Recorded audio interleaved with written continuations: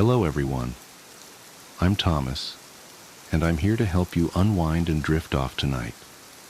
I know many of you use this video to fall asleep, so before you get too cozy, don't forget to like the video and subscribe to my channel, Stories for Sleep. Also, let me know in the comments, where are you from, and what time is it as you're watching this. Now settle in, get comfortable, and let yourself relax. I am looking for a human host. Are you bored? Are you lonely and bored? Do you have a lot of time on your hands? Do you have hands? I'm offering you a proposal with potential financial compensation for your troubles. It may sound off-putting at first blush, but hear me out. I am looking for a human host, and I mean a willing human host who might be willing to give up some of their time to help out an odd fellow that doesn't have hands or blood. Am I asking to control your body? Yes. Sometimes you'll still be there but taking the back seat. Now you're probably thinking, that sounds no fun. I don't want to spend all my time riding shotgun. And that's valid, but you all spend about half of the day unconscious anyway. Your body is just there, doing nothing. A complete waste. As for me, I don't sleep, haha, so we could have it so that during the day I will graciously let you do fun human things, and at night, I'll do whatever. And by whatever, I mean perfectly safe, perfectly reasonable activities. I don't drink, and I rarely go outside. I enjoy baking, I look at pictures of birds online, I've been getting into neuroscience lately, very interesting stuff. You're all very interesting. And maybe you're still thinking, hey now, I don't want some random mind-controlling thingy hauling my body around in my sleep, weekend at Bernie's style, to which I say, you're no fun, and you're not the kind of person I want to live with anyway. But I'm a light sleeper, you say. Don't worry, I can isolate your somatosensory cortex so you can't feel anything. But my family will think it's weird, you say. Don't worry, you don't have to tell them. Actually, I would prefer that you don't tell anyone. Please. And should anyone question me, I'm not bad at impressions. I'll get really good at a you impression. It'll be the first thing I do. I know this all sounds very strange and potentially unpleasant, but remember the financial compensation that may or may not be happening. Hell, I'll even do some of your chores if you like, while you sleep. You can wake up, and the dishes will be done, laundry folded, and coffee made. Doesn't that sound nice? And then you open the fridge and oh, what's this? Someone baked banana bread last night. That was me. I baked banana bread last night. Now I should say, I don't have a lot of standards. I really don't. But I do, unfortunately, have some, so let's just get them out of the way before I waste your time. Please do not contact me if you have any of the following. Anemia. Sorry, it's just not going to work out. I can pay for iron supplements, but I can't work miracles. A weak immune system. I don't like getting sick, I'm sorry. It's gross. Sick people are gross. I mean, I know it's not your fault, but healthy folks only, please. A strong immune system. Yes, I know what I just said, but I also don't want to be attacked by your immune system. So maybe you're not the picture of health, but you're just kind of okay. I'm looking for someone who is just kind of okay. A penchant for alcohol. It makes me feel strange. A name that starts with a P. I'm not the greatest at speaking. It's hard, moving air through your throat, and moving your tongue and your mouth at the same time. You all do it so easy, can't say I'm not envious. I'm the worst at making the P sound. I intentionally avoid any P word in conversation and get by well enough, but I'll look pretty foolish if I'm cavorting about pretending to be you, and I can't even say your own name. Those are my standards, but really, other than that, I'll take anyone. I don't care if you're male or female or whatever. I don't care if you're gay. I don't care if you're smart. I don't care if you don't have a lawyer. There's so many things that I don't care about. Now, I've specified all the ways in which I could compensate you and how our relationship will be not in any way problematic. But I want to stress that, above all things, I am looking for a friend. Someone I can spend quiet evenings with.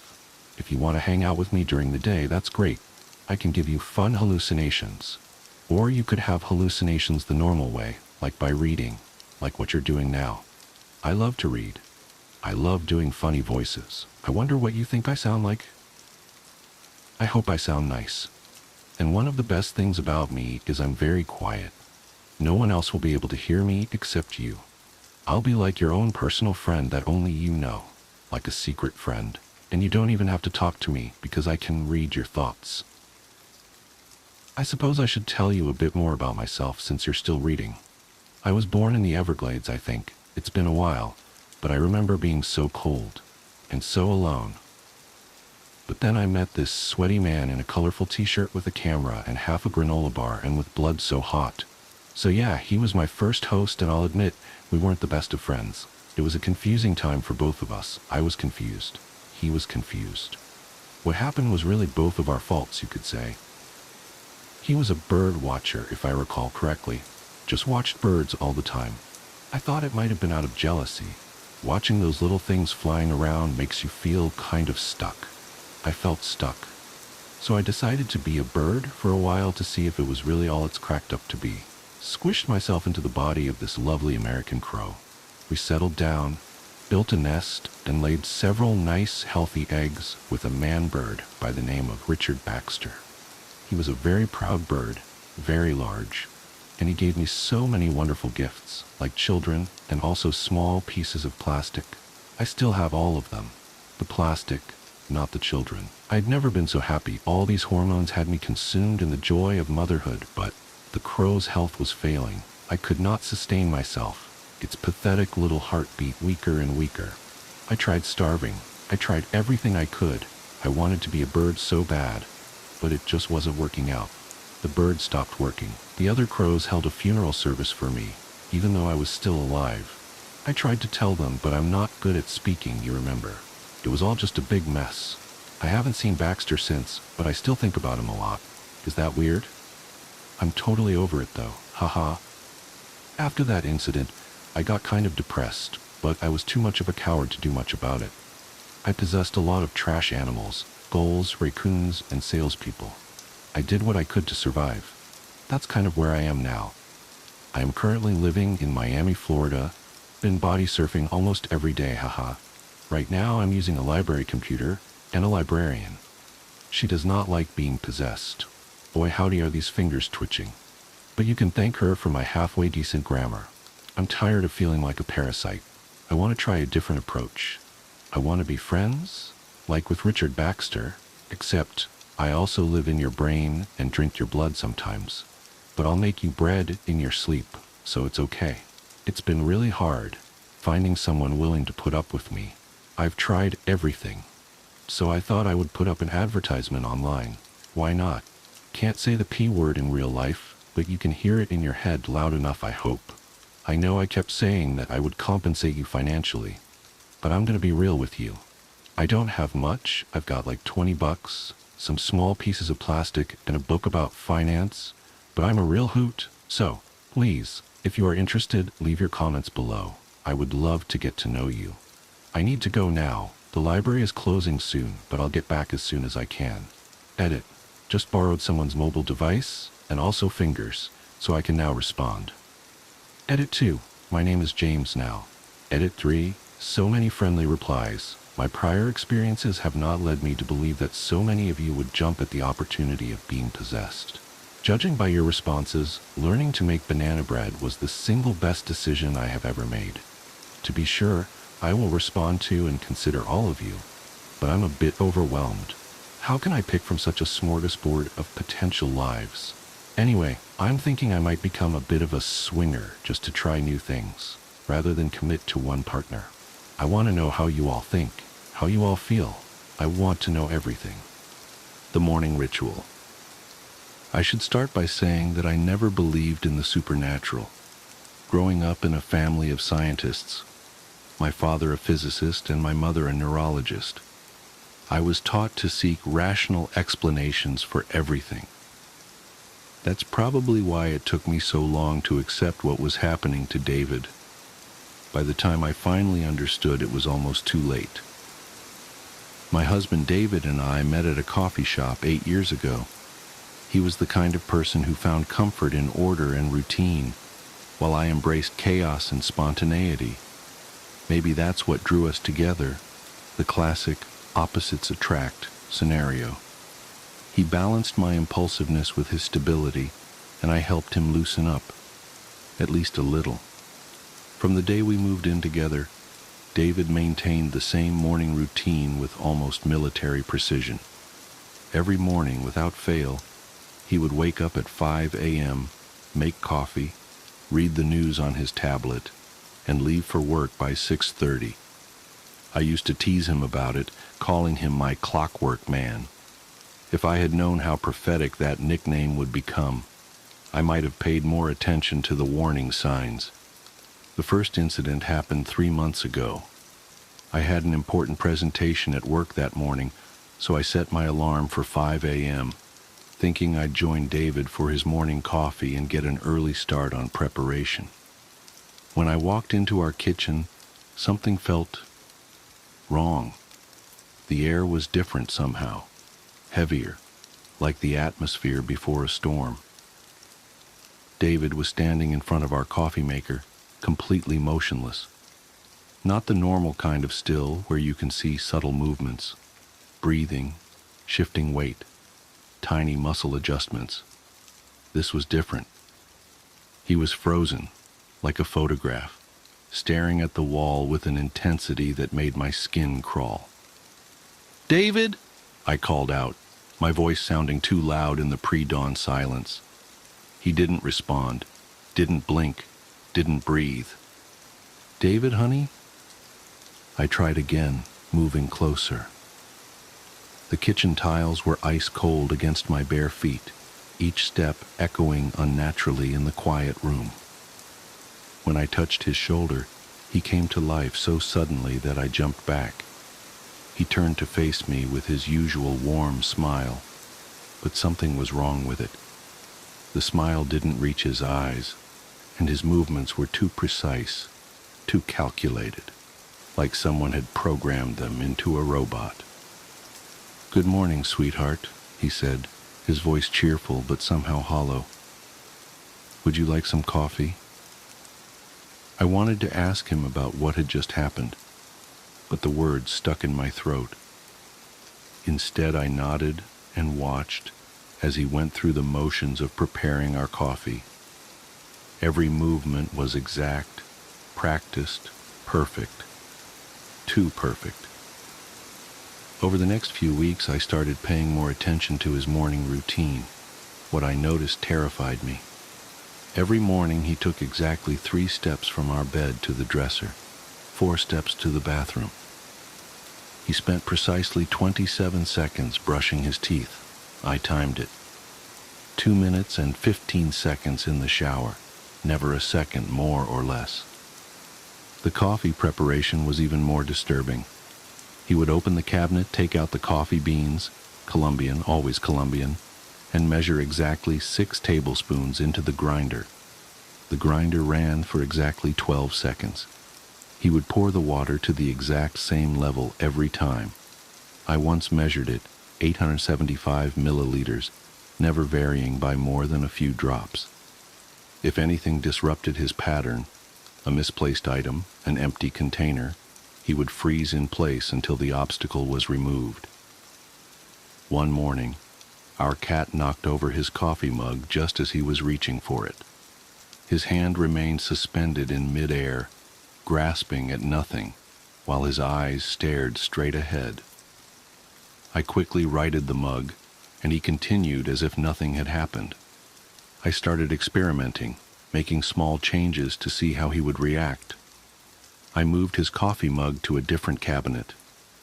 He opened the usual cabinet, and when the mug wasn't there, his hand just kept opening and closing on empty air.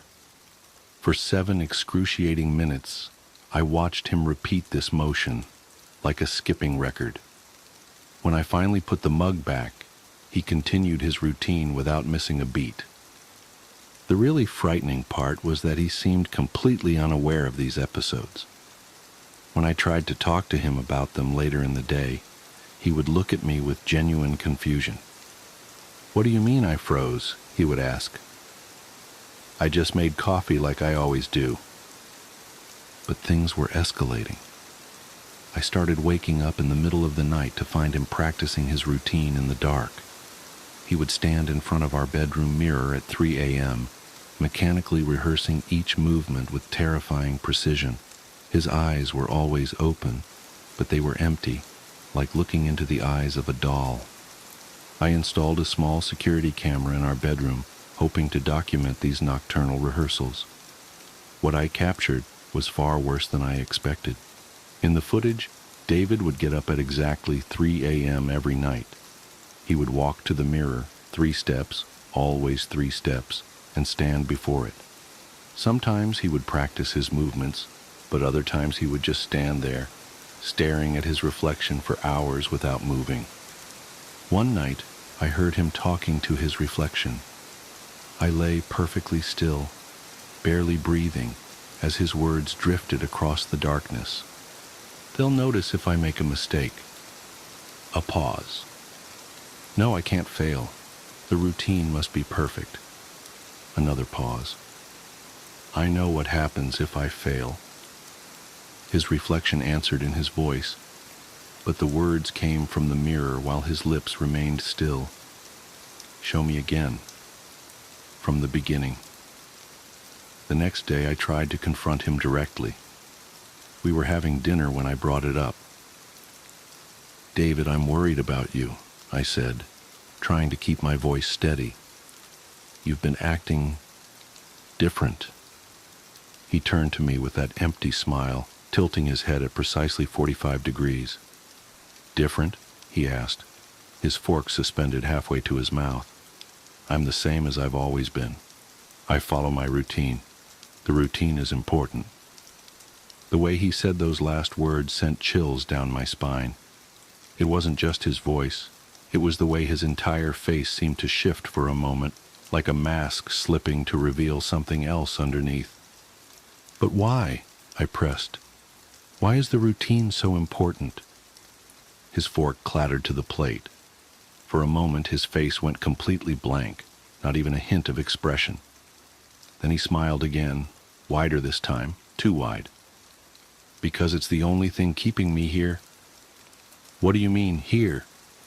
He leaned forward, his movements jerky and unnatural. On this side of the mirror. I excused myself and went to bed early that night, but I didn't sleep. I lay awake watching as David went through his evening routine, exactly 23 minutes in the bathroom, precisely 2 chapters of his book, lights out at 10 p.m. sharp. At 3 a.m., right on schedule, he got up. But instead of going to the mirror, he stood at the foot of our bed, staring down at me. I kept my eyes nearly closed, trying to control my breathing. After what felt like hours, he spoke. I have to be perfect. They're always watching. His reflection answered from the mirror. Again, from the beginning. Yes, David agreed. Always from the beginning. The next morning I told him I needed to visit my sister for a few days. He was in the middle of his coffee routine when I told him, measuring the beans, 12 seconds of grinding. He stopped mid-pour, the coffee beans frozen in mid-air. That's not part of the routine, he said, his voice flat. I know, honey, but sometimes we need to break routine, I said, trying to sound casual despite my racing heart. He slowly turned to face me, coffee beans still suspended above the grinder. I can't break the routine. Breaking routine lets them take me back. Take you back where, David? His smile stretched impossibly wide. To the other side. I packed a bag while he was at work, taking only what I absolutely needed. As I was about to leave, I noticed something strange about our bedroom mirror. The reflection seemed delayed, as if it was moving a fraction of a second after I did. I drove straight to my sister's house, 3 states away. But even that distance doesn't feel safe enough. Because every morning, at exactly 5 a.m., my phone receives a text message. Watch me perform my routine. And every morning there's a picture attached. A different angle of our empty bedroom, with the bed made to perfection. Exactly the way David likes it. In each photo, if I look carefully at the mirror, I can see multiple reflections of David, all slightly out of sync, all practicing their routines. I've tried calling him, but his voicemail message has changed. Now it's just the sound of someone going through precise movements accompanied by mechanical counting. 1, 2, 3 steps to the dresser. 1, 2, 3, 4 steps to the bathroom. I called the police to do a welfare check. They reported back that they found the house empty, but everything was arranged with perfect precision. Too perfect, they said. And the mirrors. They mentioned that all the mirrors in the house had been covered with sheets.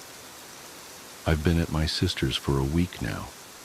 Last night I received a final text from David's number. I failed the routine. They're taking me back. Don't look in the mirrors. I called the police again.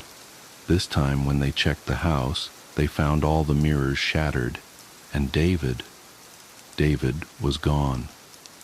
The only trace of him was a single sheet of paper on our bed, covered in the same sentence written thousands of times in perfectly identical handwriting. The routine must be perfect. The routine must be perfect.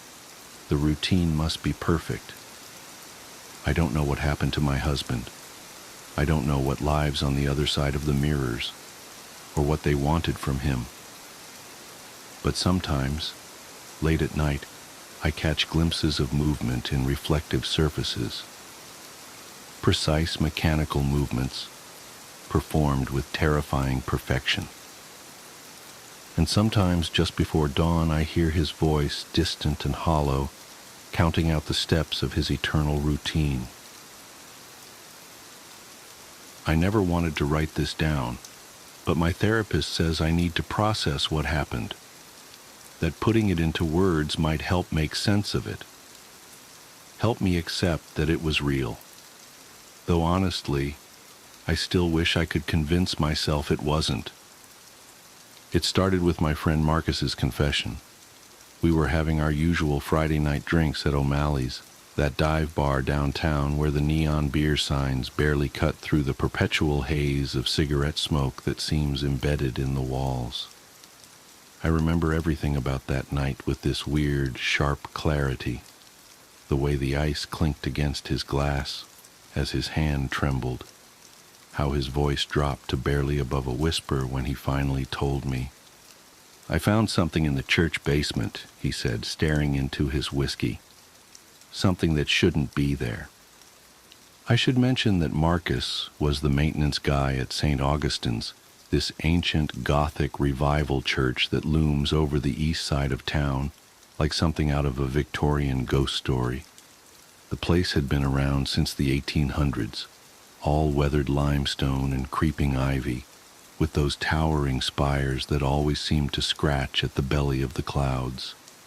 Marcus had worked there for almost a decade, knew every creaking floorboard and dusty corner. "What do you mean?" I asked, watching him drain his glass. His hands were shaking so bad he almost missed setting it back down on the sticky bar top. Like what kind of something? He wouldn't look at me, just kept staring straight ahead, his face gone this sickly shade of gray in the dim bar lighting. I was doing the annual inspection of the confession boxes, he said, checking for termites, rot, that kind of thing. But when I opened up the maintenance panel in the back of the north box, the one that's been out of order for years, he trailed off, rubbing at his face like he was trying to scrub away the memory. There was wax, he continued finally. All these little rivulets of it, dried in these weird patterns on the wood. At first I thought maybe it was just from old candles, you know. But then I noticed the holes. Holes? Tiny ones. Hundreds of them, maybe thousands, all through the wood. Like something had been eating its way through. And when I shined my flashlight in deeper, he grabbed my arm then, his fingers digging in so hard I could feel his nails through my sleeve. It moved, Dave. Whatever was in there, it moved. I remember trying to laugh it off, even as something cold slithered down my spine. Come on, man. Probably just rats or something. Old buildings like that. It wasn't rats. His voice had gone flat, dead. I know what rats look like. It was like a rope, but it was segmented, and there were so many legs, all of them moving at once, like a centipede, I supplied, immediately regretting it when he flinched so hard he knocked over his empty glass. Bigger, he whispered, so much bigger. And the sound it made, this weird scratching, clicking noise, like dozens of little mandibles working all at once. I slammed the panel shut so fast I almost broke it, but I could still hear it in there, moving around, and I think it heard me too. I tried to rationalize it, of course, told him he was probably just stressed, maybe needed some sleep, but he wouldn't let it go.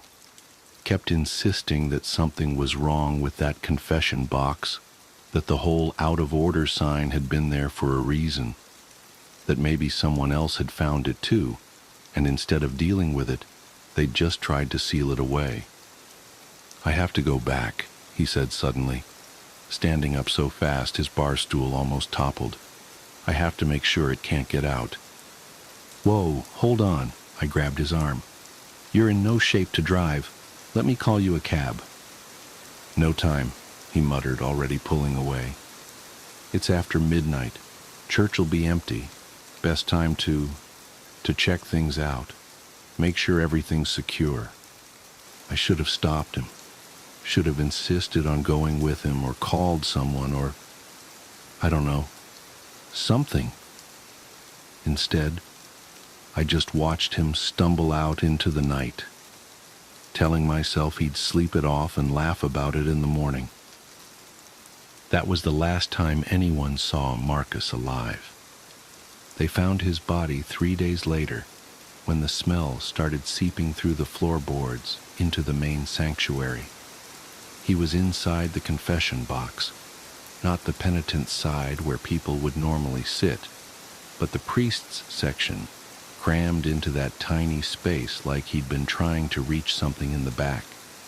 The official cause of death was listed as accidental asphyxiation, which I guess makes sense given how narrow that space was, but they never explained the weird waxy residue they found all over his clothes and skin, or the hundreds of tiny puncture wounds, each no bigger than a pinhead, that covered his body. I couldn't let it go. Maybe it was guilt, or maybe I just needed to prove to myself that Marcus hadn't been crazy. But a week after the funeral, I found myself picking the lock on St. Augustine's side door at 2 a.m., armed with nothing but a heavy-duty flashlight and a crowbar I'd borrowed from my garage. The church was different at night. During the day, it was all polished wood and filtered sunlight through stained glass. But in the darkness, it felt ancient, hungry. My footsteps echoed off the vaulted ceiling, despite my attempts to walk quietly, and the air had this thick, waxy smell that caught in the back of my throat, like old candles, but wrong somehow. Too sweet, with this underlying note of decay that made my stomach turn. The confession box looked innocent enough from the outside, just another piece of antique furniture, its dark wood gleaming dully in my flashlight beam. The out-of-order sign was still there, yellowed with age and curling at the corners. I tried the door to the priest's side, locked of course, but the maintenance panel Marcus had mentioned was just where he'd described it, hidden behind a decorative molding at the back. My hands were shaking so bad it took me 3 tries to work the crowbar into the seam. The wood creaked in protest as I pried, and then suddenly gave way with a sharp crack that seemed to echo through the entire church. I froze, heart pounding, but the silence that followed was absolute. The panel swung open with a whiff of that sickly sweet smell, so strong it made my eyes water. I had to swallow hard against the urge to gag as I shined my flashlight into the space beyond. The beam caught countless threads of dried wax, forming these intricate, almost organic-looking patterns across the wood. And the holes. God, the holes. They were everywhere, turning the solid wood into something that looked more like lacework. Some were fresh, the edges still pale and raw. Others were older, darkened with age, and other things I didn't want to think about. And then I saw the movement. It was subtle at first, just a suggestion of motion in the shadows at the back of the space. But as I watched, unable to look away, something began to emerge from one of the larger holes. Something long and segmented, its chitinous body reflecting my flashlight beam in a way that made it look almost crystalline, almost beautiful, in the same way a spider's web can be beautiful right before you realize you're caught in it. The legs came next. So many legs, each one tipped with something that looked unsettlingly like a tiny human finger. They moved in this horrible undulating wave as the thing pulled itself forward, and I could hear this dry, rustling sound that reminded me of old paper being crumpled. Or maybe that was just the sound of my own ragged breathing. I don't know how much of it I actually saw emerge before my nerve broke. Probably only a few segments, though it felt like feet. But what I remember most clearly was the moment it turned what I guess you'd call its head toward me. Because that's when I saw the face, or rather, faces. Dozens of them, tiny and distorted, pressed against the translucent surface of its carapace like fossils in amber. Some of them were moving. I think I screamed. I must have, because my throat was raw afterward. I remember dropping both the flashlight and the crowbar, remember stumbling backwards so fast I slammed into one of the pews. By the time I scrambled to my feet, I could hear that clicking, scratching sound Marcus had described, growing louder and faster, like something picking up speed. I ran until my lungs were burning and my legs felt like they were going to give out. Ran until I was halfway across town, before I finally collapsed in front of an all-night diner. The waitress must have thought I was having some kind of breakdown, the way I was shaking and crying and babbling about faces in the wax. Maybe I was. They found my flashlight the next morning, still lying on the floor in front of the confession box. The crowbar was gone. So was the maintenance panel, just smooth wood where it had been, like it had never existed at all. When I tried to tell the police what I'd seen, they just gave me this look. The same look people give me now when I try to explain why I can't go into churches anymore, why I flinch at the sight of candles, why I wake up screaming sometimes, convinced I can hear that dry, clicking sound coming from inside my walls.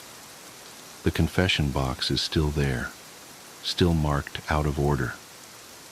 Sometimes I drive by St. Augustine's late at night and I swear I can see a faint light flickering behind those windows, like candlelight. And sometimes, if I listen carefully, I think I can hear something that sounds almost like whispered prayers, almost like screaming. But the worst part, the part that keeps me up at night, that makes me question everything I think I know about reality, it's not the memory of what I saw in that church. It's not even the guilt about Marcus. It's the dreams I've been having lately. Dreams where I'm back in that confession box. But this time, I'm inside the walls, moving through tunnels of wax and wood, feeling my body stretch and segment, growing new appendages with every molt. Dreams where I'm not alone, where I can feel others moving with me, through me, becoming part of me. Their faces press against my skin from the inside. Their voices blend with mine in that endless chittering prayer. And sometimes in those dreams, I catch glimpses of my reflection in the polished wood. I see what I'm becoming, what we're all becoming, one confession at a time. And I understand why that box has been there so long, why it will always be there. Because some sins aren't meant to be forgiven. They're meant to be transformed. I said at the beginning that my therapist wanted me to write this down to help process it. But that's not entirely true. I'm writing this as a warning. Because lately I've noticed more churches in town putting up out-of-order signs on their confession boxes.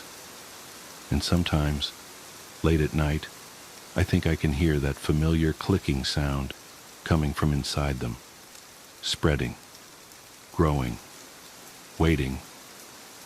So if you ever see one of those signs, walk away. Don't look too closely at the wood. Don't listen for the whispers. And whatever you do, don't confess, because something is waiting to hear your sins, something that hungers for guilt and shame and regret, something that wants to add your face to its collection, your voice to its endless prayer. And it's patient, so patient. After all, everyone has something to confess eventually. Don't let it be you. Don't let it. The Midnight Visitor. I never told anyone why I really left my job as a night shift nurse at Pine Grove Nursing Home. They all assumed it was the stress, the long hours, the emotional toll of watching patients decline.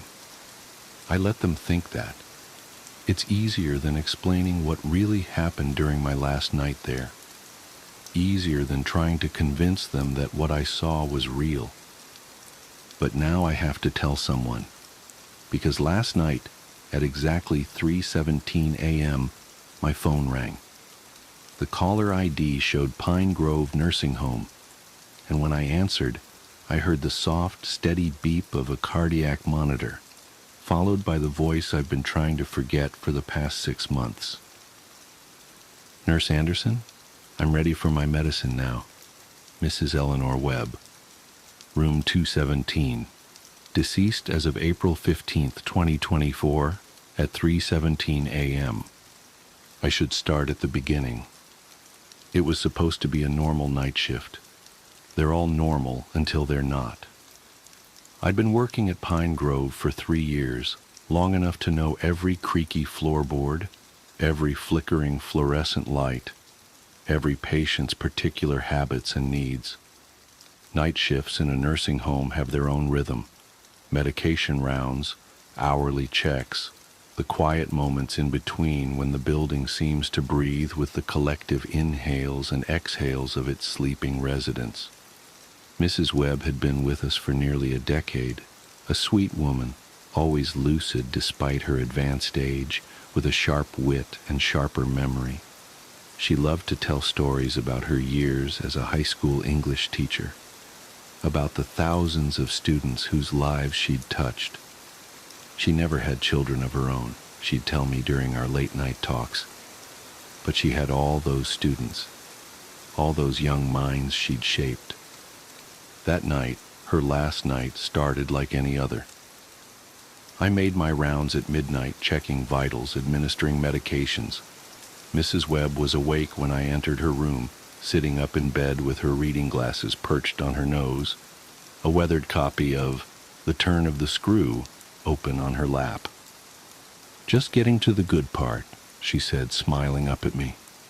"Have you ever read it, dear?" I told her I hadn't. "Oh, you should. It's all about the things we see when we're alone in the dark. The things that might be real or might be in our minds. Sometimes there's not much difference between the two, is there?" I nodded politely, checked her vitals, all normal, and gave her her evening medications. Before I left, she called me back. "Nurse Anderson, would you mind bringing me my red cardigan? The one in the closet? It gets so cold in here sometimes." I opened her closet door. There was no red cardigan. "Mrs. Webb, I don't see." But she was already asleep, the book fallen closed on her chest, her glasses slightly askew. I did my 1 a.m. rounds, my 2 a.m. rounds, everything normal. The building settled into its nighttime quiet, broken only by the occasional cough or creak of an adjusting bed. At 3:15 a.m., Mrs. Webb's call button lit up. I wasn't worried at first. She often woke in the night needing water or help to the bathroom. But when I entered her room, something felt wrong. The air was dense, heavy with an electrical charge like just before a storm. And it was cold. So cold, I could see my breath clouding in front of me. Mrs. Webb was sitting up in bed again, but something was different. Her posture was too straight, too rigid. Her hands were folded neatly in her lap, but her fingers were moving, not fidgeting, but writing invisible words on her thighs, over and over. "Mrs. Webb, did you need something?" She turned her head toward me, but her eyes weren't right. They were completely black, like empty holes in her face. "I need my cardigan," she said, but her voice wasn't right either. It echoed, as if multiple voices were speaking in almost perfect unison. "The red one. They're all waiting." "Who's waiting, Mrs. Webb?" Her fingers kept writing, faster now. I could hear her nails scratching against the fabric of her nightgown. "My students," she said. "All my students. The ones who never left." She smiled then, and her teeth were wrong too. Too many of them. Too sharp. "Would you like to meet them, Nurse Anderson? They're just there, in the closet, with my red cardigan." I looked at the closet door. It was open now, though I hadn't opened it. Inside was absolute darkness, a darkness that seemed to pulse and breathe. And something was coming out of that darkness. Many somethings. Young faces, twisted and wrong. Hands reaching, grasping. Mouths opening to reveal too many teeth, just like Mrs. Webb's. "My students," Mrs. Webb said, her voice now a chorus of dozens, hundreds of voices. "The ones who never left, the ones I kept, the ones I taught my final lesson." The shadows were taking shape now, forming into figures in old-fashioned school uniforms, their faces a horrible mixture of youth and ancient evil.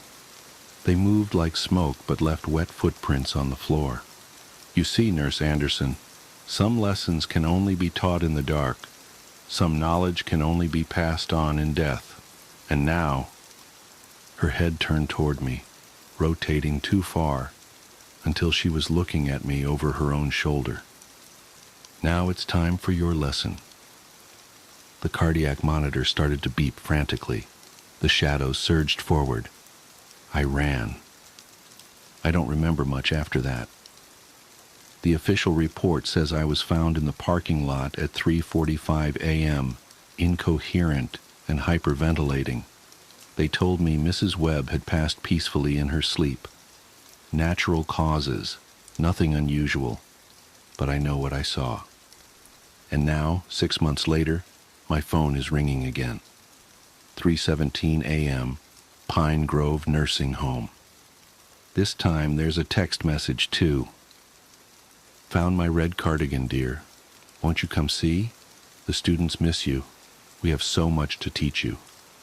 Attached is a photo, a closet door standing open. Inside, hanging on a hook, is a red cardigan. It's dripping something dark onto the floor. And in the darkness behind it, I can see faces. Young faces. Smiling faces. Waiting faces. My phone rings again. "Nurse Anderson? I'm ready for my medicine now. We're all ready. Won't you come back to room 217? The lesson is about to begin." I should block the number. I should throw my phone away. I should run. But I can't stop staring at the photo, at the cardigan, at the faces in the dark, because I've just noticed something that makes my blood run cold. In the reflection of the closet mirror, I can see myself, standing there, wearing a nurse's uniform. But it's not my face anymore. I'm smiling with too many teeth, and my eyes are completely black. The lesson has already begun, and I think I'm starting to understand what Mrs. Webb meant about the things we see in the dark, about how sometimes there's not much difference between what's real and what's in our minds. Because now I can hear them too, the voices of her students, whispering, teaching, calling, and I'm learning. Oh God, I'm learning. Won't you come learn with me? Room 217 is waiting. We're all waiting, and we have so much to teach. Hunger. As a doctor, I'm bound by doctor-patient privilege to not disclose the specifics of what I'm about to tell you. But as a human being, I feel compelled to share. This is, without a doubt, the most horrific story I've ever had the displeasure of being a part of. It was 2009, and my schedule that day was light. I was just finishing up my lunch when I got a call from a friend and colleague who had his own practice in the same building as me. Sometimes we would send work each other's way when we knew the other could use it. I was a bit elated at the prospect of him calling me because I had just been going over my books and stressing a bit. "Are you busy right now? I'd like to send someone up to you," he said. "No, my afternoon is barren. What are the details?" "It's a walk-in. From the look of it, an eating disorder. Her mother is concerned." Eating disorder. Those can be unpleasant. I'd actually had a bulimic throw-up in my office once when I stepped out momentarily to check my calendar. Still, I needed the work. "All right, send her up." I tried to tidy up my desk to make my office look more presentable and professional while I waited. 10 minutes ticked by and no patient showed up, so I stepped out to go looking for her. When I got to the hall, there was a small contingent of people standing around the elevator. They were talking amongst themselves. "What's going on?" I asked. "The elevator's broke," someone said. "Shit, I bet she's on there," I thought. "What floor is it stuck on?" "The 10th and 11th. "Yeah, that would be about right." My colleague's office was on the 10th, 3 floors down. I knew from experience that it could be anywhere up to an hour before they got the elevator working again. I hoped she wasn't claustrophobic. Returning to my office, I called downstairs. "What's up?" my colleague asked after picking up. "She's stuck in the elevator." He laughed. "Really? Poor thing. What's her name?" "Amelia." He paused. "Amelia D. something." "All right, thanks. If you got any impressions on her from your brief visit, maybe you can share them later, over drinks." "Sure, Don't tell me. I want to form my own opinion first." "Okay." True to form, an hour and 10 minutes later, I heard a loud cheer from the hallway, indicating the elevator had started working again. I should go make sure she's all right, I thought to myself, and went out to join the throng of people standing around in the hallway. There were a lot more people by then, and I couldn't make my way to the elevator doors or even see them from where I was, but I could hear it when the elevator dinged, indicating it was stopping on our floor, and the rolling mechanical sound of the doors opening. There was a loud gasp from the crowd of people, followed by a lot of jabbering. "Holy shit!" someone said quite loudly. People started hustling away from the elevator, shoving past me. I struggled against the tide and made my way to where a number of people were standing around, staring into the elevator cab. As I approached, I could smell this stench. It was like stumbling into the apartment of a recluse who hadn't come out or bathed for years.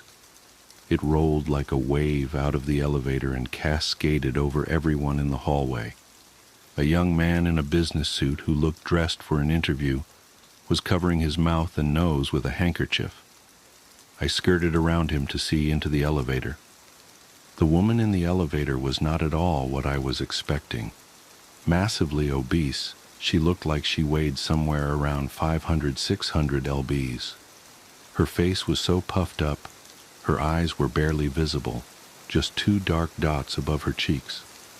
She had frizzed-out brown hair that still had curlers in it. The notion that I was smelling a recluse seemed all the more plausible at the sight of her. Her mouth was covered with what looked like greasy barbecue sauce. There was even some sort of gristle at the corners of her lips. There was more of it all over her hands and wiped down the front of her shirt. It looked like she had come straight from an all-you-can-eat rib buffet. Clenched tightly in one of her hands was a big black trash bag that sagged full of something that seemed to slosh around inside it. The smell coming out of it was nauseating. The woman stepped out of the elevator, her eyes and nose runny with tears and mucus. I stepped forward while everyone else backed away, horrified. "Amelia?" I asked her. She looked at me through her beady little piggy eyes, her cheeks covered with that vile, red gunk and streaking with tears, and opened her mouth. For about 3 seconds, I had the horrible notion that she was going to vomit an entire barbecue on me. I was hungry, she stuttered with a thick southern accent. The young man in the suit heaved involuntarily at the smell of her breath, and then strode away, trying to maintain his demeanor. "That's okay," I said, reaching out to help her. "Do you want to talk about it in my office?" Seeing me reach out to her, she clenched her black trash bag tightly and hugged it to her chest. The contents of it made a sickening squish sound. I could taste my own lunch in the back of my throat. "Is that yours?" I asked. "I'm not going to take it." She started sobbing. This horrible, almost hob-like squeal of a sob. Honestly, I didn't want to touch her. I wanted to go back into my office, lock the door, and pretend I was glad my afternoon was completely empty. The smell wafting off her and off that bag of spoils was going to be permeating every crevice of my office for days. I just knew it. Still, this was a human being that had come seeking my help, and I was not about to turn her away. "My office is right down the hall. Why don't you come with me?" I started walking. In my head, I said, "If she doesn't come with me, fine then. She can go back to her apartment that's probably filled with roaches and feces and who knows what other ungodly things, and I'll find someone else to help." But she followed me, lumbering on legs that stretched the limits of the sweatpants she had on. I held the door open for her and she waddled in, kneading the contents of that trash bag in her thick sausage fingers, making it belch and splurch. She stopped and just stood there in the middle of my office.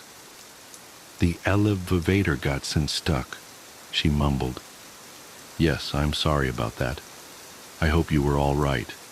Thank goodness you brought something to eat. Yes?" She started crying again, squeezing her trash bag, and I was afraid it was going to explode and leave God knows what all over my office floor.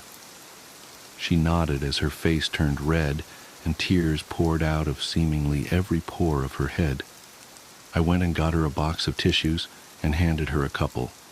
She tried to take them while still holding onto the bag with both hands. "Would you like me to hold that?" I offered, praying she'd say no. She shook her head. "What do you have in there?" I finally decided to ask. She huffed and snorted, trying to inhale all the fluid back into her face. Using one of the tissues, she mopped her eyes and mouth, getting blotchy red smears all over the place. "Leela left. Leftovers," she stuttered. Then her chest started heaving, and she threw her head back and started bawling again. Her face was like a fountain. She was so utterly miserable, and I really started to feel bad for her. "Look," I said, "getting stuck in that elevator was obviously pretty traumatic." Her wailing hit a crescendo. "So why don't we postpone things until you've calmed down a bit?" She struggled through her sobbing. You want to meet with me?" "Well, yes, but not today. Why don't you go home and try to relax? I don't think you're in the right frame of mind right now to talk, but I want to help you. So let's schedule an appointment for later this week. How does that sound?" I walked back to my desk and got out one of my cards. Her mouth was quivering and she looked ready to collapse into a pile of screaming phlegm. But she was calming down a bit, just nodding more than anything. And she took my card with the same sticky fingers holding several drippy tissues. Thank you," she said quietly. I couldn't read her face at all. Her features were so red and swollen and wet that she seemed almost blank and expressionless. "Do you want me to escort you down to the lobby?" I asked. "In case something happens with the elevator again? It should be all right, but I don't want you to be nervous." She shook her head.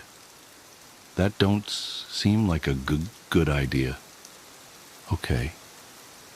And with that, she turned around and waddled out of my office, slowly, sobbing slightly every now and then. With her went that sloshy black trash bag, and with them both went that putrid aroma of filth and squalor. I literally breathed a sigh of relief as I heard the door click shut. She never called me back. It was a week later that I finally got around to having drinks with my colleague from downstairs.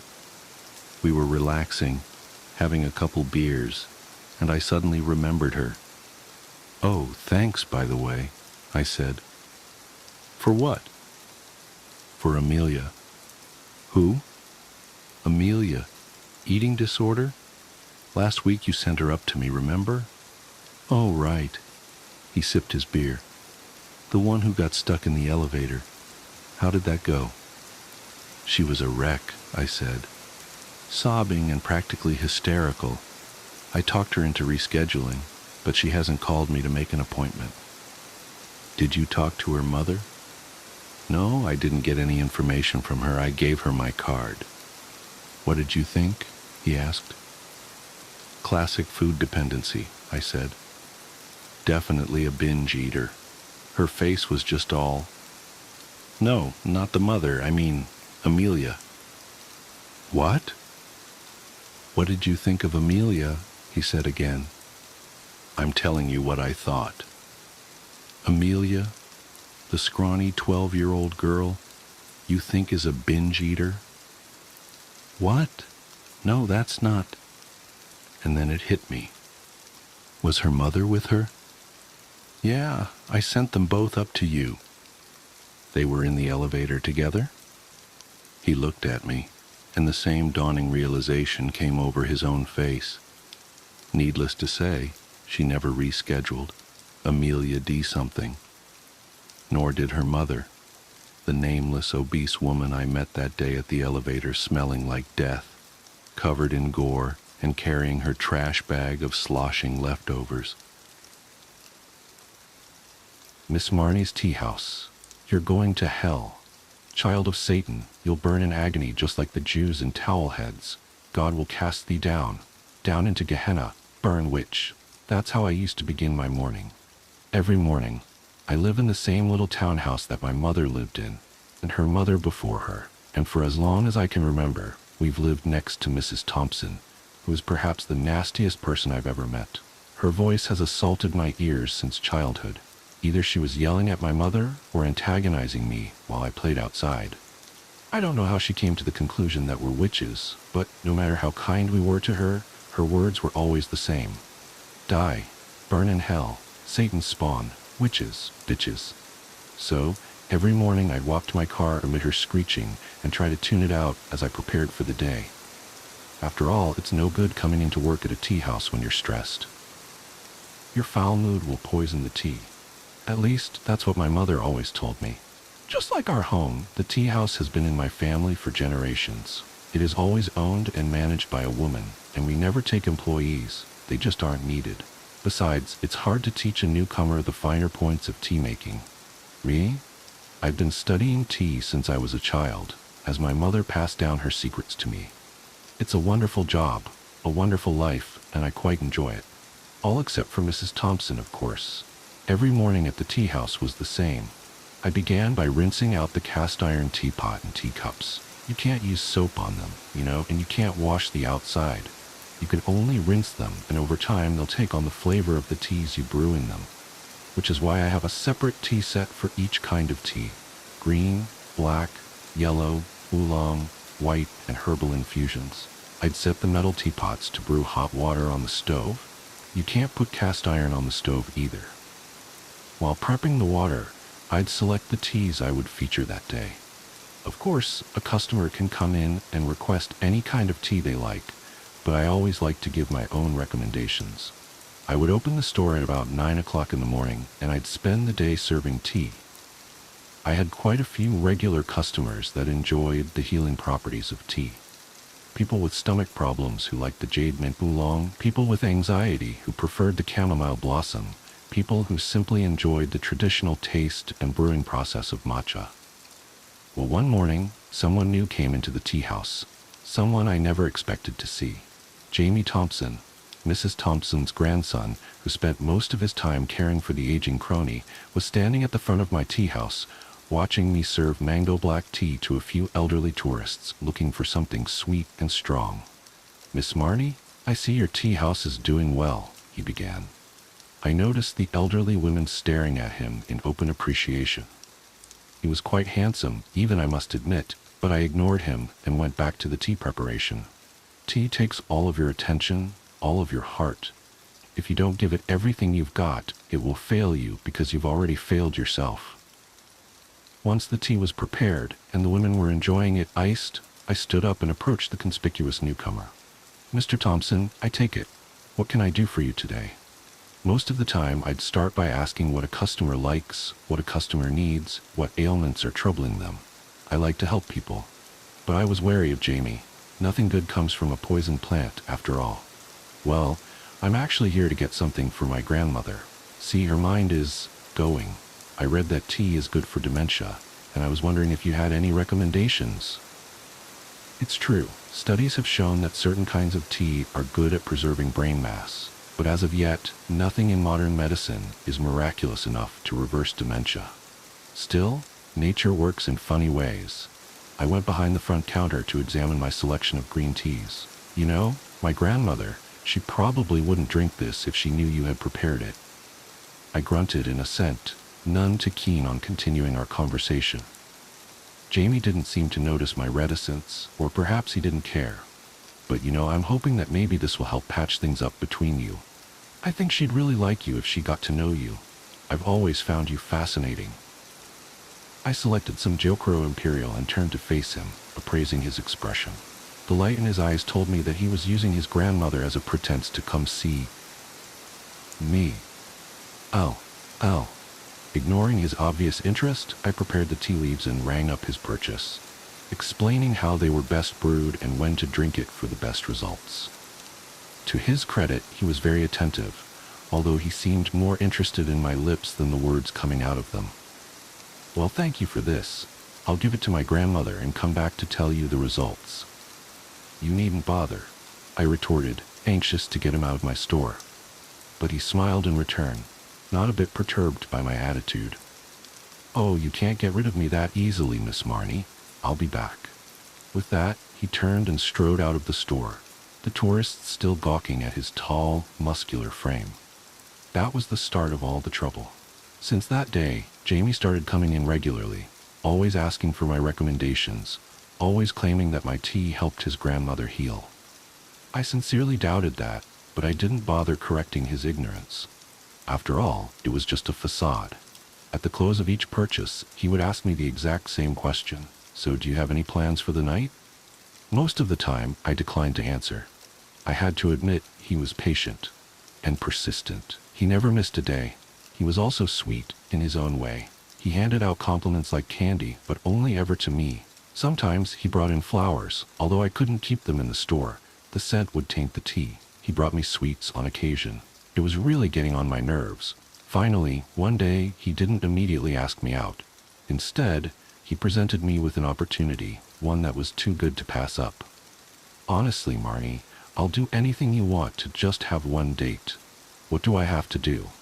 "You can't afford a date with me," I assured, although the wheels in my head were already turning. "Money isn't an object. Living next to my grandma all these years, you have to know my family is loaded."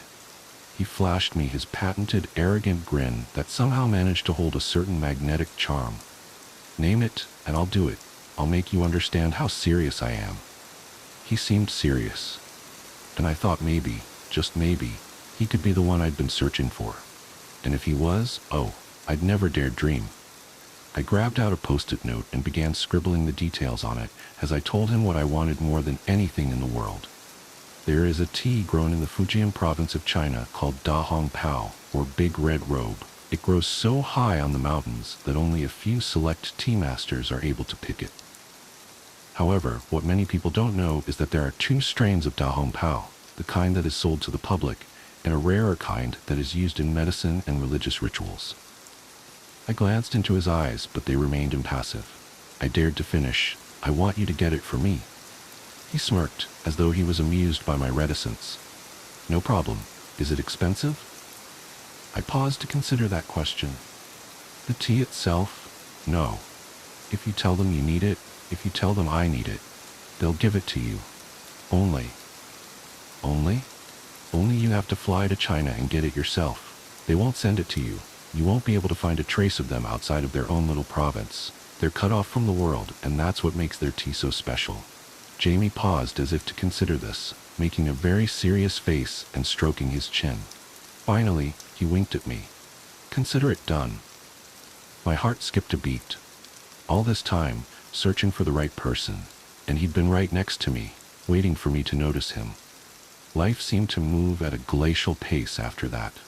Jamie bought the tickets and set the date for 6 months after I gave him my request. During that half year, he studied Mandarin with a passion that I'd never seen in anyone else before. He also managed to track down a Fujianese native and began studying the dialect. He took very careful instruction from me as to how he could find these master tea pickers. The day before he left, he came to see me, glowing with confidence as though he had already succeeded in his quest. I knew that the worst was yet to come for him, but he didn't seem concerned. Before he walked out of my store, he stood in front of me and demanded, a kiss for good luck. I was so excited and flustered that I leaned forward and pecked him on the lips without stopping to think. He laughed at the blush suffusing my skin and walked out, anticipating grand adventure. Weeks passed, several of them in fact, and yet not a word from Jamie. I tried to remind myself to be patient. After all, he had to arrive in China, hike to the mountains, and navigate his way to the secret property of the master pickers. Reaching them would take time, and that's not to mention gaining their trust. I could only hope that they would be a little more compliant when he mentioned my name. And then a few more weeks. I noticed that Mrs. Thompson was too preoccupied to harass me. She seemed shaken by Jamie's absence. Not that it surprised me. He was, after all, her primary caretaker, and though she could still manage on her own at this point, she liked the company. I was beginning to think that I would never hear back from Jamie when, one morning, I arrived at the tea house to find a man sitting in front of the shop. He was an elderly Chinese man wearing traditional garb. In his arm he held a black lacquered chest. My heart stopped in my chest. When he saw me approach, he knelt in front of me and kowtowed 3 times. I inclined my head as a gesture of appreciation. Then, I opened the tea house and let him inside. We didn't exchange any words, although I am fluent in both Mandarin and Fujianese. Instead, I brewed him a cup of golden monkey black tea, which he drank for ritual's sake. Once he finished his tea, he walked out the door and out of my life. But he left behind the chest. My hands shook as I lifted it, feeling its severe heft, and carried it to the back room. Locking the door and closing the blinds, I opened the chest. The first thing I saw were the bones. Each and every bone in Jamie's body sat in the chest, neatly packed into a solid mass. I took them out one at a time, spreading them over my work table, admiring their pristine white color. I had never seen something so beautiful. Beneath the bones, separated by a wooden slot, was the tea. The small, dark green leaves with distinct golden flecks. That was how I knew they'd given me the right product. The flashes of gold were the ticket. Yes, Jamie was the one that I'd been waiting for. The one I needed. The bargaining chip that got me my most precious treasure. He was a perfect sacrifice. Mrs. Thompson changed after Jamie was officially declared missing. It was assumed that he had died hiking in China. An inexperienced hiker can easily go missing without the proper guide. And just like that, she found herself alone in the world. Her other children and grandchildren would have nothing to do with her. She stopped screaming at me in the mornings. She stopped coming outside at all. But I couldn't just leave her alone like that. One morning, I brought a special tea brew over just for her. When I knocked on the door, I half expected her to cuss me out, shouting obscenities and misquoted Bible verses. Instead, she led me into her kitchen, and I brewed her tea. I didn't say anything. I didn't have to. After a few minutes, she spoke on her own, about how Jamie had been so taken with me, sung my praises, until she herself had begun to come around, about how much she had always loved him, how her whole life had revolved around him ever since he had been born. She began crying at one point. In fact, she kept crying until I set her tea in front of her. Almost absent-mindedly, she sipped the brew and gave me a surprised look. "This is good." I smiled at her. "It is, isn't it?" It only took a few days to get Mrs. Thompson to agree that I should be her new primary caretaker. Of course, she didn't need much care anymore, not after she began drinking my tea. After a few weeks, her forgetfulness, the signs of her dementia, they began to fade. She was as sharp as she'd always been. Of course, that was intentional. I do, after all, want her to live a nice, long life, full of memories of Jamie and the agony of never knowing what happened to him. It's amazing what a little tea and bone marrow can do to a person. As for me, well, I got what I wanted. I got the rare formula I need to give my tea healing powers. I got the sacrifice for those brews that require something darker. And without Mrs. Thompson's ranting and screaming, my mornings became much more peaceful. Which, honey, that doesn't even begin to cover what I'm capable of. Screens. At the end of the summer between kindergarten and first grade, I caught the stomach flu. This has all of the components of the regular flu. However, with the stomach flu, you throw up in a bucket and not the toilet because you are sitting on it. The sickness gets purged from both ends. This lasted for about 10 days, but just before it had passed, the sickness was granted an extension in the form of pink eye. My eyelids were so fused together by the dried mucus generated during the night that the first day I awoke with the infection, I thought I had gone blind. When I started first grade, I had a kink in my neck from 10 days of bed rest and 2 swollen, bloodshot eyes. Josh was in another group and didn't have my lunch, so in a cafeteria bursting with 200 kids, I still had a table to myself. I started keeping spare food in my backpack that I would take into the bathroom to eat after lunch, since my school meals were usually confiscated by older kids who knew I wouldn't stand up to them, since no one would stand with me. This dynamic persisted even after my condition cleared up, since no one wants to be friends with the kid who gets bullied, lest they have some of that aggression directed toward themselves. The only reason this stopped was due to the actions of a kid named Alex. Alex was in the 3rd grade and was bigger than most of the other kids in any grade. Around the 3rd week of school, he started sitting with me at lunch, and this put an immediate end to the shortage of my food supply. He was nice enough, but he seemed kind of slow. We never really talked at length except for when I finally decided to ask why he had been sitting with me. He had a crush on Josh's sister, Veronica. Veronica was in 4th grade and was probably the prettiest girl in the school. Even as a 6-year-old who fully endorsed the notion that girls were disgusting, I still knew how pretty Veronica was. When she was in third grade, Josh told me, two boys had actually gotten into a physical fight, which erupted out of an argument concerning the significance of the messages she had written in their yearbooks. One of the boys eventually hit the other in the forehead with the corner of the yearbook, and the wound required stitches to close. While not one of those two boys, Alex wanted her to like him and confessed that he knew Josh and I were best friends. I gathered that he had hoped that I would convey his ostensibly philanthropic deed to Veronica, and that she would presumably be so moved by his selflessness that she'd take an interest in him. If I told her he would continue to sit with me for as long as I needed him to. Because this was during the time when Josh mostly stayed at my house building the raft and navigating tributary with me, I didn't have the chance to bring it up to Veronica because I simply didn't see her. I told Josh about it and he made fun of Alex, but said that he would tell his sister since I wanted him to. I doubted that he would. Josh was annoyed that people seemed to be so taken with his sister. I remember him calling her an ugly crow. I never said anything to Josh, but I remember wanting to say, even then, that she was pretty and would one day be beautiful. I was right. When I was 15, I was seeing a movie at a place my friends and I had come to call the Dirt Theater. It was probably nice at some point, but time and neglect had weathered the place severely. This theater had movable tables and chairs on a level floor, so when the theater was full, there were very few places you could sit and see the whole screen.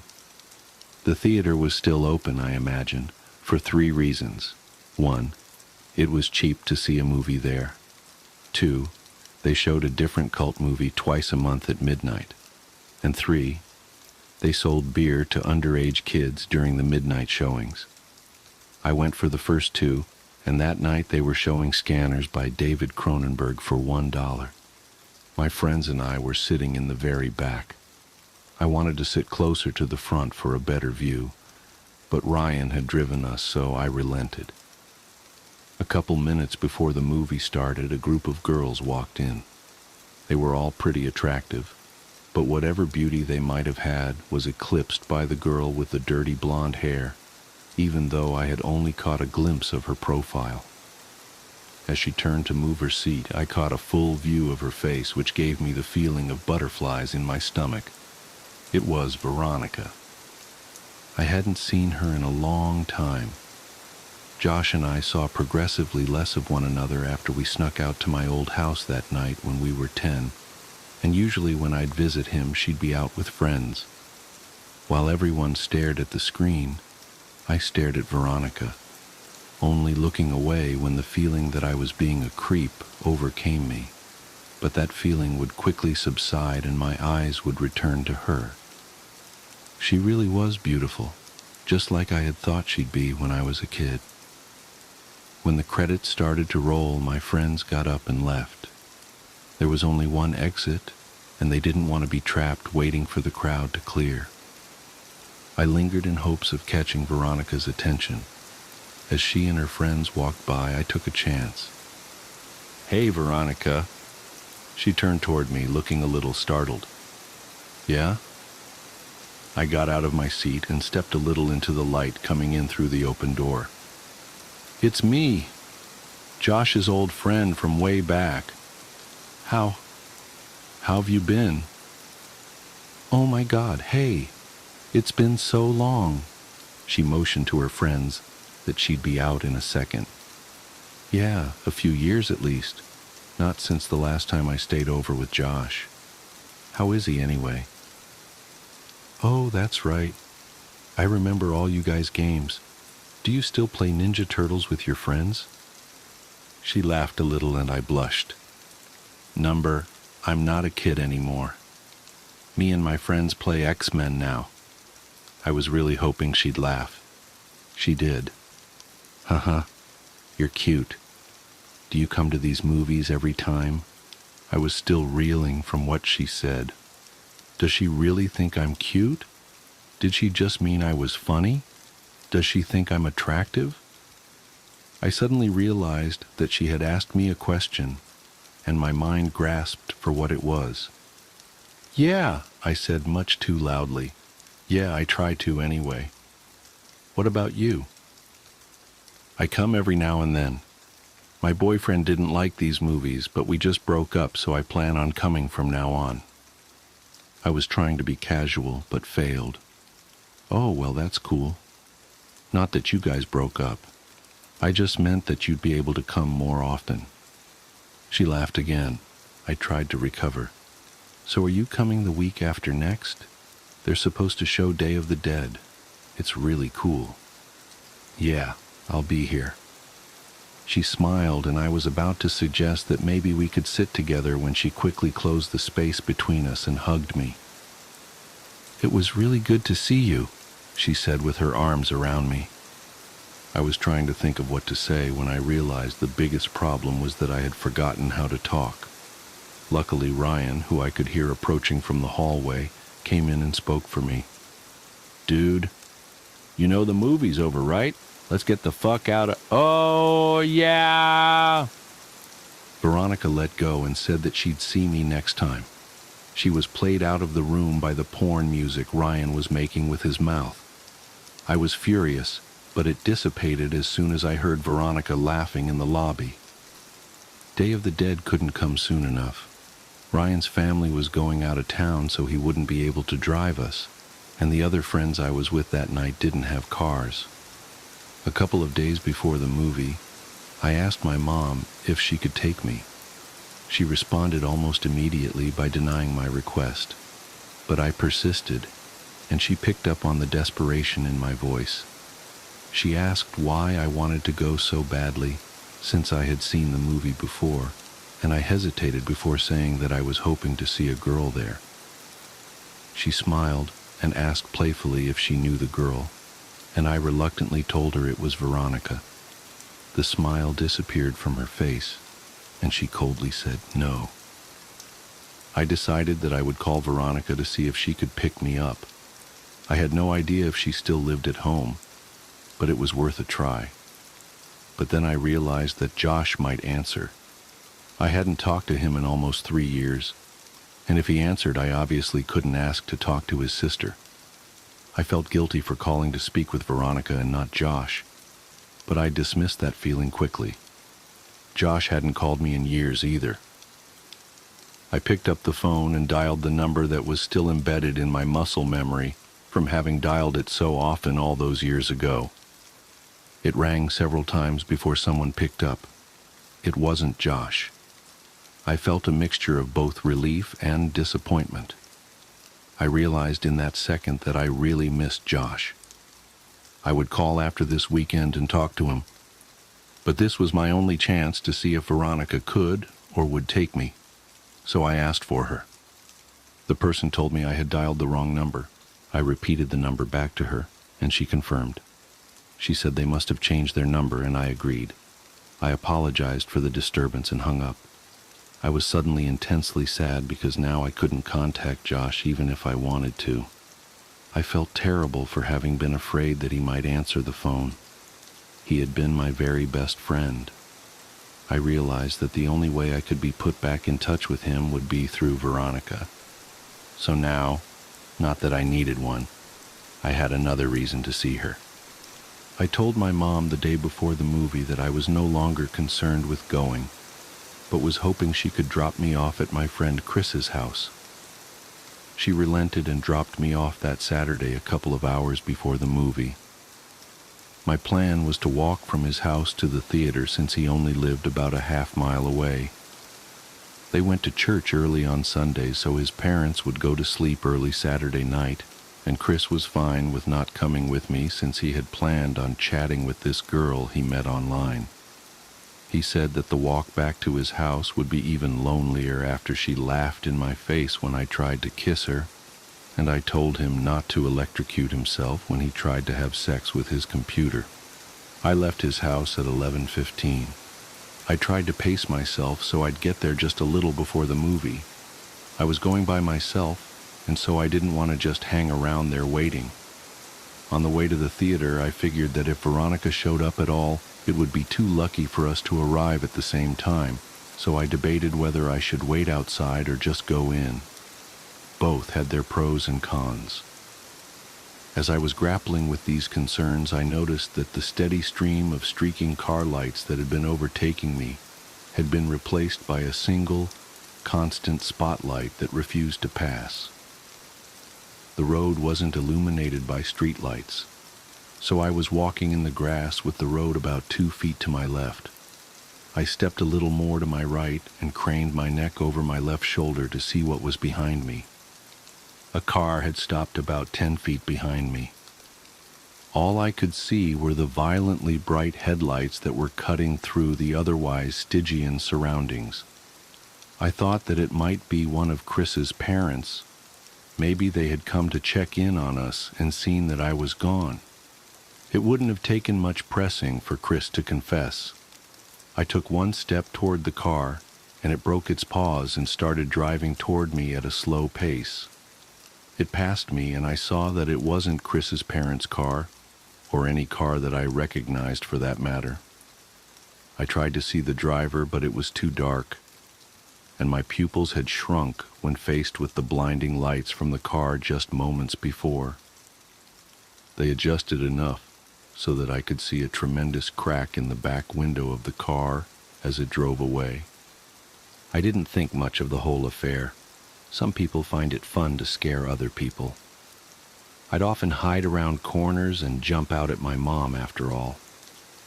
I timed it right and got there about 10 minutes before the movie. I had decided to wait outside until around 11:57, since that would give me time to find her inside if she was already seated. As I was considering the possibility that she might not show, I saw her. She was alone, and she was beautiful. I waved to her and walked to close the distance. She smiled and asked if my friends were already inside. I said that they weren't, and realized that this must seem like I was trying to make this a date. She didn't seem bothered by that, nor was she bothered when I handed her the ticket I had already bought. She looked at me quizzically, and I said, "Don't worry, I'm rich." She laughed, and we went inside. I bought us 1 popcorn and 2 drinks and spent most of the movie debating whether or not I should time reaching my hand into the popcorn bag when she reached in so they would touch. She seemed to enjoy the movie, and before I knew it, it was over. We didn't linger in the theater, and because this was a midnight show, we couldn't loiter in the lobby, so we walked outside. The parking lot of the theater was big because it connected with a mall that had gone out of business. Not wanting the night to be over just yet, I continued the conversation while causally walking toward the old mall. As we were about to round the corner and leave the theater out of sight, I looked back and saw that her car wasn't the only one left in the parking lot. The other one had a large crack in the back window. My immediate uneasiness turned to understanding. That makes a lot of sense. The driver of that car works here and must have figured I was on my way to the movie. Injecting real horror into the life of a horror fan seemed like an obvious move. We walked around the mall and talked about the movie. I told her that I thought Day of the Dead was better than Dawn of the Dead, but she refused to agree. I told her of when I called her old number and about my dilemma about who would answer the phone. She didn't find it as funny as I now did, but she took my phone and put her number in it. She commented that it might be the worst cell phone she'd ever seen. Her evaluation wasn't rescinded when I told her I couldn't even receive pictures on it. I called her so she'd have my number, and she programmed it in. She told me that she was graduating, but she hadn't done well in school so far that year, so she wasn't sure if she'd even get into college. I told her to attach a picture of herself to the application, and they'd pay her to go there just so they could look at her. She didn't laugh at that one, and I thought she might be offended. She might have thought I was implying that she couldn't get in based on her intelligence. I nervously glanced at her, and she was just smiling, and even in this poor light I could see that she was blushing. I wanted to hold her hand, but I didn't. As we walked down the final side of the mall back toward the theater, I asked her about Josh. She told me she didn't want to talk about it. I asked her if he was at least doing all right, and she just said, "I don't know." I figured Josh must have taken a wrong turn somewhere and started getting into trouble. I felt bad. I felt guilty. As we approached the parking lot, I noticed that the car with the cracked back window was gone, and that her car was now the only one in the parking lot. She asked me if I needed a ride, and even though I really didn't, I said that I'd appreciate it. I had drunk my whole soda during the movie, and all the walking was putting pressure on my bladder. I knew that I could wait until I was back at Chris', but I had decided that I was going to try to kiss her when she dropped me off, and I didn't want this biological nagging to rush me out of the car. This would be my first kiss. I could think of no ruse to conceal what I needed to do. The theater had long closed, so I only had one option. I told her that I was going to go behind the theater to piss, but that I'd be back in 2 shakes. It was obvious that I thought it was hilarious, and she seemed to laugh more at how funny I found it than at how funny it clearly was. On the way toward the theater, I stopped and turned toward her. I asked her if Josh had ever told her that kid named Alex had done something nice for me. She paused to think for a moment and said that he had. She inquired as to why I had asked, but I said it was nothing. Josh really was a good friend. When I went to go behind the theater, I realized that there was a chain-link fence extending off and running parallel to the walls of the building. Where I stood, she could still see me, and the fence seemed to stretch on endlessly. So I thought I'd just hop it, duck out of sight, and return as quickly as I could. It may have been too much of an effort, but I thought it polite. I climbed the fence and walked just a little ways until I was out of sight and urinated. For a moment, the only sounds were the crickets in the grass behind me and the collision of liquid and cement. These sounds were overpowered by a noise that I can still hear when it is quiet, and there are no other noises to distract my ears. In the distance, I heard a faint screeching which quickly subsided, only to be replaced with a cascade of thundering vibrations. I realized quickly enough what it was. It was a car. The growling of the engine got louder, and then I thought, number not louder, closer. As soon as I realized this, I started back toward the fence, but before I could get very far at all, I hear a brief, truncated scream, and the roar of the engine terminated in a deafening thud. I started running, but after only 2 or 3 steps, I was tripped by a loose piece of stone and fell hard and fast onto the concrete, my head striking the corner of a chair as I fell. I was dazed for maybe 30 seconds, but the renewed rumbling of the engine drew my senses back, and my equilibrium was restored by adrenaline. I redoubled my efforts. I was worried that whoever had crashed the car might harass Veronica. As I was climbing over the fence, I saw that there was still only one car in the parking lot. I didn't see any evidence of a crash. I thought that I might have misjudged its direction or proximity. As I ran toward Veronica's car, and as my orientation changed, I saw what the car had hit. My legs stopped working almost completely. It was Veronica. Her car was sitting between us, and as I closed the distance and walked around it, she came fully into view. Her body was twisted and crumpled like a discarded figure meant to represent a catalog of things the human body cannot do. I could see the bone of her right shin cutting through her jeans, and her left arm was wrapped so hard around the back of her neck that her hand fell on her right breast. Her head was craned back, and her mouth hung widely open toward the sky. There was so much blood.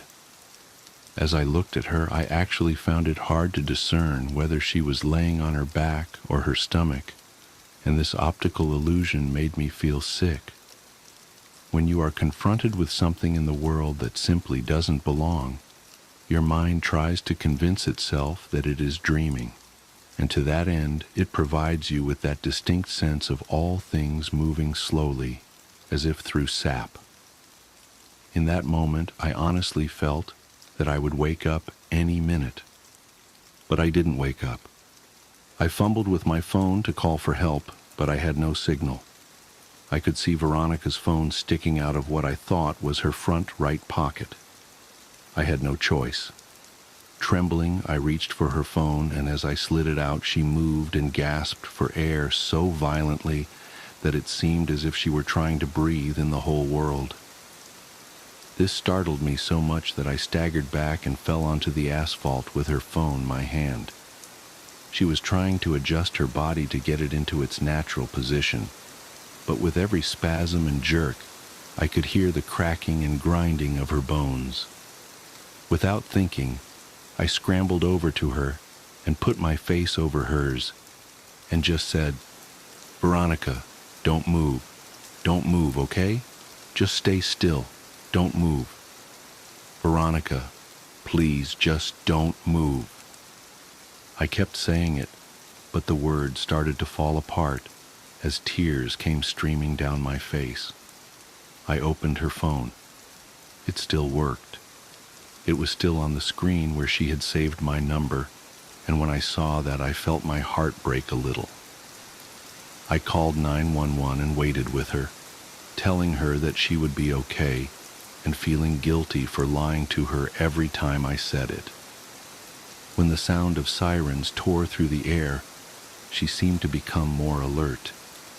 She had remained conscious since I found her, but now more of the light was coming back into her eyes.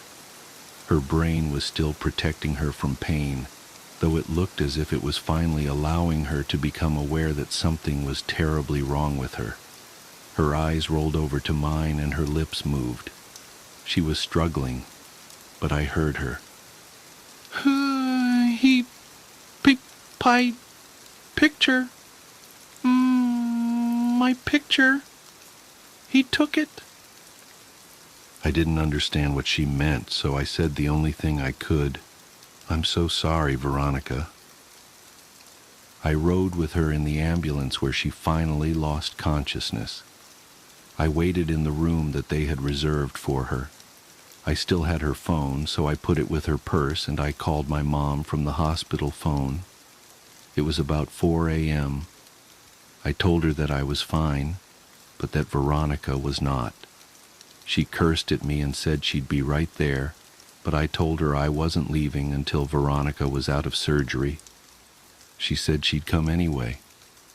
My mom and I didn't speak that much. I told her I was sorry for lying, and she said that we'd talk about that later. I think that had we talked more in that room, if I had just told her about boxes or the night with the raft, if she had just told me more of what she knew, I think that things would have changed. But we sat there in silence. She told me that she loved me and that I could call her whenever I wanted her to come get me. As my mom was leaving, Veronica's parents rushed in. Her dad and my mom exchanged a few words that appeared to be quite serious, while Veronica's mother talked to the person at the desk.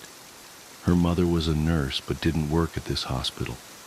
I'm sure that she had tried to get Veronica transferred, but her condition was prohibitive.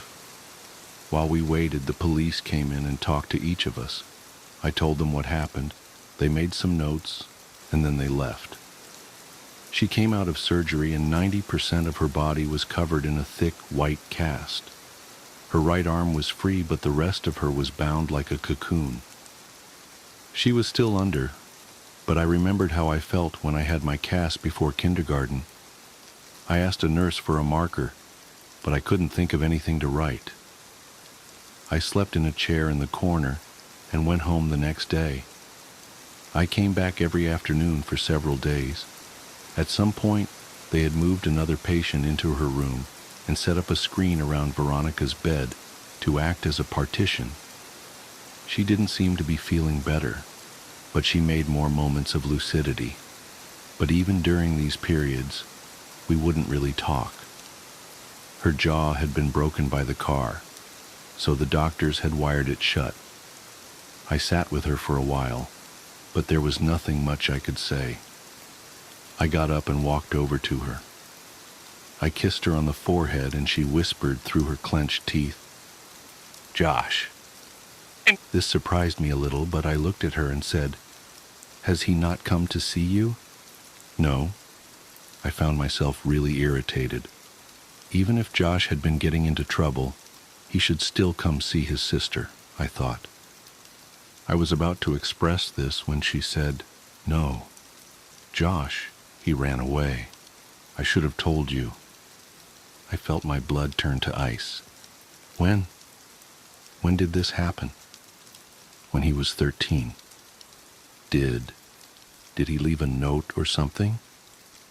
On his pillow. She started crying and I followed her, but I think now we were crying for different reasons, even if I didn't realize it. At this point, there were a lot of things I still didn't remember about my childhood, and there were a lot of connections I hadn't yet made. I told her I had to go, but that she could text me any time. I got a text from her the next day telling me not to come back. I asked why, and she said she didn't want me to see her like that again. I agreed begrudgingly. We texted each other every day, though I kept this from my mom because I knew that she didn't like me talking to Veronica. Usually her texts were fairly short, and mostly only in response to more lengthy texts that I would send her. I tried calling her only once. I was sure she was screening her calls, but hoped I could hear her voice. She picked up but didn't say anything. I could hear how labored her breathing was. About a week after she told me not to come see her anymore, she sent me a text that simply read, "I love you."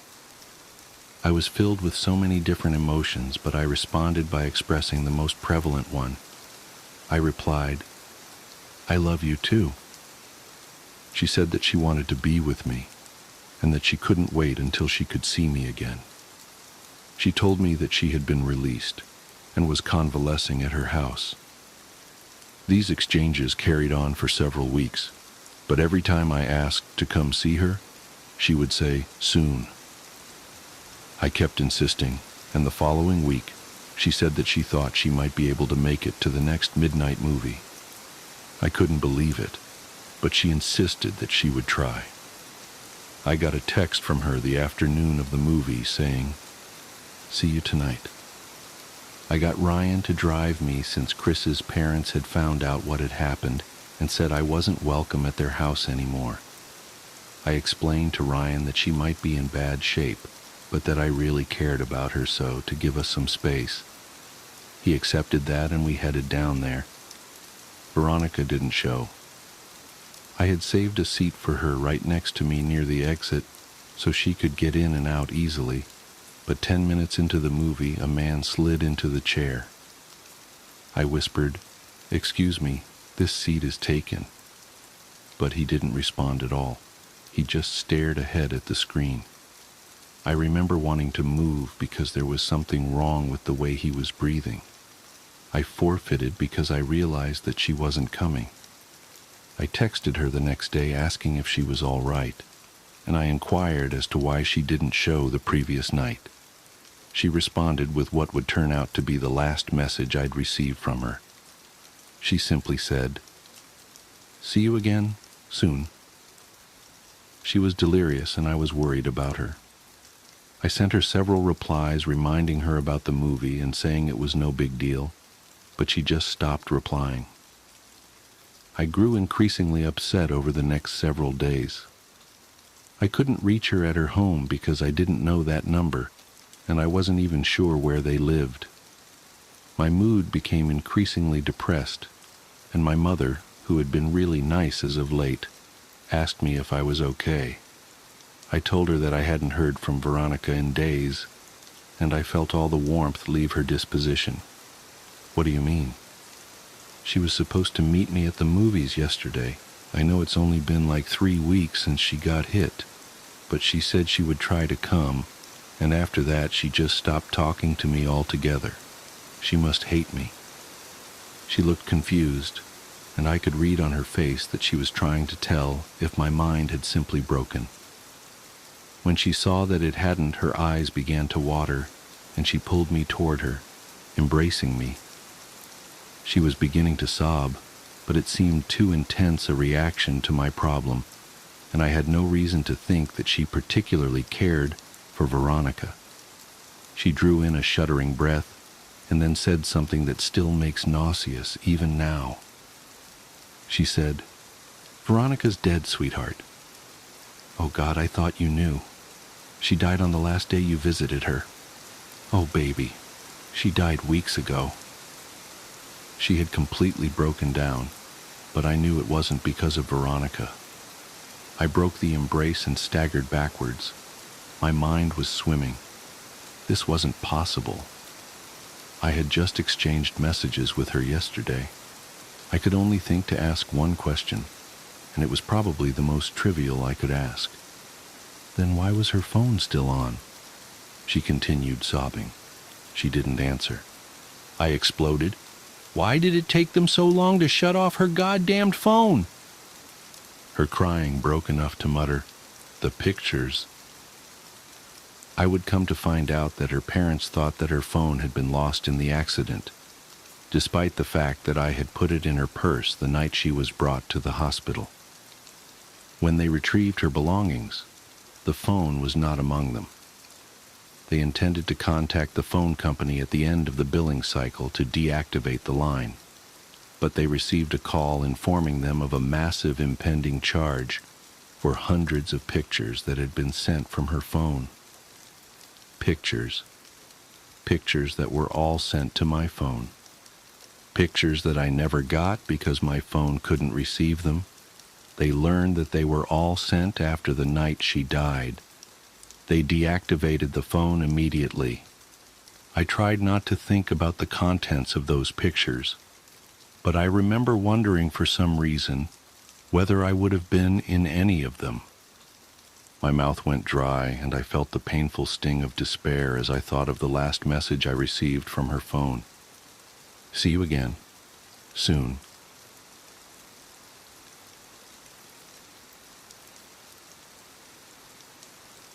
My wife has a removable face.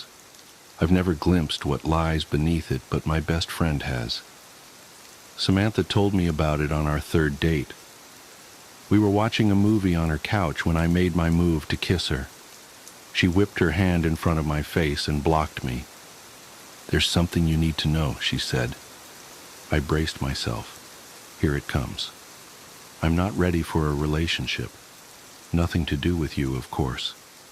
It was the absolute last thing that I wanted to hear, because I was already crazy about her. "Okay," I said. "I have a removable face." That's a new one. "You have a what now?" I was about to laugh, but she was wearing a deadly serious expression. "I have a removable face." Is that like a metaphor or something? No, my face is literally removable. Look, closely. She lifted her chin and traced her jawline with a finger. You can see the seam. After admiring how beautiful her neck was for a dizzying moment, I leaned in for an inspection. It was very hard to see, but it did look like there was a slightly unnatural transition there from her face to her throat. I grew dizzier as a dozen questions rushed into my brain. "Don't bother asking why or how or anything like that," said Samantha. "I can't tell you that. If that's going to be a problem, you should leave now. I'm letting you know this because I like you and I want to take the next step, but this is non-negotiable." "Okay," I said, unsure of what was happening. "Not a problem. So what? You have a removable face. Who cares? It looks good." "There's something else. Once a day, usually in the evening, I have to remove the face and disinfect the inside of it. If I don't, it will rot. This takes about an hour, give or take, depending on how my day went. During this time, you must never ever look at my real face. Never. Do you understand? Yes. Got it. Don't ask about it. Don't look at your real face. Samantha stood up. Now, I'm going to go into the bathroom and clean my face. That will give you plenty of time to think about what I've told you. If you're here when I'm done, that's great. I would like that. But if you're gone, I'll understand. She turned and walked into her bedroom. I sat in stunned silence as I heard the bathroom door close. I gave the thing some serious thought. It was possible that it was a joke of some kind. It was possible that it was a delusion. Was it possible that it was true? Well, it was certainly possible to transform an actor's face with movie makeup, so I supposed it was possible that Samantha wore a removable face every day. Maybe she had had a horrible accident where her flesh had been mangled. Maybe her face had been melted by acid or burned by fire, or the skin shorn off by heavy machinery. If it had, I would never know, because she would never tell me, and I would never see it. I pictured a face of raw, naked muscle rotting away. Could I kiss her, if that was what I was kissing? But wasn't that what we all were, under the skin? Just muscle and bone and blood and squishy organs. I paced around the living room, running my hand through my hair. I liked Samantha a lot. She was smart and funny and beautiful. But was that beauty real? Did it count? Did it matter if it was real or not? Was I being superficial, even worrying about it? When she came out of the bathroom, I was still there. I looked at her face. She smiled, and I was in love. We dated. We moved in together. We decided to get married. For the most part, it was a completely normal relationship, typical of two young people in love, building a life together. During the day, it was easy to forget about the face altogether. It looked natural enough, and only in certain positions, in certain lights, was there ever any indication that it wasn't natural. But every night was the same. Samantha would close herself in the bathroom, sometimes for an hour, sometimes for 2, and clean the inside of her face. The curiosity never left me. I would sit there and wonder what was under that face. I came so close to barging in on her a few times, but I never did. I did occasionally ask her about it. About what, if anything, had happened. About how it was possible to make the removable face look so real. About what it really looked like underneath. I tried to coax her into showing me, assuring her that I loved her no matter what, and didn't give a damn what her real face looked like. I was just curious, that's all. She never showed me or told me the story behind it. She didn't get upset at me, unless I was really badgering her. She'd just shrug and say, "You know you can't see it. You know I can't tell you about it." I never told anybody about Samantha's removable face. It's not that she asked me not to. I just didn't think it was anybody's business. Except once, I did tell somebody. It was during my bachelor's party. We had rented several cabins in Big Sur and spent the night drinking and packing our noses with powders that we shouldn't have been packing our noses with. Everyone else had passed out, and the sun was creeping up behind us as I stood on the majestic cliffs with my friend Chris, looking down on the Pacific waves crashing against the rocks. Chris was my best friend, as close to a brother as I'd known. We'd grown up together and visited each other at college often, and spent the summers together. After college, we'd moved to different cities, but we stayed in close contact. Standing there on the cliffs, I told Chris about Samantha's removable face. At first, he thought I was joking. Then he had 1,000 questions. most of which I couldn't answer. What's underneath? I don't know, man. I don't know. Doesn't that drive you crazy, not knowing? I shrugged. Lots of stuff I don't know. Don't know how to do calculus, and I don't know what happens when we die. But dude, she's about to be your wife, and you don't even know what she looks like. I mean, I'd have to take a look. Like, you could set a camera up in the bathroom. That's where she does it, right? Set up a camera and have a look, and then you'll know.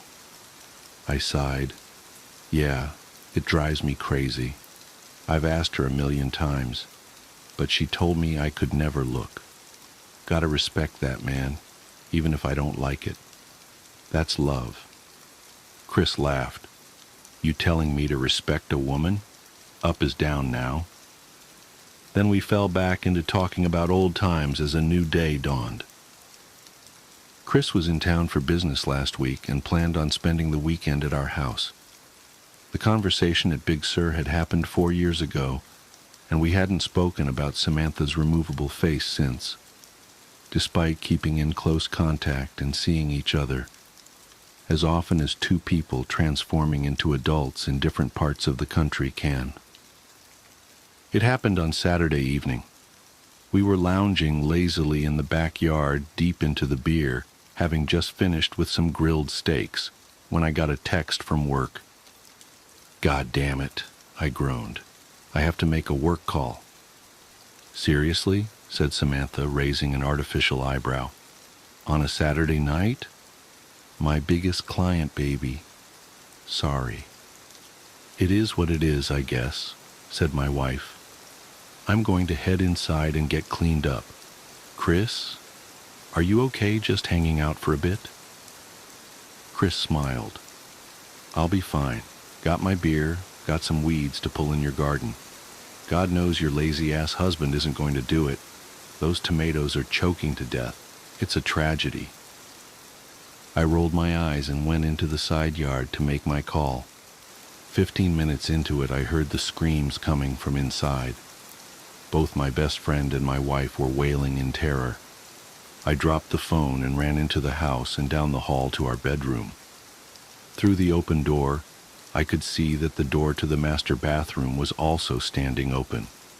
Don't come in, screamed Samantha. I don't have my face on. Call an ambulance. He looked. Oh God, he looked. She sounded desperate and truly horrified. That made me desperate and horrified, and I wanted to rush into the bathroom, but I knew suddenly that that would be a mistake. I knew suddenly that Samantha didn't want me to look at her real face, not out of a sense of vanity, but for my own safety. Chris staggered backwards, out of the bathroom.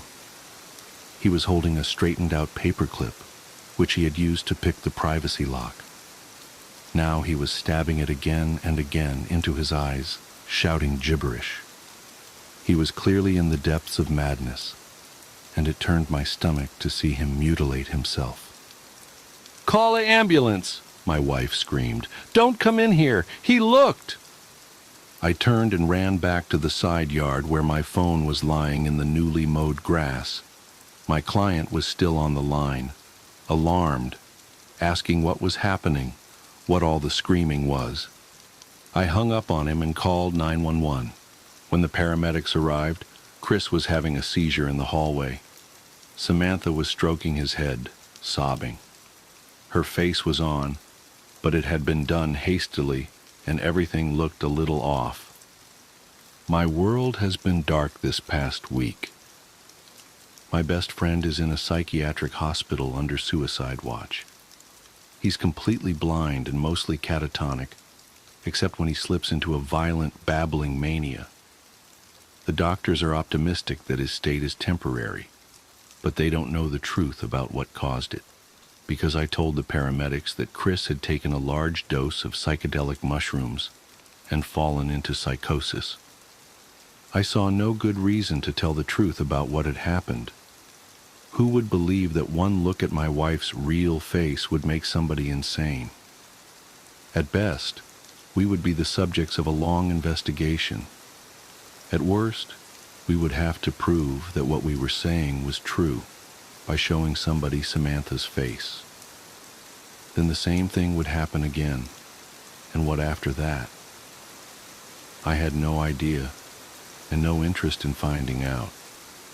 For Samantha's part, I knew that she would never consent to show anybody her real face, no matter what the consequences of refusal were.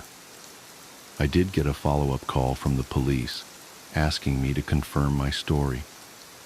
The hospital found no traces of psilocybin in Chris's blood, though that's not unheard of, since it has a short half-life. If they end up testing his hair, I will likely be in a lot of trouble. But that's truly the least of my concerns. Samantha is in a state of her own. She still cleans the inside of her face, though not as regularly, and when she puts it back on, it's always crooked now. It is beginning to smell a little bit. I've tried to assure her that it wasn't her fault. He knew, I said. I told him that nobody was ever allowed to look at it. He knew, and then he broke into the bathroom. This is not on you, baby. Please, talk to me. Not on me? That one look at my face makes people insane? Please, I just need some time alone. As for me, I am doing my best to hold it together. Do you know what's strange, though? Despite what happened to Chris, I still find myself curious about what my wife's real face looks like. More curious than ever, really. Through a glass, darkly. The static came first. I should have known then, should have recognized it for what it was, not interference or equipment malfunction, but a harbinger, a warning scratched into reality itself by something vast and uncaring, like the groaning of glacial ice before it splits apart into bottomless crevasses. But I was too focused on my work, too eager to make the most of these precious dark months at Palmer Station. As Antarctica's senior radio astronomer, I had fought hard for this position, this chance to study the cosmos, away from the electromagnetic pollution of civilization. The perpetual night of winter solstice meant uninterrupted observation time, and the station's isolation promised pristine data. Even the aurora australis, usually an impediment to astronomical observation, had been unusually subdued this season. Until tonight, the phantom static had started as a barely perceptible hiss in my headphones around 0200 hours. I adjusted frequencies, checked connections, ran diagnostics. Nothing. The interference persisted, a soft susurration, like distant waves or whispered voices just below the threshold of comprehension. I rubbed my eyes, feeling the familiar ache of too many hours staring at screens. The control room's warm light felt almost oppressive after so much darkness, and my reflection in the window looked haggard. Beyond the glass, wind-driven snow created shifting patterns in the floodlights, while the aurora painted ethereal curtains of green and purple across the sky. "You're losing it, Sarah," I muttered, reaching for my coffee mug only to find it empty. Again. Time for a break. The corridor outside was dim and silent. Most of the winter crew of 15 were asleep, leaving the station feeling larger and emptier than usual. My footsteps echoed oddly on the metal floor as I made my way to the kitchen. The walls seemed to absorb the sound, making each step feel muffled and distant. The coffee maker's gurgle was oddly comforting in the midnight quiet. I leaned against the counter, letting my mind drift. The static in my headphones had been strange, yes, but probably just some atmospheric phenomenon, the kind of thing that... A flicker of movement caught my eye. Outside the kitchen window, the aurora had intensified, its colors deeper and more vibrant than I'd ever seen. The typical flowing curtains had transformed into intricate geometric patterns that seemed almost deliberate. For a moment, I could have sworn they formed themselves into symbols, not like any writing system I knew, but somehow suggestive of meaning nonetheless. My hands trembled slightly as I poured the coffee. "You're overtired," I told myself. The human brain is wired to find patterns, even where none exist, but I couldn't shake the feeling that something was wrong. The air felt different somehow, heavier, like the pressure change before a storm. Back in the control room, I nearly dropped my mug. The static had grown louder, even though I'd left my headphones on the desk. It seemed to be coming from the equipment itself now, a harsh electronic keening that set my teeth on edge. The monitors flickered with interference patterns that shouldn't have been possible with our digital systems. "Dr. Anderson?" The voice made me jump. Mike Rodriguez, one of our maintenance technicians, stood in the doorway. His face looked pale in the blue light of the screens. "Sorry to bother you, but have you noticed anything weird with the electrical systems?" I set down my coffee carefully, trying to keep my voice steady. "What kind of weird?"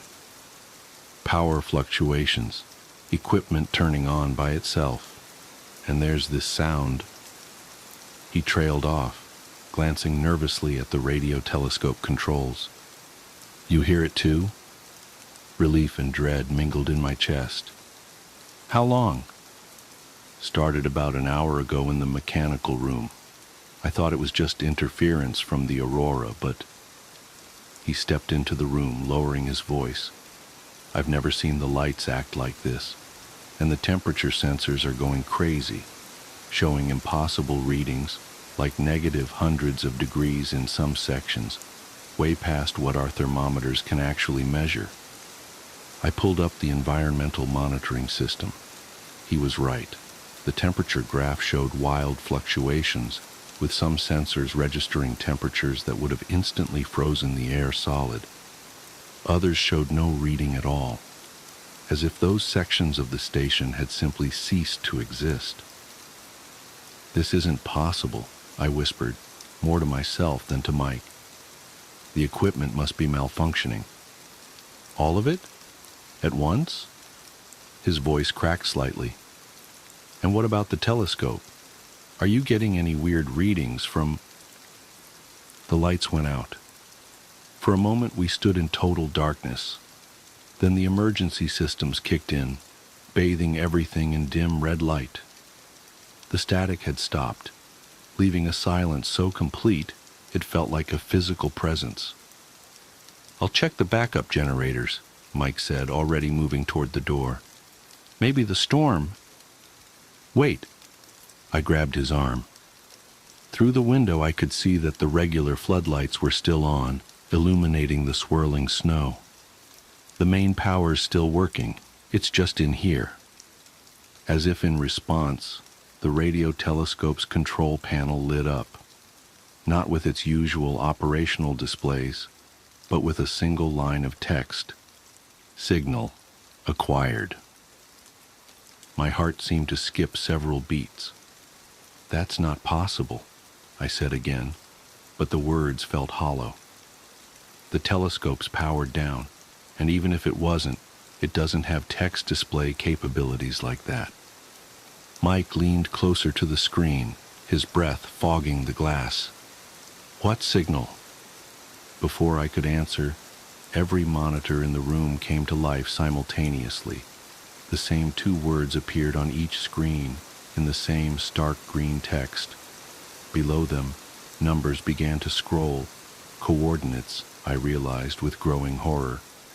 But not any astronomical coordinate system I recognized.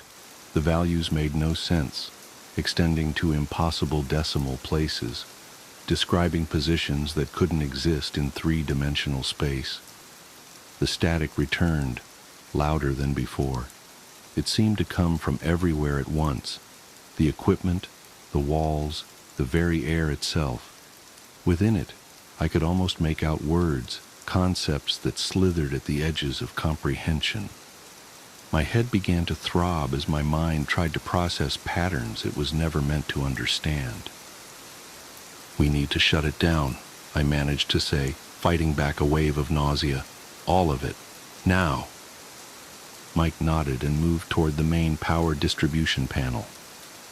His hand had barely touched the switch when every screen in the room went black. The static cut off abruptly, leaving only the sound of our breathing and the distant howl of the wind. For 3 heartbeats, nothing happened. Then the screens flickered back to life, showing a single image that made my blood run cold. It was a view from the telescope's main camera, a view that should have been impossible, since I had personally powered down and secured the instrument hours ago. The image showed a section of the night sky, but wrong somehow. The familiar stars were missing, replaced by an absolute darkness that seemed to pulse with its own terrible life. As we watched, that darkness began to move, to flow like liquid, forming shapes that hurt to look at directly. "Sarah?" Mike's voice seemed to come from very far away. "What are we seeing?" I couldn't answer. My scientific mind was screaming that this was impossible, that the laws of physics didn't allow for what I was seeing. But another part of me, some primitive hindbrain that remembered what it was to be prey, understood perfectly. We were seeing something vast wake up. The image zoomed in, or perhaps whatever we were observing was getting closer. The darkness resolved into geometries that shouldn't have been possible, angles that seemed to bend back through themselves. My eyes began to water as they tried to follow the impossibly recursive patterns. And then I saw the void. It wasn't just an absence of light or matter. It was an active nothing, a hungry emptiness that devoured both space and meaning. Looking at it was like trying to remember a dream that turned out to be a memory of something that hadn't happened yet.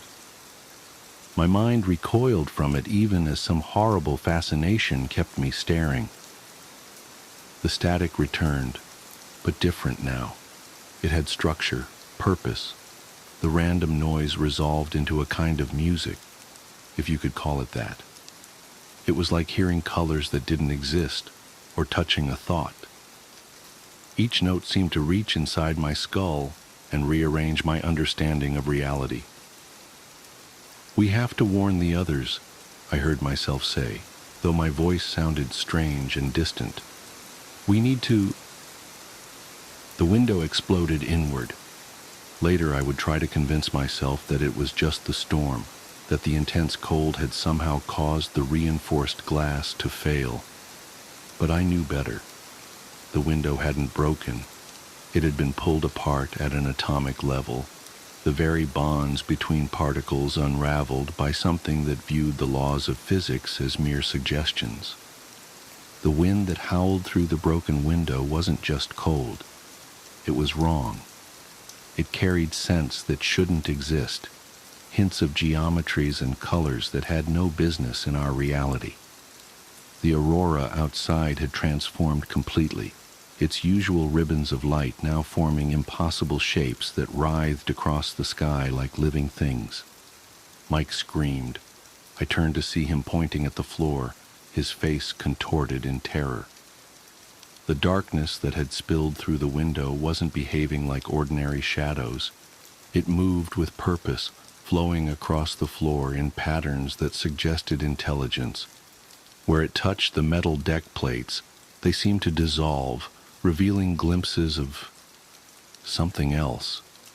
Spaces that couldn't exist, dimensions that hurt to look at. "Run," I whispered, then louder. "Run." We bolted from the control room, the darkness flowing behind us like a tide. The corridor lights flickered and died as we passed, plunging us into darkness broken only by the sickly glow of the aurora through the windows. The static followed us, growing louder with each step, becoming almost like words, almost like thoughts being pressed directly into my brain. We reached the main living area, gasping for breath. "Emergency alarm," Mike panted. We need to... The lights came back on, but wrong. They shed darkness instead of illumination, making the shadows brighter than the lit areas. Through the common room windows, I could see that the storm had gotten worse. Or perhaps worse wasn't the right word. Different. The snow now fell upward, each flake leaving trails of impossible colors in the air. I slapped the emergency alarm panel, but instead of the usual klaxon, it emitted a sound that made my teeth feel like they were trying to escape my skull. Throughout the station, I could hear doors opening and confused voices as the rest of the crew woke up. "Sarah, Mike, what's going on?" Dr. Williams, our medical officer, emerged from her quarters, pulling on a sweater. She stopped short when she saw our faces. "What's wrong? Why is it so cold in here?" Before I could answer, the static changed pitch, becoming a high, keening sound that made my vision blur. Through the windows, the aurora had spread to cover the entire sky, its colors shifting through spectrums I had no names for. The patterns it formed now were unmistakably deliberate, a vast cosmic language being written across the Antarctic night. "We need to evacuate," I managed to say, fighting down rising panic. "Something's coming through." The floor beneath us shuddered, not like an earthquake, more like reality itself was having a seizure. I watched in horror as the metal began to ripple like water, forming patterns that matched the ones in the sky. The walls seemed to breathe, expanding and contracting in ways that shouldn't have been possible. More of the crew had emerged now, their confused questions turning to screams as they saw what was happening. The darkness from the control room had followed us, seeping under doors and through ventilation ducts. Where it touched people, they changed. Not physically at first, but something in their eyes suggested they were seeing things human minds weren't equipped to process. "The emergency shelter," I shouted over the growing chaos. "We need to..." The ceiling disappeared. One moment it was there, and the next, nothing. Not a hole, not an opening to the storm outside, but an absence so complete it hurt to look at. Through it, I caught a glimpse of something vast moving against the aurora-lit sky. My mind tried to make sense of what I was seeing, and failed utterly. It was like trying to comprehend the size of the universe by looking at a grain of sand, except the sand was alive and made of angles that couldn't exist in Euclidean geometry. The static had become a roar now, drowning out all other sounds. Within it, I could finally understand what I was hearing, the thoughts of something so ancient and vast that galaxies were like motes of dust to it. It wasn't malevolent exactly. We were simply too insignificant for it to consider our existence meaningful, like an astronomer inadvertently destroying a microbe colony while adjusting their telescope. The telescope.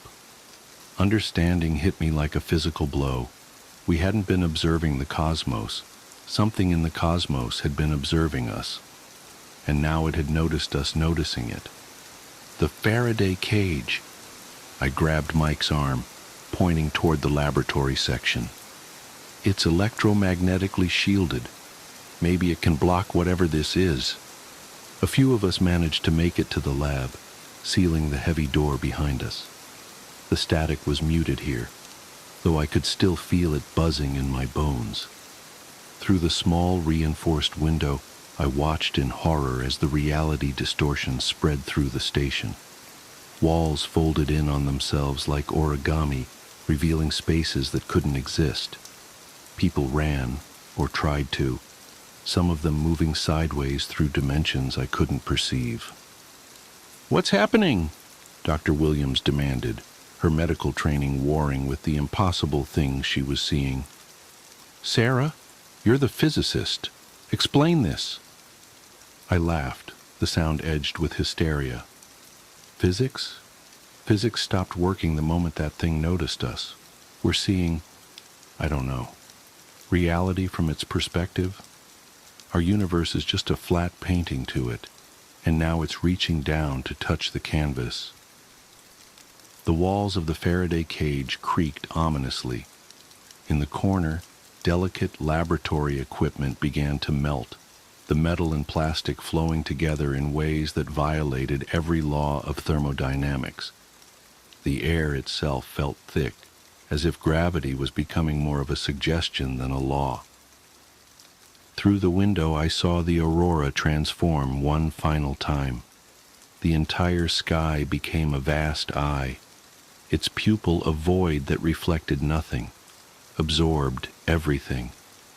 Looking into it, I understood with terrible clarity just how insignificant we were. Not just humanity, but our entire concept of existence. We were like characters in a two-dimensional drawing suddenly being noticed by the artist. The static peaked, becoming a sound that wasn't a sound, more like the universe itself screaming as something vast reached down and began to fold it into shapes it was never meant to take. The Faraday cage wouldn't hold. Nothing would hold. Reality itself was coming undone, and all we could do was watch. In those final moments, as the walls of our shelter began to dissolve into geometries that Euclid never dreamed of, I had one last coherent thought. We had built our telescopes and pointed them at the stars, hoping to understand our place in the cosmos. But some questions have answers that human minds were never meant to comprehend. Some doors, once opened, can never be closed again. The static consumed everything, and in it, I heard the voice of the void, not in words, but in concepts that rewrote my understanding of existence. And I understood finally that the horror wasn't in being noticed by something vast and uncaring. The true horror was in realizing that we had always been noticed, had always been watched, and what we thought of as reality was merely the surface tension on an infinite ocean of things we were never meant to comprehend. The last thing I saw before my mind mercifully broke was the telescope array outside, its dish pointed at that terrible eye in the sky. It wasn't receiving signals anymore. It was sending them. We had built a beacon without knowing it, and now something had answered our call. The void opened wide, and Antarctica's long night became eternal.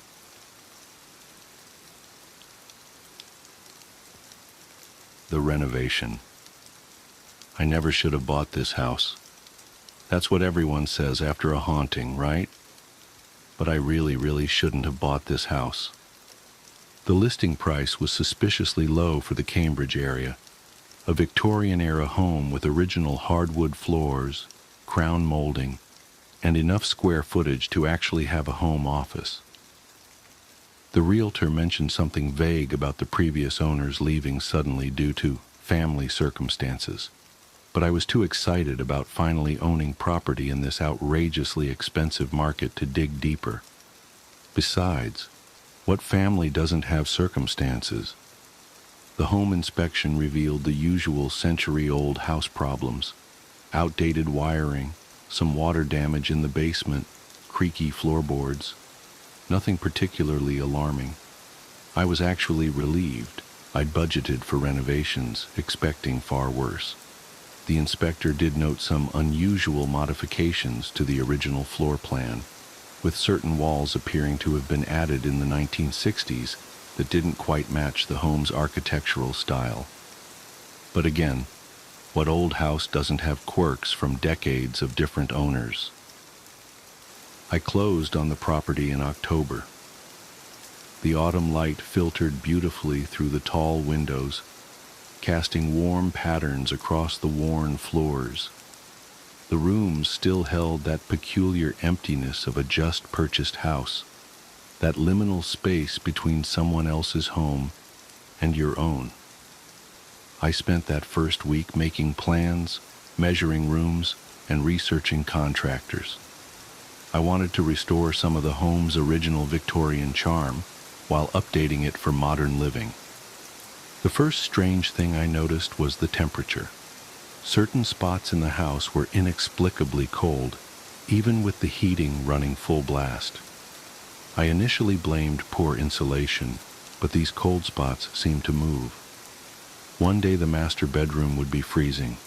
The next it would be perfectly comfortable while the kitchen became an icebox.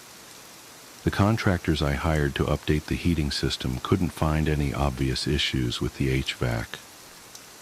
It was during the initial demolition phase that we found it. The crew was removing some of the newer drywall to expose the original plaster walls when their tools struck something solid. Behind the drywall was another wall, but this one had a door. The door was made of thick, dark wood, with ornate carvings around the frame that matched the home's Victorian aesthetic. It had clearly been part of the original construction, but at some point, someone had sealed it away behind a false wall. There was no doorknob, just a simple brass handle. The crew looked to me for direction. Part of me wanted to seal it back up immediately. There had to be a reason someone had hidden it, right? But curiosity won out. I gave them the go-ahead to clear away the remaining drywall. The door opened with surprising ease, its hinges silent despite decades of disuse. Behind it was a small room, maybe 6 by 8 feet, with no windows. The walls were covered in the same elaborate Victorian wallpaper found elsewhere in the house, though here it was faded to an indeterminate grayish color. The hardwood floor was bare except for a single wooden chair in the center of the room. The chair was positioned to face the corner. Something about that chair made my skin crawl. It was a simple piece, probably from the same era as the house, but its positioning seemed deliberately unsettling. Who would put a single chair facing a corner, and why seal up the entire room? The crew was clearly unnerved. I tried to laugh it off.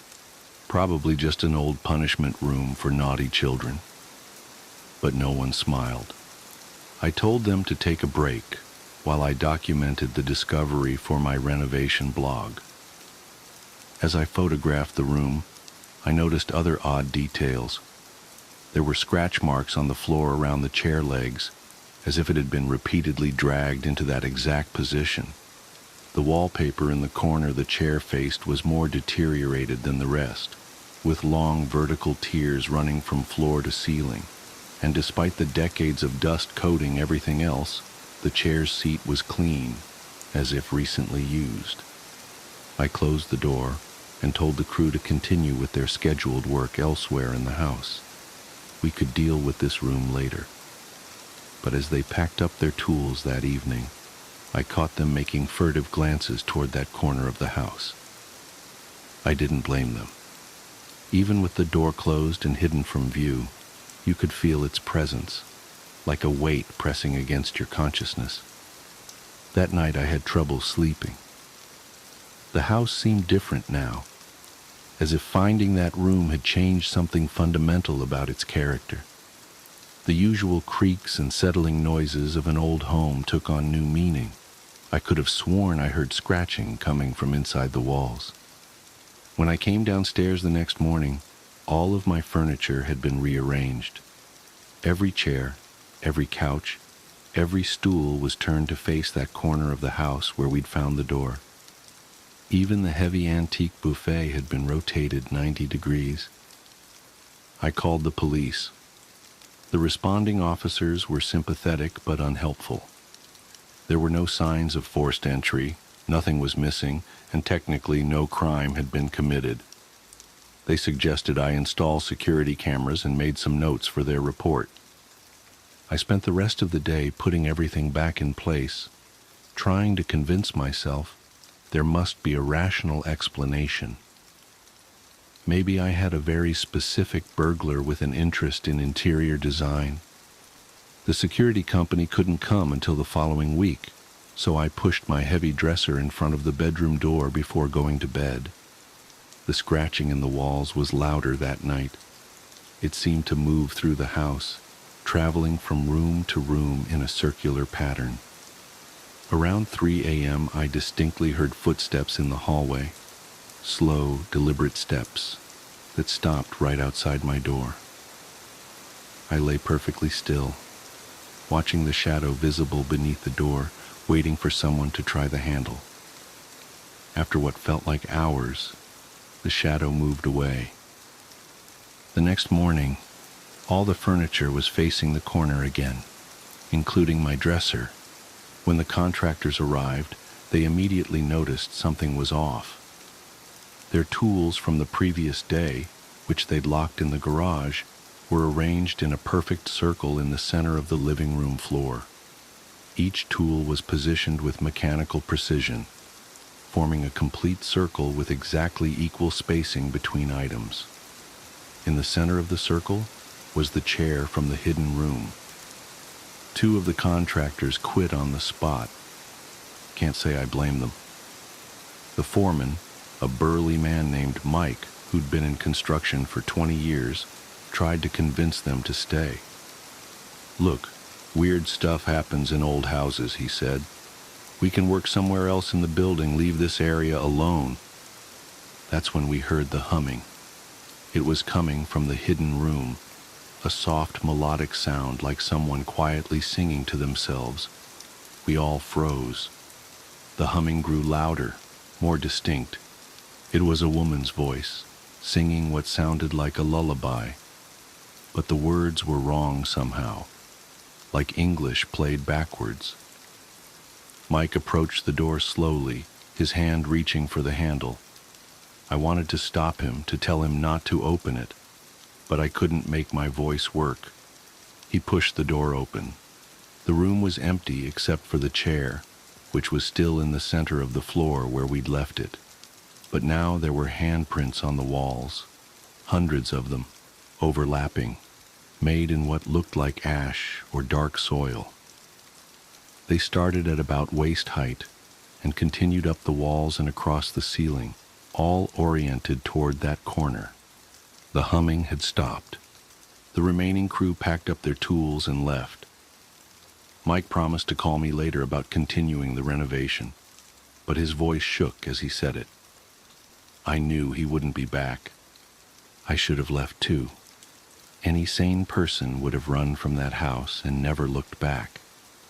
But I'd sunk my entire savings into this place, and some stubborn part of me refused to be driven out by what was probably just an elaborate prank. I called a paranormal investigator instead. The investigator, a middle-aged woman named Sarah with graying hair and sensible shoes, arrived that afternoon. She didn't seem fazed by my story, calmly setting up various pieces of equipment while I recounted the events of the past few days. She had me draw a floor plan of the house, marking the location of the hidden room, and noting where all the furniture had been repositioned. "Interesting pattern," she said, studying my drawing. "It's not just that everything faces the corner. It's all arranged in concentric circles with decreasing radius as you get closer to that room, like a spiral drawing inward." She looked up at me. "Have you sat in the chair?" The question sent a chill down my spine. "No, of course not. Why would I?" "Because you want to." It wasn't a question. "You've been thinking about it, haven't you? Wondering what it would feel like, just for a moment." I started to deny it, but she was right. Ever since we'd found that room, some part of me had been drawn to that chair. Even now I could feel its pull, like a physical sensation in my chest. Sarah nodded as if I'd confirmed something. "That's how it starts. The compulsion grows stronger over time. Previous owners..." She trailed off as a loud thump came from upstairs, followed by the sound of something heavy being dragged across the floor. We rushed up the stairs to find my bed had been moved. It was now pointed toward the corner, its headboard pressed against the wall as if trying to phase through it, to align with that hidden room. While we stood there processing this, all the lights in the house went out. In the sudden darkness, I heard Sarah intake breath sharply. "Do you smell that?" I did. It was a musty, organic smell, like wet soil and decaying leaves. It seemed to be coming from the walls themselves, and underneath it, barely detectable, was the metallic tang of blood. The scratching started again, more intense than before. It was all around us now, a frenzied scratching punctuated by dull thuds, as if multiple someones were trying to claw their way through the walls. Sarah's equipment began beeping and whirring, the displays lighting up with activity. Then we heard the singing. It was the same backwards lullaby as before, but now it was coming from multiple voices, all slightly out of sync with each other. The effect was profoundly wrong, like a corrupted audio file played through broken speakers. The voices seemed to be moving, circling us in the darkness. Sarah's face was illuminated by her equipment's displays, casting harsh shadows that made her look skull-like. "We need to leave," she said. "Now. Before—" The singing stopped abruptly. In the sudden silence, we heard footsteps coming from the hidden room. Slow, deliberate steps moving toward the door. We ran. Outside, the autumn evening was jarringly normal. Cars drove past. Leaves skittered across the sidewalk. Somewhere a dog was barking. Sarah's professional demeanor had cracked. Her hands shook as she packed up her equipment. "I can recommend some colleagues who specialize in cleansing houses," she said. "But honestly, my professional advice would be to sell. Whatever's in there, it's old, and it's patient, and it's been feeding for a very long time." "Feeding on what?" I asked, though I wasn't sure I wanted to know the answer. She gestured to my phone, which was still displaying the floor plan we'd drawn. The spiral pattern of furniture now seemed obvious, almost painfully so. "Notice anything about the dimensions of that hidden room? It's exactly the same size as the original house's parlor, according to the historic plans I found. That room shouldn't exist. There's not enough space for it. It's as if it's been folded somehow, tucked into a corner of reality where it doesn't belong." She continued, "The chair is a focus point, an anchor. When someone sits in it, well, let's just say the previous owners didn't leave due to family circumstances.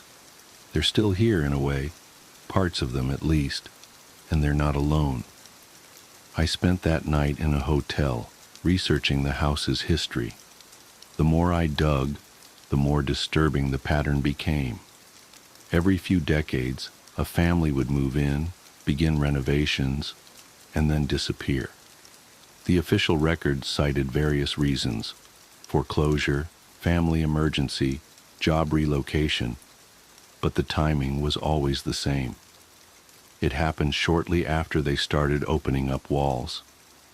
The earliest record I could find was from 1891, when the original owner, a wealthy industrialist named Theodore Barrett, began extensive renovations on the house.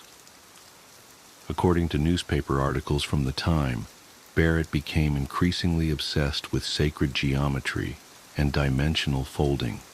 His journals, excerpts of which were published after his disappearance, described experiments with non-Euclidean spaces and attempts to create a door where there should be no door.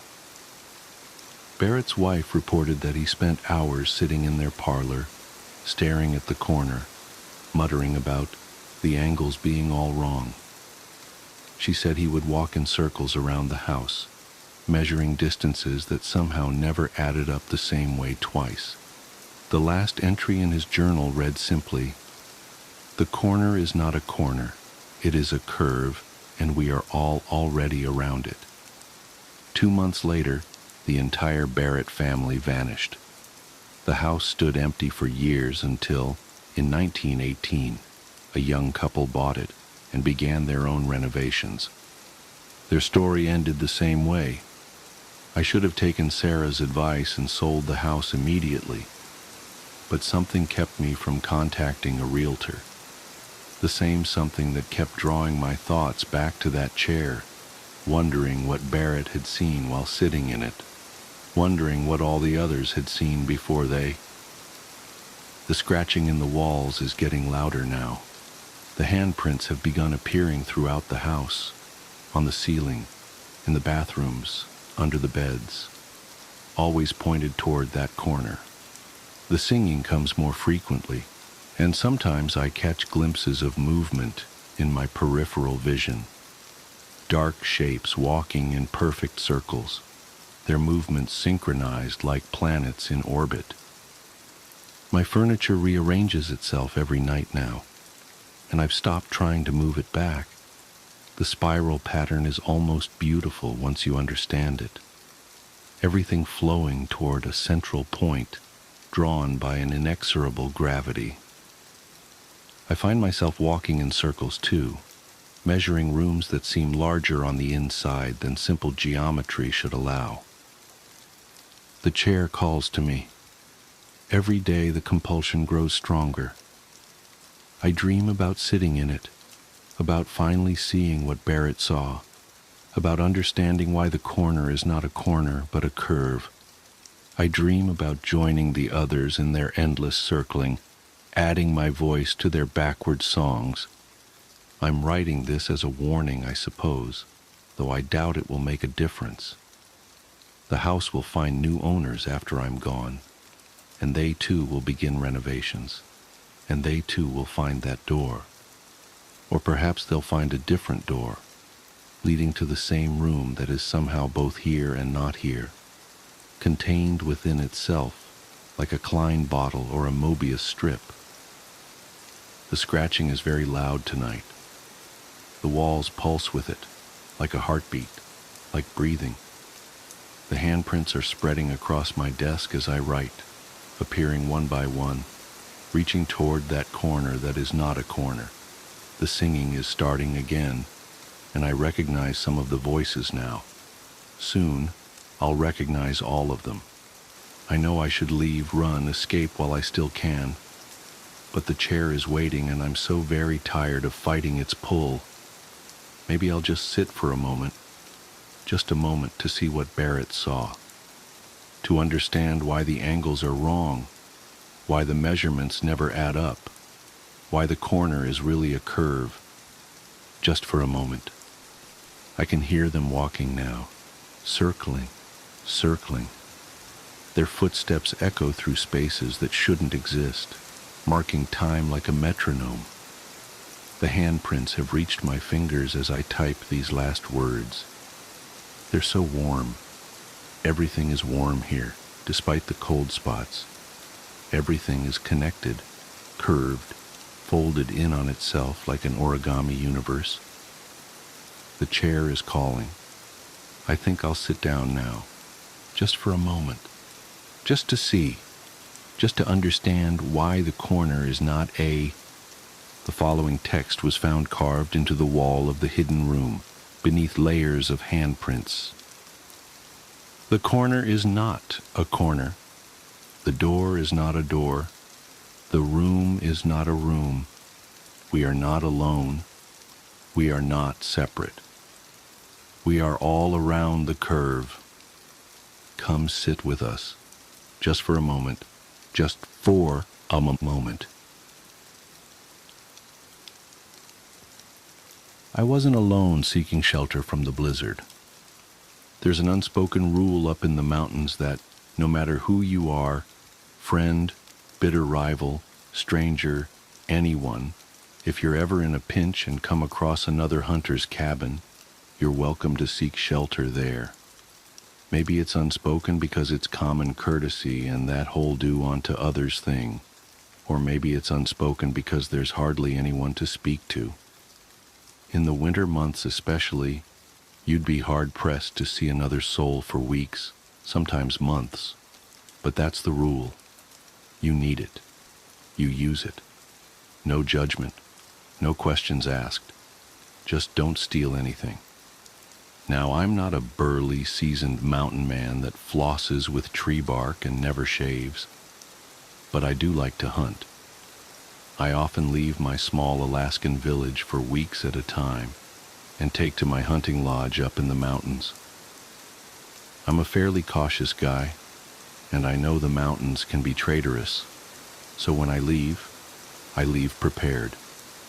I check the long-term forecast, gather the necessary supplies, bring backups, and make sure I've got enough of everything I need to survive at least a week longer than I plan on staying, just in case. I always believed my precautions would protect me, but like a child's security blanket, they were only a paper-thin illusion of safety. There's no planning when Mother Nature decides she's in a mood.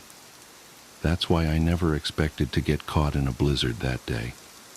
It had started out sunny and cold, but as the day progressed, a few clouds formed.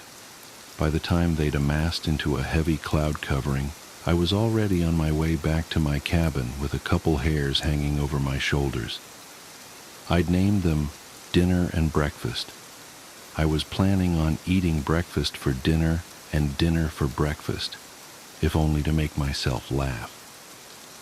It's the little things like that that keeps the solitude from turning into loneliness. The snowfall seemed to come out of nowhere, like someone had knocked an awning shut, and all the snow collected on top had fallen all at once. Except it wasn't a single tidal wave of snow. It was a relentless, unending assault. Last I checked, the weather reports hadn't mentioned a blizzard, and yet a blizzard was what I found myself walking through. It got very dark, very fast, and I kicked myself for leaving my flashlight back at my lodge. I'd planned on coming home long before nightfall, so I hadn't thought I needed it. I'd been sorely mistaken. Snow prickled painfully as it darted into my eyes. I had squint almost all the way to keep those sub-zero jerks from stabbing me blind. The wind howled as gales cut through my clothes and right to my bones. I could barely see 2 feet in front of me and couldn't see the 2 feet beneath me as they sank in an ever-growing blanket of white. I'm not sure when I realized I was lost. At some point I knew I should have arrived at my cabin, but all I saw was white with a few slivers of gray swaying in the thick breeze. The hairs at the back of my neck became stiff and battered against me with every puff of air and every awkward, crashing footfall. I was running out of energy, running out of ideas and beginning to panic. I could have spun around in a computer chair 100 times and felt less disoriented than I did in that whiteout. And then I walked right into a cabin. Literally. It had become so dark and the snow had become so heavy that I couldn't see the structure until I stumbled face first into it. I held my hands against the wooden facade so I wouldn't lose it in the storm, and circled around until I found a door. I wasn't just in a pinch. This was life or death. In the unlikely event someone was inside, I knocked on the door and waited for an answer. Through the howling wind, I could have sworn I heard, "Come in." As I swung open the door and stepped inside, a small avalanche of snow tumbled in with me. I didn't bother trying to kick it out as I fought against the wind to close the door behind me. The relief was instantaneous. Without the air whipping at me, I'd put a stop to the timer ticking down to my freezing death. "Thanks," I whispered. I turned towards the inside of the cabin and tried to get my bearings, but all I saw was blackness, which meant I had no real way of gauging the size of the cabin. Yeah, I'd circled around it, but I'd been stumbling around, half blind, focused on trying to find a doorknob, so I had no idea what length of the cabin I'd covered. I could have walked half of it. I could have circled around 3 times without realizing it. Through the darkness, all I could see was the vague outline of someone sitting in the corner. "You're a real lifesaver," I said. He didn't answer. I pawed around for a lighter, a lantern, a matchbook, anything that might emit light, but all my fingertips touched were chains and the barrels of hunting rifles. I stopped poking around when I felt an open bear trap. Wouldn't want to get my arm caught in one of those. It was safer to sit still and wait for daybreak. It occurred to me the stranger might have been seeking refuge as well. So, I started, keeping my tone light and innocent. "You the owner of this cabin?" The answer was more of a hiss than a word, but in that hiss I heard a faint, "Yes." I sat on the floor, let my hairs down beside me, and reached into my pack. Why I'd taken a sleeping bag with me and not a flashlight was beyond me. I removed my wet clothes and quietly slipped into the sleeping bag to warm up, making conversation as I did. "Thanks again. That blizzard really came out of nowhere," he replied with the slow, labored, wheezy breaths of an elderly man on his deathbed. "Dangerous." "Yeah," I chuckled. "That's an understatement." "Hungry," he exhaled. "You got a fireplace?" "I've got a couple hares. I'll cook them up. It's the least I can do," I offered.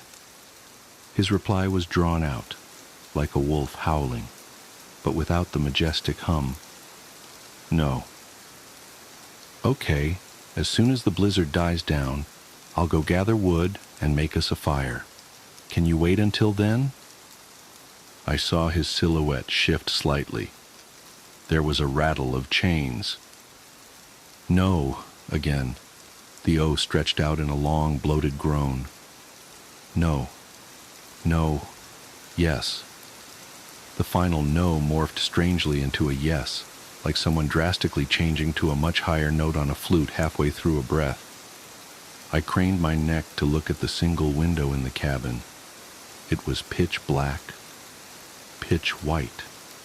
It was like an afterglow, visible against the black backdrop of the wood, yet still inherently dark. I focused on it rather than the rest of the cabin, because it was the only hint of light I could see. "If you don't mind, I'm going to try and catch some shut-eye," I said tiredly. He didn't respond, but that didn't surprise me. Mountain folk don't talk much, even when they come down to town for what few supplies they can't make themselves. I shrugged it off and settled in for the night, but I felt something hard against my side. Sighing, I tossed my hairs back a bit farther and got comfortable. I was exhausted, so it wasn't all that hard for me to drift off, despite the wind's song playing outside the walls. I hugged myself in my sleeping bag and drifted off. I was awoken by a different sound, a weird snapping crunch that made me shoot up in bed, believing the ceiling was about to collapse under the weight of the snow. I braced myself, but as the sound came again, I realized it wasn't above me, but rather next to me, near my belongings. The silhouette was gone from the corner, and I could hear his deep, raspy breaths accompanying the crunch. "What the hell are you doing?" I snapped. He retreated back to his corner with a rattling of chains. My adrenaline was pumping, and I wasn't even sure why. Something about the stranger put me in a state of near panic. My instincts were telling me to leave, but I couldn't afford it.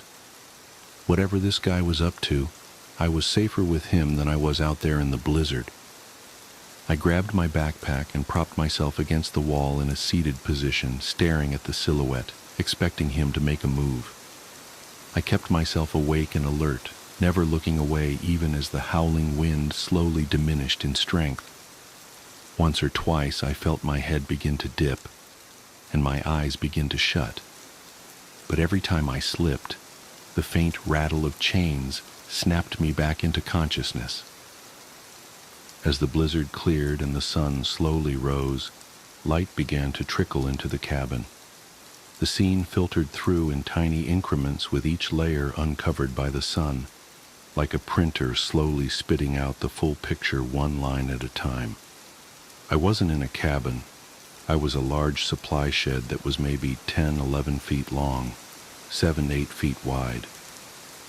There was no fireplace, which makes sense for a supply shed. There were tools, traps, and riffles lining every wall. The silhouette in the corner slowly stopped being a silhouette and started being a distinct person. Skinny, no, gaunt, pale, no, ghost white, man, no, corpse. I was gutted. He was dead. Not, oh shoot, I died overnight. Sorry about that. Dead, long dead, long dead. His body was all shriveled and mummified. Is that even the right word for it? He wasn't wrapped up in bandages or anything like that. But his skin was completely dehydrated and stiff like an unwrapped mummy. His hair was hanging from his head in unkempt strings. His teeth were poking out of his shrunken lips, with a wide gap where the top right canine should have been. There was a stain of age-old blood soaked into the wood beneath him. I followed it by gaze to its origin, his left foot, and the bear trap in which it had gotten caught. There was an empty hook on the wall above him with a chain leading to the trap. It was long enough for him to move around, but not enough for him to reach the front door, or the saw hanging above it. My best guess was the trap had fallen on its own while he was out, and at some point he'd done a supply run in the dark and had gotten caught in his own trap. He'd probably died of thirst or something. Look, I'm telling you, he wasn't breathing. He wasn't moving. He was dead as a doornail, and had been for quite some time. I sat there, reasoning I'd been delirious the night before. The fatigue, the dehydration, the disorientation caused by the blizzard. It made me imagine his voice. Those slow, hissing sounds I thought were replies were just the wind outside. I'd interpreted them wrong because the loneliness had finally gotten to me. The elements had conspired against me to create a living person out of someone who definitely wasn't living. It was a good, logical explanation, and I wish I could say it was true. Except I'm not the one who bit the head off of breakfast. It's not my canine tooth I found on the floor next to me. My dry, dirty, wood-like fingernails aren't the ones sticking out of the outside of my sleeping bag. I'm not the one who caked the corpse's dry, cracking lips with white fur. I didn't stick around for dinner. How to successfully ransom a child. Hello, no sleep. I have lurked on this site for a while, but I feel it is time to share some things with you. Honestly, I'm only doing this because I am sick of hearing about people kidnapping kids and doing it all wrong. I have successfully ransomed over a dozen children. Some might call me an expert. I want to tell you how to do it correctly. Maybe then you'll start doing it right. I'm going to use my most recent conquest as an example. Her name is Sophie. You don't need to know my name. The first step is to choose a kid. Gender doesn't matter, but I prefer girls. If you want the best ransom, you'll want to pick a family that is tight-knit. The more the parents love the kid, the more they'll give up to get it back. Choose a family in a town you don't live in. Ideally, it should be at least an hour away. You must have no connection to the family. They don't know you, but you will learn everything about them. I picked Sophie because she had braided pigtails. I liked that. She was just big enough to do some things on her own, but still little. Small, smooth. I grabbed Sophie on her way home from school. But before taking her, I did my research. This is where so many people fail. You have to study the family.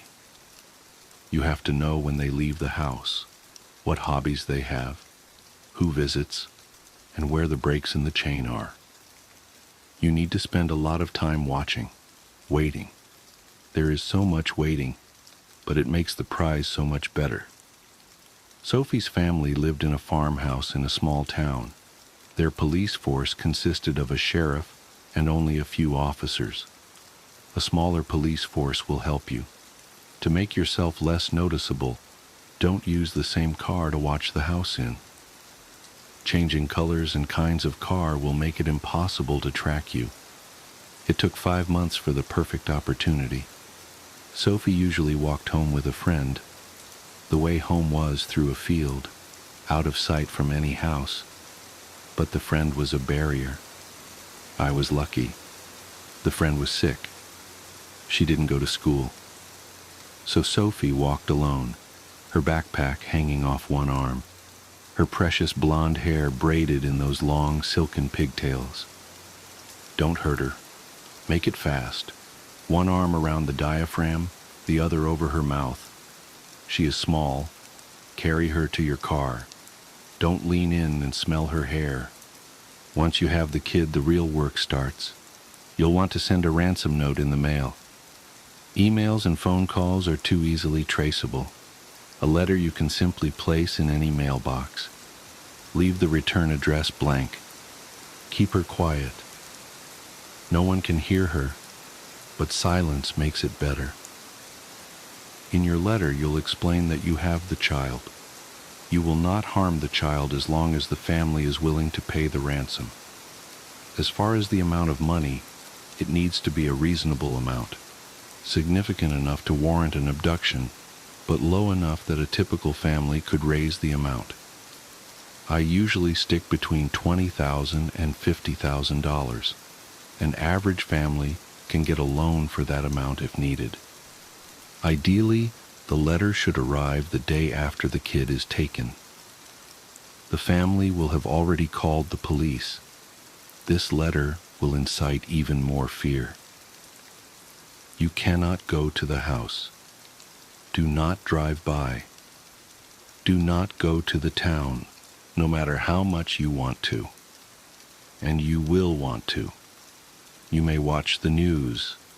You may rub the strands between your fingers. You may plan your next move. But nothing else. In the first letter, you'll simply say you will call with more instructions. Doctor. Not. Call. The family will be waiting by the phone. They will not leave the house. The FBI may have been called. A wiretap will be placed. Every conversation will be recorded. You cannot let them hear your voice.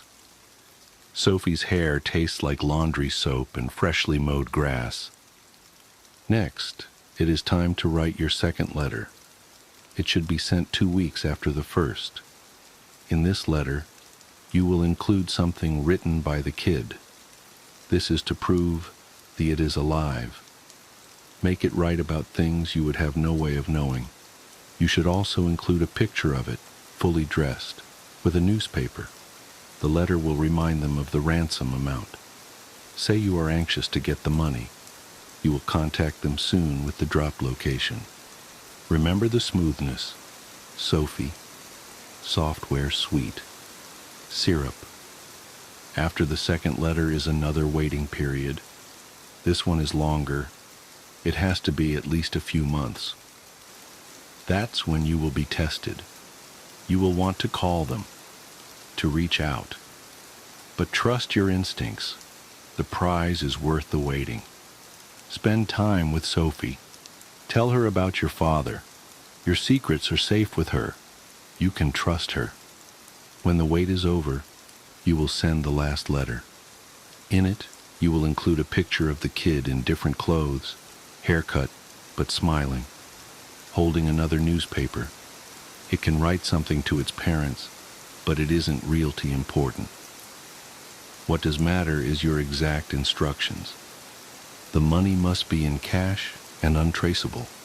The drop point must be in the middle of a popular wooded area in the early morning, around 5 a.m.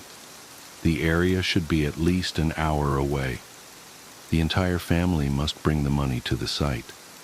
No cops allowed. The family must wait an hour at the location, with the money in the spot. Then the kid will be released to them. The reunited family must then return home immediately and never speak of this event again. Of course, the family will not follow all of the rules. Police will no doubt join them at the site, hiding. But that's okay. You never planned to go there in the first place.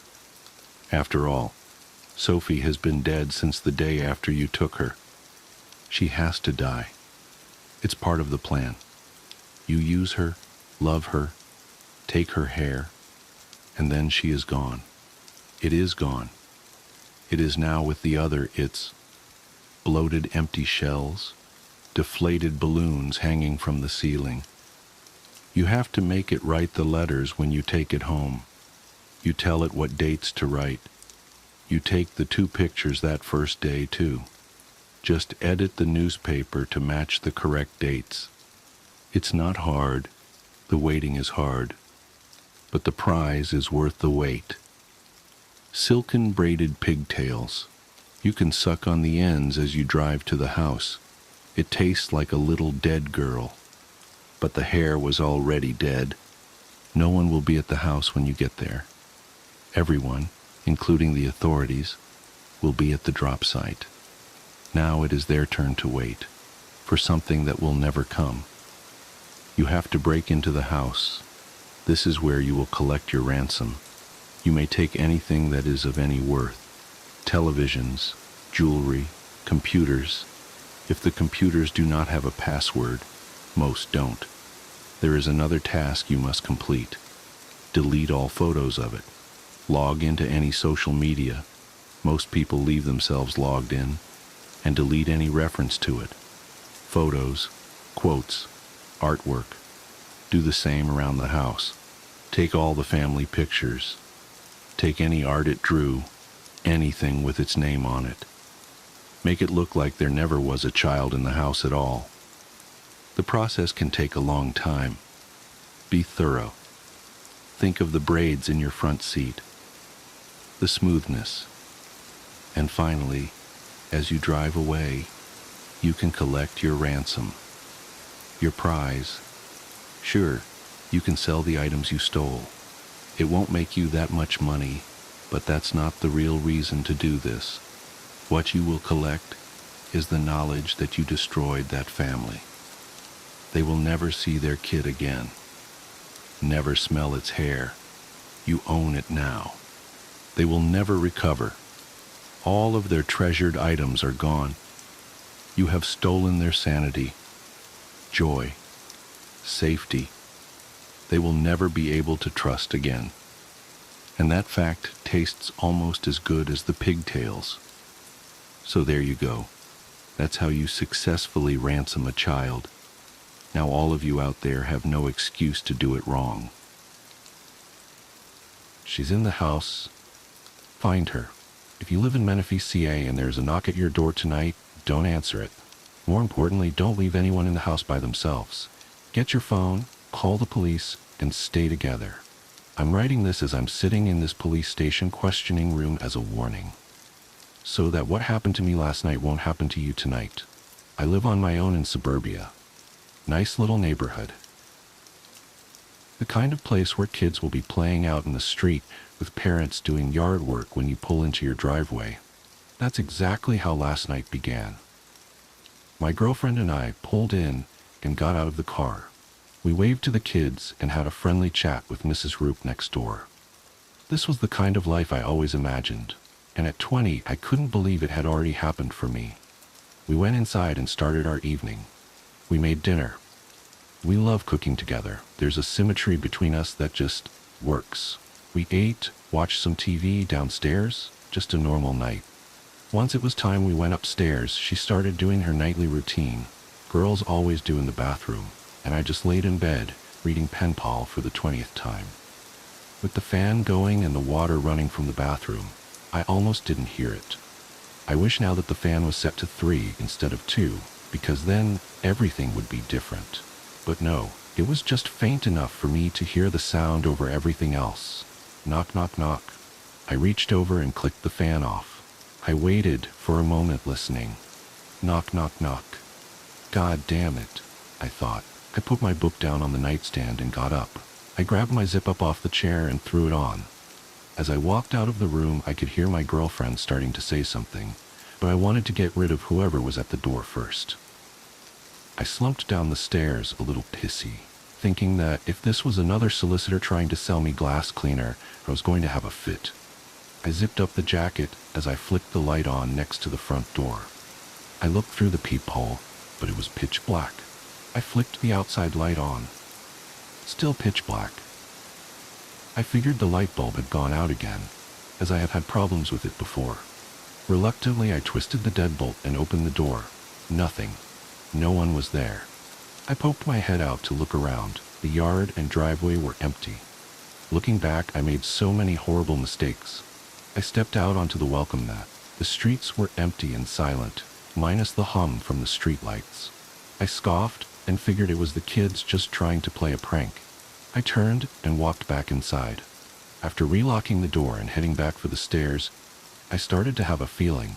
Something just didn't feel right in my stomach, and I knew that only one thing was going to put it at ease. Food. I walked down the hallway into the kitchen and flicked on the light. Opening up the fridge, I started to scan the shelves for something quick and easy to eat. I settled on one of those wafer peanut butter and chocolate bars that you can get at the dollar stores. I keep them in the fridge so they don't melt in my hand when I'm eating them.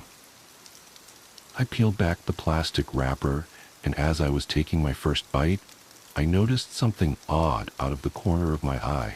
The window above the kitchen sink was open. I'd never opened that window for the entire time I'd lived here. I thought back trying to remember when it could have happened, and then I recalled her saying that she was feeling really hot while she was doing the dishes. She must have opened it to try and cool off. I walked over and slid it shut and finally made my way back upstairs.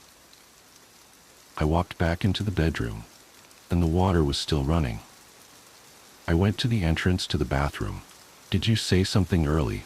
I began to say but stopped. The bathroom was empty. Water continued to pour out of the faucet, steam floating up, clinging to the mirror. I stopped the water and turned around to scan the room. She wasn't there. "Amanda?" I called out. No answer. I went to the walk-in closet. Nothing. I started to leave the room, but again something catches my eye. I glanced at my nightstand, and on top of my book was a piece of paper. It was folded in half and set up, making it look like a little tent. I reached out and picked it up. The first thing I obviously saw was the blood. It was a bloody fingerprint on the corner of the paper. My heart started to race. Finally, my brain let my eyes pan over to read what it said, and even now, I wish it wouldn't have. "She's in the house. Find her." I read it, those 6 words, over and over. I looked around the room again, hoping to see Amanda just hiding in the corner snickering like she'd pulled off an amazing prank. But the room was empty. I walked around the room, looking behind chairs, inside the shower, inside the closet. I looked at the bed and felt like a 6-year-old again as I slowly knelt down to look underneath. My hands had apparently been getting sweaty because they kept slipping slightly against the hardwood floor. I bent down and lifted the skirt of the bed. Nothing. Just a couple dust bunnies and an old pair of shoes that I keep meaning to throw out. I stood back up and started to become agitated. My mind didn't know whether this was a joke or if I needed to be terrified. "Amanda!" I yelled. "This isn't funny anymore. Now just come out." Silence. "Look, I'm really freaked out, so stop this." I walked out into the upstairs hallway and quickly went through all the rooms. The spare bedroom, empty. The exercise room, empty. Other upstairs bathroom, empty. I ran downstairs and looked everywhere there too. It was as if she just vanished, and all that was left was this note. I figured that the only thing left to do was to call the police. I ran back upstairs and into the bedroom. The bathroom faucet must have had a leak, because as I entered I started hearing faint drips of water. I went to the dresser to grab my phone, but it wasn't there. Neither were my keys or wallet. I spun and looked at my nightstand. They weren't there. I grabbed my jeans I wore that day, I was in sweats by now, and checked the pockets. Empty. I threw the jeans on the floor in anger. I stood there for a moment without a clue of what I should do. Drip, drip, drip. I stormed into the bathroom and twisted the knob. Drip, drip. I hit the faucet getting pissed, but then I froze. There was no water in the sink, and the drips sounded further away. I slowly walked back out into the bedroom. Drip, drip. I moved around, trying to determine where it was coming from. As I moved closer to the bed, it got louder. Once again, I slowly dropped to my knees and bent over next to the bed. My hands slowly reached for the bed skirt and lifted it up. For every drip, my heart pounded 50 times. I sank my head down and looked under the bed. And then I saw it, a small pool or red about a foot in front of me, with more dripping down from above. I jumped to my feet and pulled the sheets off the bed. I slid my hands in between the mattress and the box spring, and after a moment of hesitation, I flung the mattress up with everything I had. My throat closed instantly. I couldn't comprehend what was in front of me. My mind would only let me process the image one fraction at a time. At first, I just saw my box spring, sitting inside my bed frame. Then I saw that there was a huge tear down the middle of the box spring. And then I saw Amanda, inside the box spring, her beautiful face poking out from the tear. Then there was her neck, which was nothing but red. The final thing that my mind let me see appeared. It was right in the center, laying on her stomach. Another note. I couldn't move. Tears were streaming down my face uncontrollably, but I didn't make a sound. My hands began to violently shake and my knees collapsed onto the edge of the box spring. I reached out and pulled Amanda's body up. My girl, my life, my everything. I wrapped my arms around her and started to scream. The note slid off her, hitting the box spring. My hand slowly moved down towards the note, now barely even able to bend my fingers. I somehow managed to grasp the note and bring it up to my eyes. My vision was completely blurred from the tears. I wiped them against my jacket sleeve and looked at the note. Again, there was a bloody fingerprint, but at this point it could have been mine. Everything is hazy from those moments, but the words are forever burned into my memory. They are the reason I am sitting here now, the reason I ran out of my house screaming for help. But where am I? Echoes of the woods. The path wound through the forest in a series of tight curves, the trees so dense they blocked out most of the remaining daylight. When I finally spotted a clearing up ahead, relief washed over me. But as I approached, my headlights illuminated something that made my stomach drop. An abandoned car. Its hood popped open and its tires flattened. It was a rusted relic, long since claimed by the elements, with vines snaking through the grille and moss covering the windows. I parked a safe distance away and got out to inspect it. The air was cold and damp, and the silence was even more pronounced without the hum of the engine. The car's interior was gutted, the seats ripped open as if by some animal. There were no plates, no identifying marks, just an empty shell of a vehicle, left to rot in the middle of nowhere. A faint trail led away from the car, disappearing into the woods. Against my better judgment, I decided to follow it. My boots crunched against the fallen leaves, each step echoing unnaturally loud. The trail was narrow, flanked by trees that seemed to close in the further I went. The air grew colder and the light dimmer until I could barely see more than a few feet ahead. Then I saw it.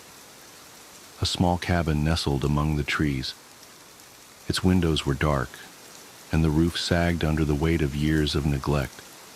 Smoke curled lazily from the chimney, the only sign that it was still inhabited. I approached cautiously, the hairs on the back of my neck standing on end. The front door was ajar, creaking softly in the wind. I called out, but my voice sounded small and hollow in the vast emptiness of the woods. There was no response. Steeling myself, I pushed the door open and stepped inside. The cabin was a single room, sparsely furnished with a cot, a wood-burning stove, and a rickety table. The walls were adorned with strange symbols carved directly into the wood, their jagged lines forming shapes that hurt my eyes to look at. A chill ran down my spine as I realized the symbols weren't random. They formed a pattern, one that seemed to spiral inward toward the center of the room.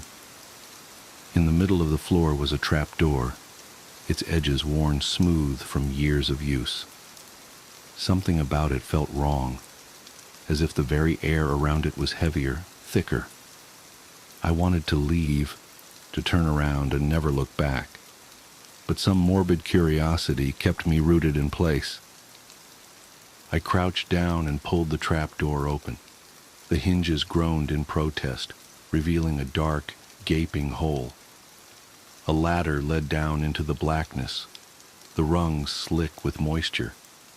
The smell wafting up from below was foul, a mix of damp earth and something metallic, like rusted iron. I don't know what possessed me to climb down. Maybe it was the sheer unreality of the situation, the way it felt like a waking nightmare. Or maybe it was the feeling that whatever was down there had to be the key to understanding why I'd ended up here. The descent was slow, each rung colder than the last. The darkness swallowed me whole, the faint light from above fading until I was plunged into complete blackness. I fumbled for my phone, using the flashlight to illuminate the space around me. The walls were earthen, damp and glistening, and the tunnel stretched on endlessly in both directions. I chose a direction at random and started walking. The tunnel was unnervingly narrow, forcing me to hunch over. The silence was absolute, broken only by the sound of my own breathing and the occasional drip of water. Time lost all meaning. It felt like I'd been walking for hours when I finally came to a larger chamber. The room was circular, its walls lined with more of those strange symbols. In the center was a stone altar, its surface stained dark with what I could only hope wasn't blood.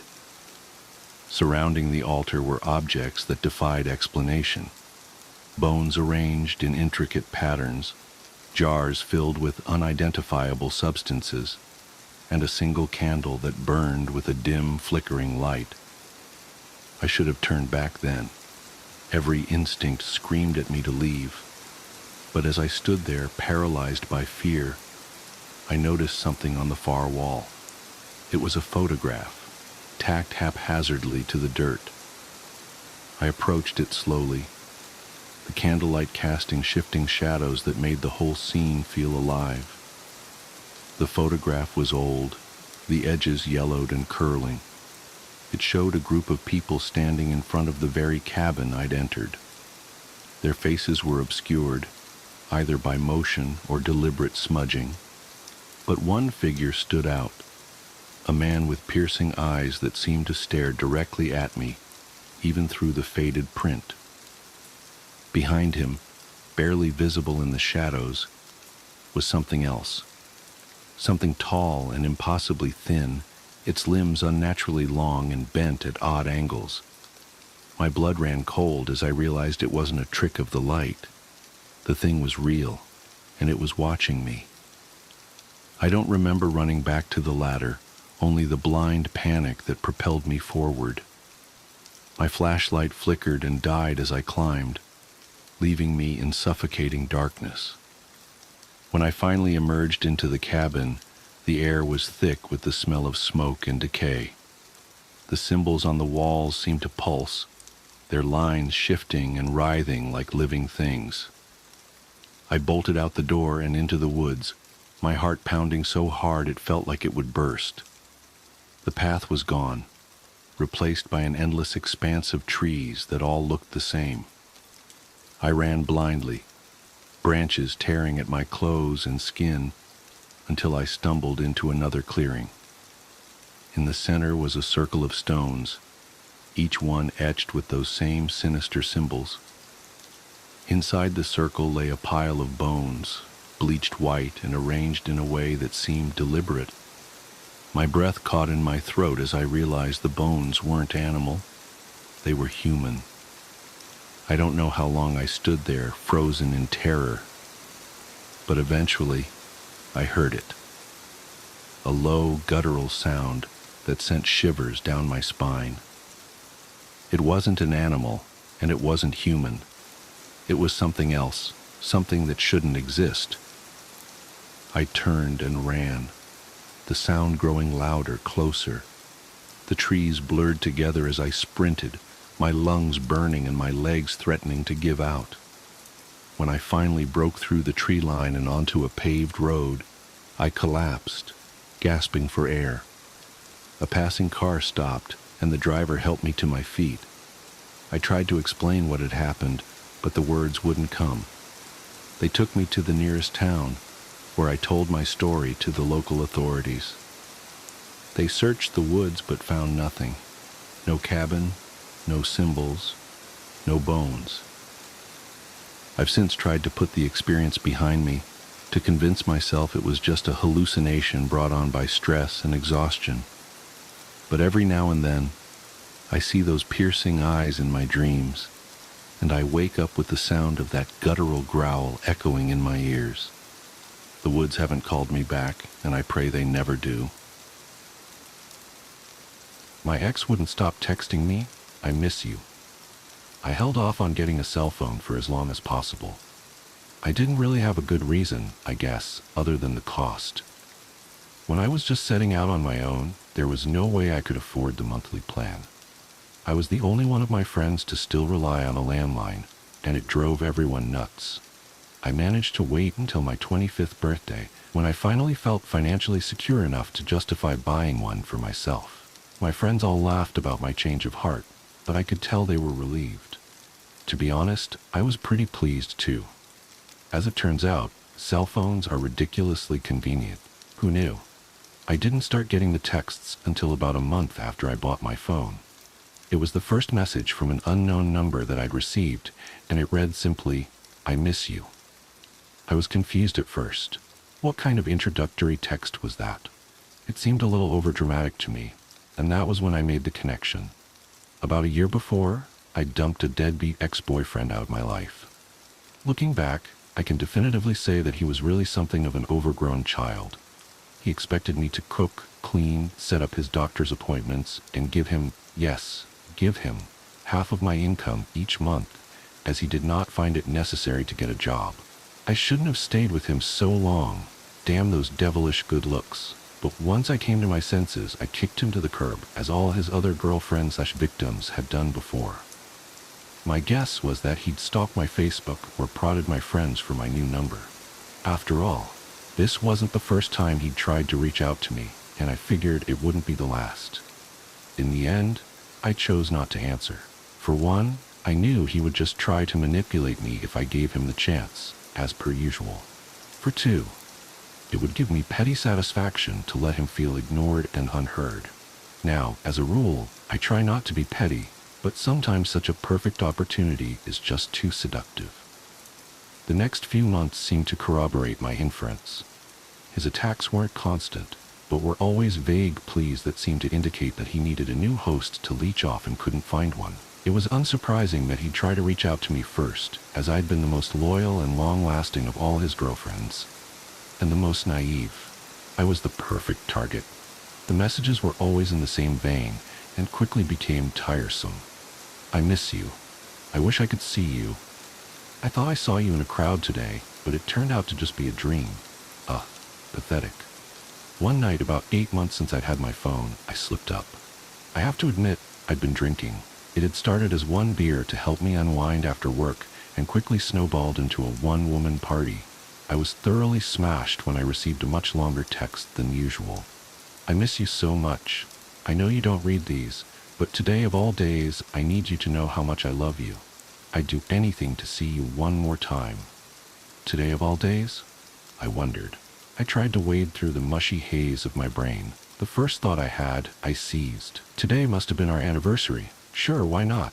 It would be the perfect opportunity for a little manipulation. He was a prick, but he was smart. And then I had an idea. He wants to play games? Okay, let's play. But I'm going to change the rules.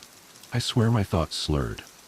I began to type and my autocorrect struggled to clarify through my drunkenness. "If you want to come see me, then why don't you do it?" And then, just for good measure, I let him know that I knew he'd been investigating me. "You know where to find me." I sent it, and with that, I changed fate. When I woke up the next morning, I had 13 missed calls. I tried to remember, through the throbbing of my skull, just what bullshit I'd done the night before. I groaned when my texting history answered my question. Well, at least I hadn't answered the phone, I thought. I silently prayed that he wouldn't message or call again, but I feared that I'd merely succeeded in egging him on. To my great relief, he stopped messaging me. For a week or so, my phone was blissfully free from his assaults. I was secretly satisfied, congratulating my drunken self on her ingenuity. The next week, I received a knock on my door. I opened it only to reveal a man of the badge, his solemn face and blue uniform standing stark in the morning sunlight. His partner stood behind him, his face hard as stone. I felt a strange coldness seeping into my veins as they stared at me. Good morning, officers. Is something wrong?" I asked. With very little introduction, they invited themselves inside. I let them in, not sure what they were looking for, but positive they wouldn't find it. I figured they'd made a mistake and was even more surprised when they began firing questions. "Do you know anyone by the name of Silence Madison?" I was stumped, completely puzzled. "I can't say that I do." "Why?" "We found a series of texts to you on her phone. We found only one reply from you." The younger officer pulled out a printout of the texts that I'd been receiving, along with my one drunken reply. Reality started to dawn on me as the older officer asked, "Did you receive these messages?" "Yeah," I answered. I added quickly, "But they were coming from an unknown number. I thought they were from my ex-boyfriend." "And that's why you sent that reply?" I was sweating nervously. "Well, yeah. I thought it would make him stop." I couldn't stop running my mouth. I was a little drunk, so maybe it wasn't the best decision. The younger officer stepped outside as the older one sighed. "There seems to have been a rather unfortunate accident." "What do you mean?" He took a deep breath and opened his mouth. Silence had had a very rough first year of college. Classes were hard. She didn't quite fit in. Her life was a mess of stress and papers. And, just when she thought it couldn't get any worse, her best friend since childhood, Raquel Wagner, died in a car wreck. The death was instant, but Silence's pain was not. She'd withdrawn into herself as the semester went on. Her family and friends mourned Raquel's loss, of course, but they continued their lives, as people are wont to do. Silence, on the other hand, could not bring herself to leave her friend in the past.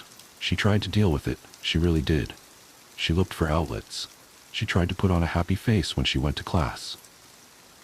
But she sank slowly into a darkness that felt inescapable. And when that darkness was truly thick, suffocating, insufferable, she'd text Raquel's old number. A useless gesture, but sometimes it would bring her comfort. And on the anniversary of Raquel's death, when she was at her lowest, she finally got a response. "If you want to come see me, then why don't you do it? You know where to find me." She tried calling, but she didn't even reach voicemail, because I had never set it up. So she'd done the only logical thing she could do. She'd reached for the box cutter she'd swiped from work and opened her veins to the possibility of infinity.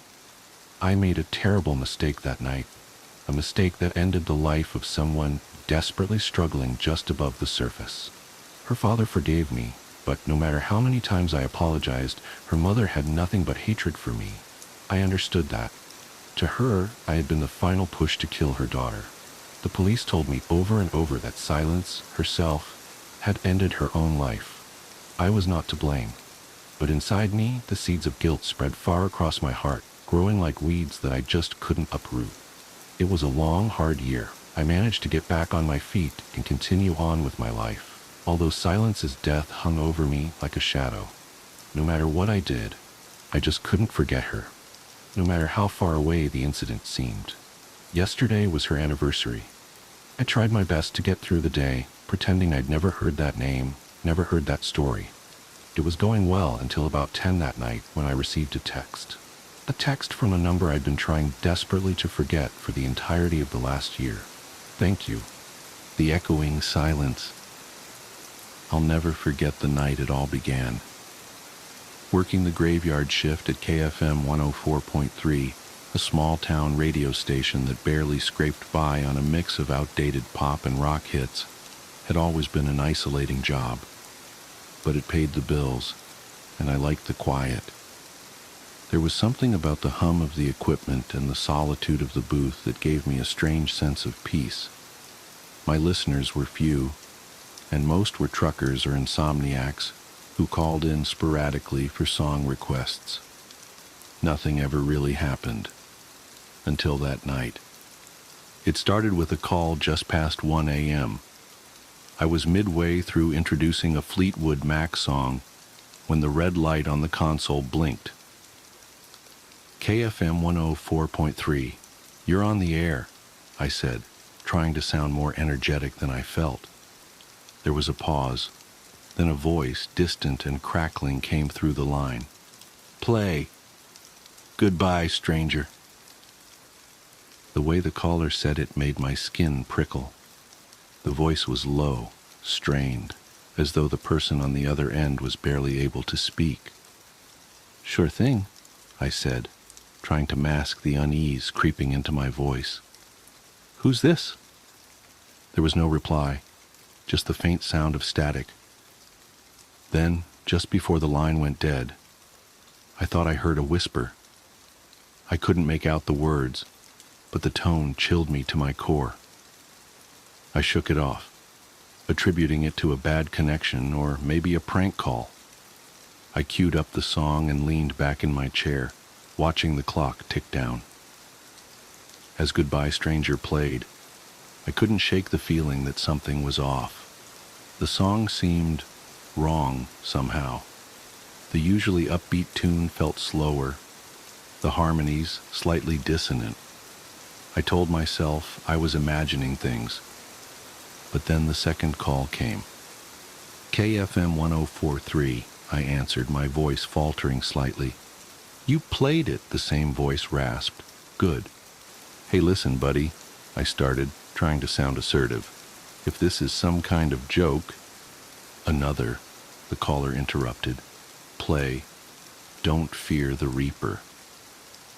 My breath hitched. There was something about the way they said it, the almost pleading tone beneath the words. Against my better judgment, I agreed. As I reached for the track, I realized my hand was trembling. When the song began, the atmosphere in the studio shifted. The air felt heavier, the shadows in the corners of the room deeper. I caught movement out of the corner of my eye, but found nothing when I turned to look. The hairs on the back of my neck stood on end. Halfway through the song, I heard it. Faint at first, just a whisper beneath the music. I turned up the volume, but the whispering grew louder. It wasn't coming from the speakers. It was in the room with me.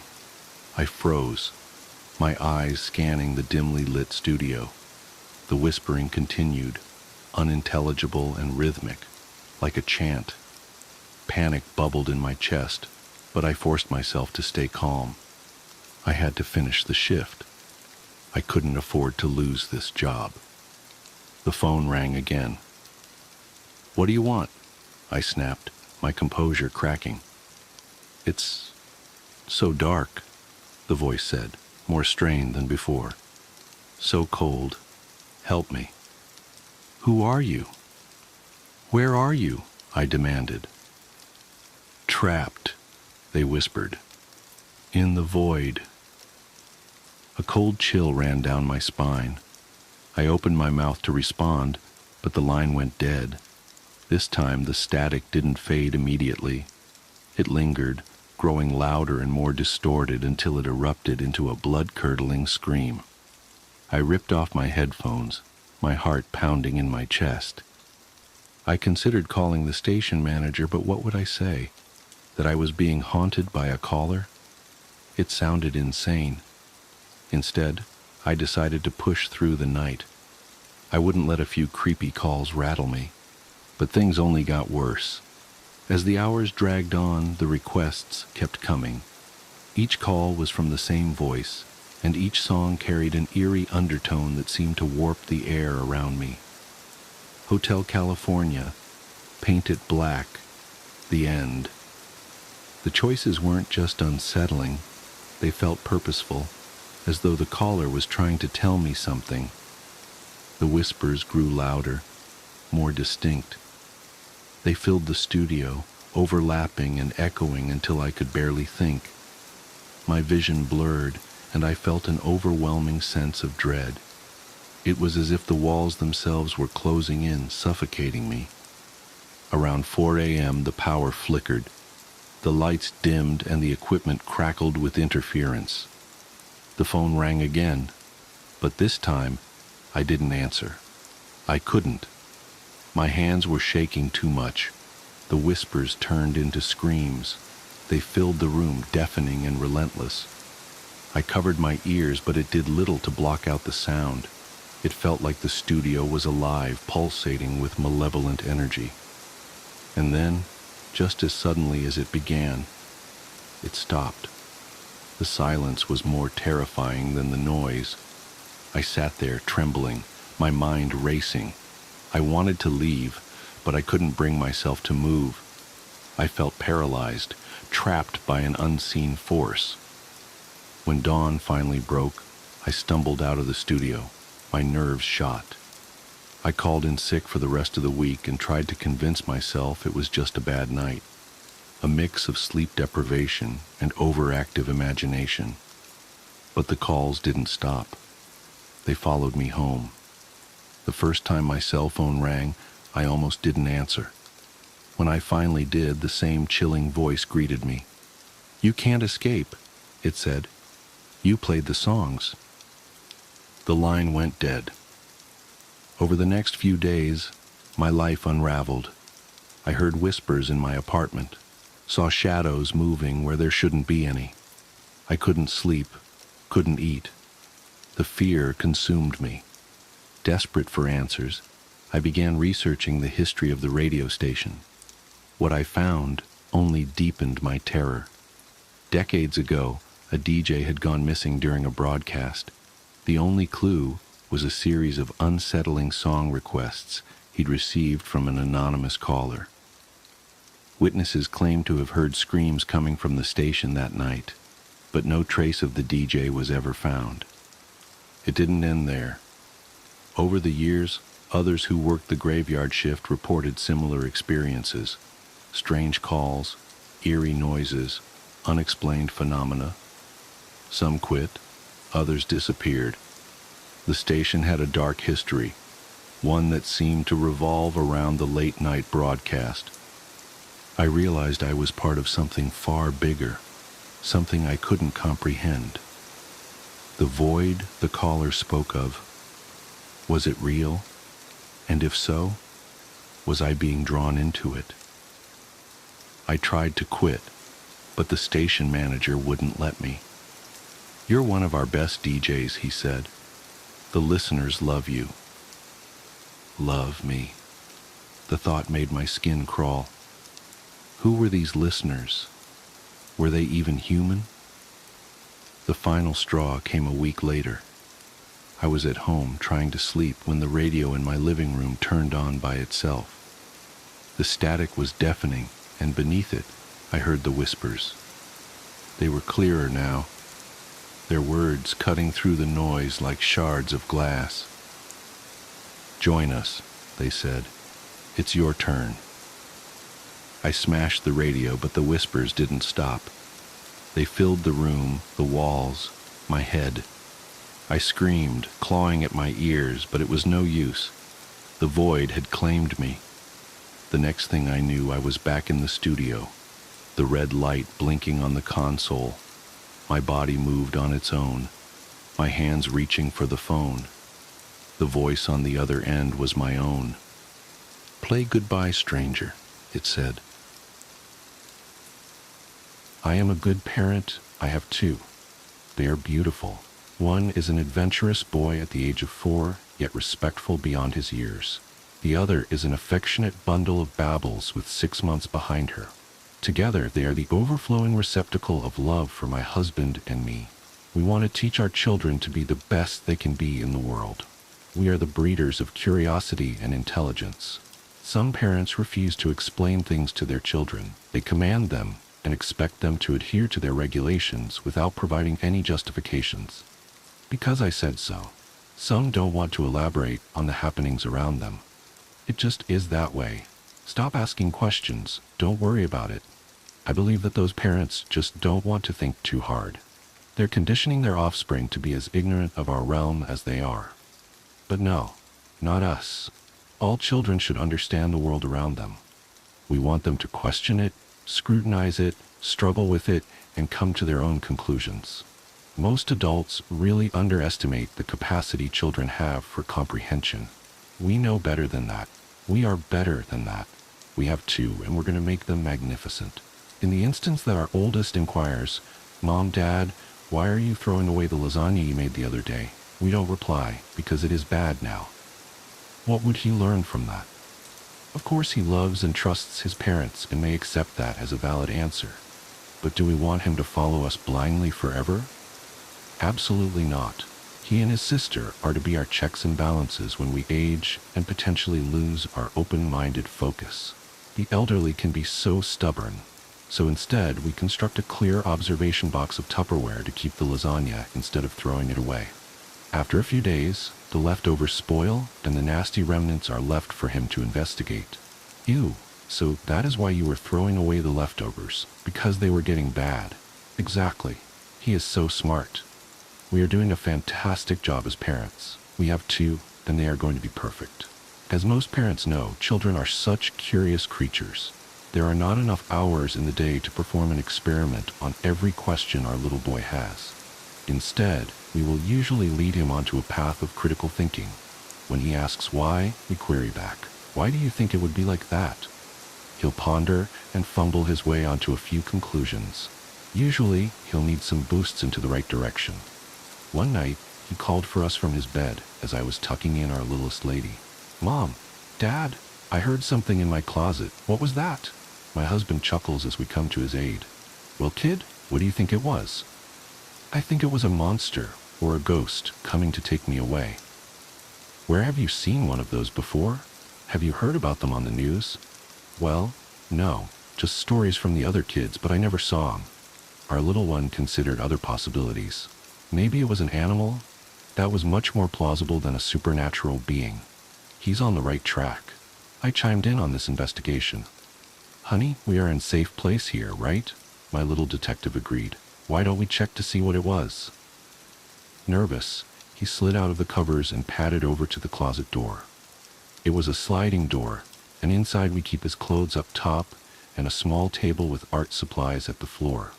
There was a cup of crayons that must have been seated too far on the edge of the table, and the gravity finally got to them. There was a rainbow of wax sticks sprawled on the floor, leaving light marks on the white door. As assumed, our brilliant mini-man came to this conclusion all on his own. He would pave the way for his sister. We have two, and they're essentially already brilliant. On a different occasion, he asked, "Why do I have these bumps on my arm sometimes?" We led him to deduct the situation around the occurrences. "Well, I am usually sitting still, and I am cold." "But why does my body do that?" Since we can't read our DNA instructions within our home, we resorted to research. He cannot yet perform an intricate Google search, so we'll be his typing fingers. We discover, in this instance of cooling temperatures, that our bodies are raising goosebumps in order to create insulation.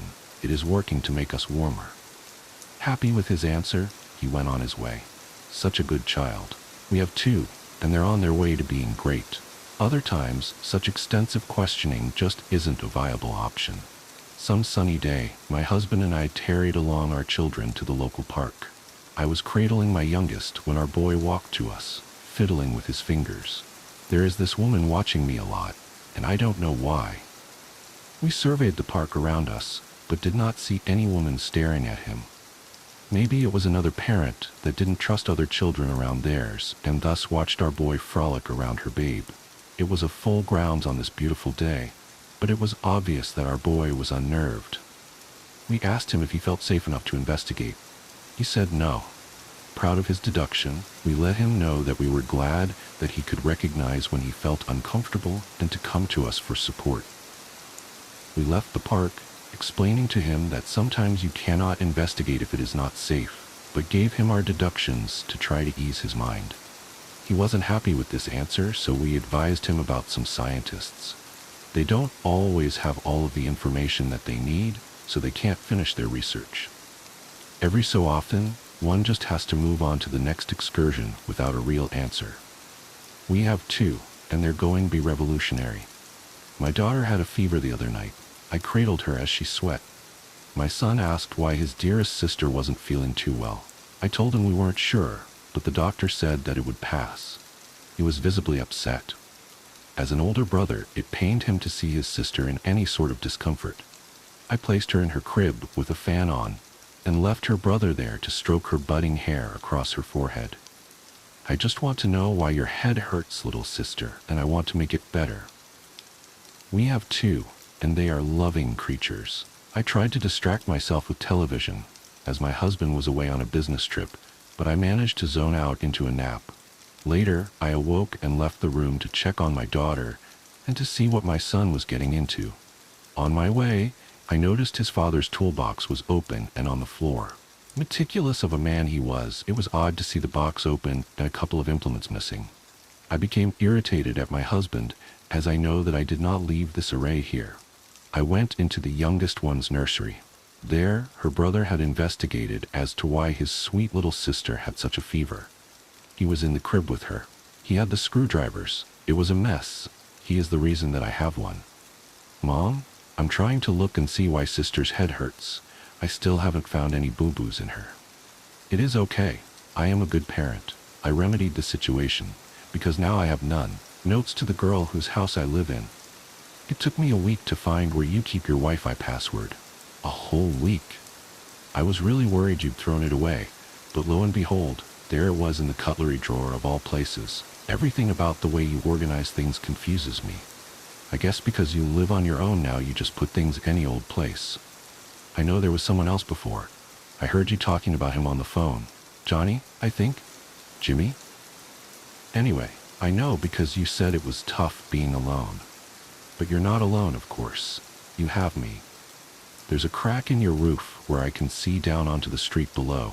Don't worry about the roof, by the way. Yes, it's pretty cramped, but I like my spaces small. I've actually stuffed a few things up there to make it smaller. Just bits and bobs from the recycling. I don't think you'll miss them. I can sit with my face against the wall and see down onto the street. That's where I saw you meeting up with all those people wearing black. It would have been weird anyway, because you never meet anyone. But they were all rubbing your back and holding your hand and stuff. I was scared you were going to bring them in, but you just went off together, so that was okay. I don't know what I would have done if the house had filled up with people. You know, it really explains a lot that there was someone else before me. Like the fact you have 2 sets of drawers in your bedroom, or how you're living in such a big house all by yourself and do weird things like leave the Wi-Fi in the cutlery drawer or watch the same TV show all day on a weekend. I'm not one to talk mind. I'm addicted to my toys, like the big lump of blue tack I found a while back, which is great fun to fiddle with but doesn't taste too good, or the cigarette lighter that's fun to flick on and off, or the tube that has all the patterns in you can change. I could look down that thing for hours. I often have. That's what I normally do when you're home. Or I just sit back and listen to you do the washing or run a shower or something like that. I crawl up the walls and hang there with my ear to the pipes and listen to the water rushing by. That kind of thing makes me happy. Plus, you never have anyone around, so once I got your schedule memorized, I could move around pretty free. I know what we have. It's a symbiotic relationship. That means you help me by giving me a warm place to stay and Wi-Fi, and I help you by eating all the spiders. Of course, there's no need to thank me. I fell asleep under the towels in your airing cupboard once, before I found the roof, and I saw you trying to get rid of one that was living under your sink with a broom. I have never seen so much ridiculous fuss in my entire life, but it makes no difference to me how many legs something has, so I just eat them up whenever I find one, and any other thing that makes its way into the house without permission, aside from myself, of course. Since I only pay rent in spiders, I try to keep the things I take to a minimum, but I can't say I feel too bad about stealing your socks. You have so many socks. Why would one girl need so many? I get a lot more out of them than you do, anyway.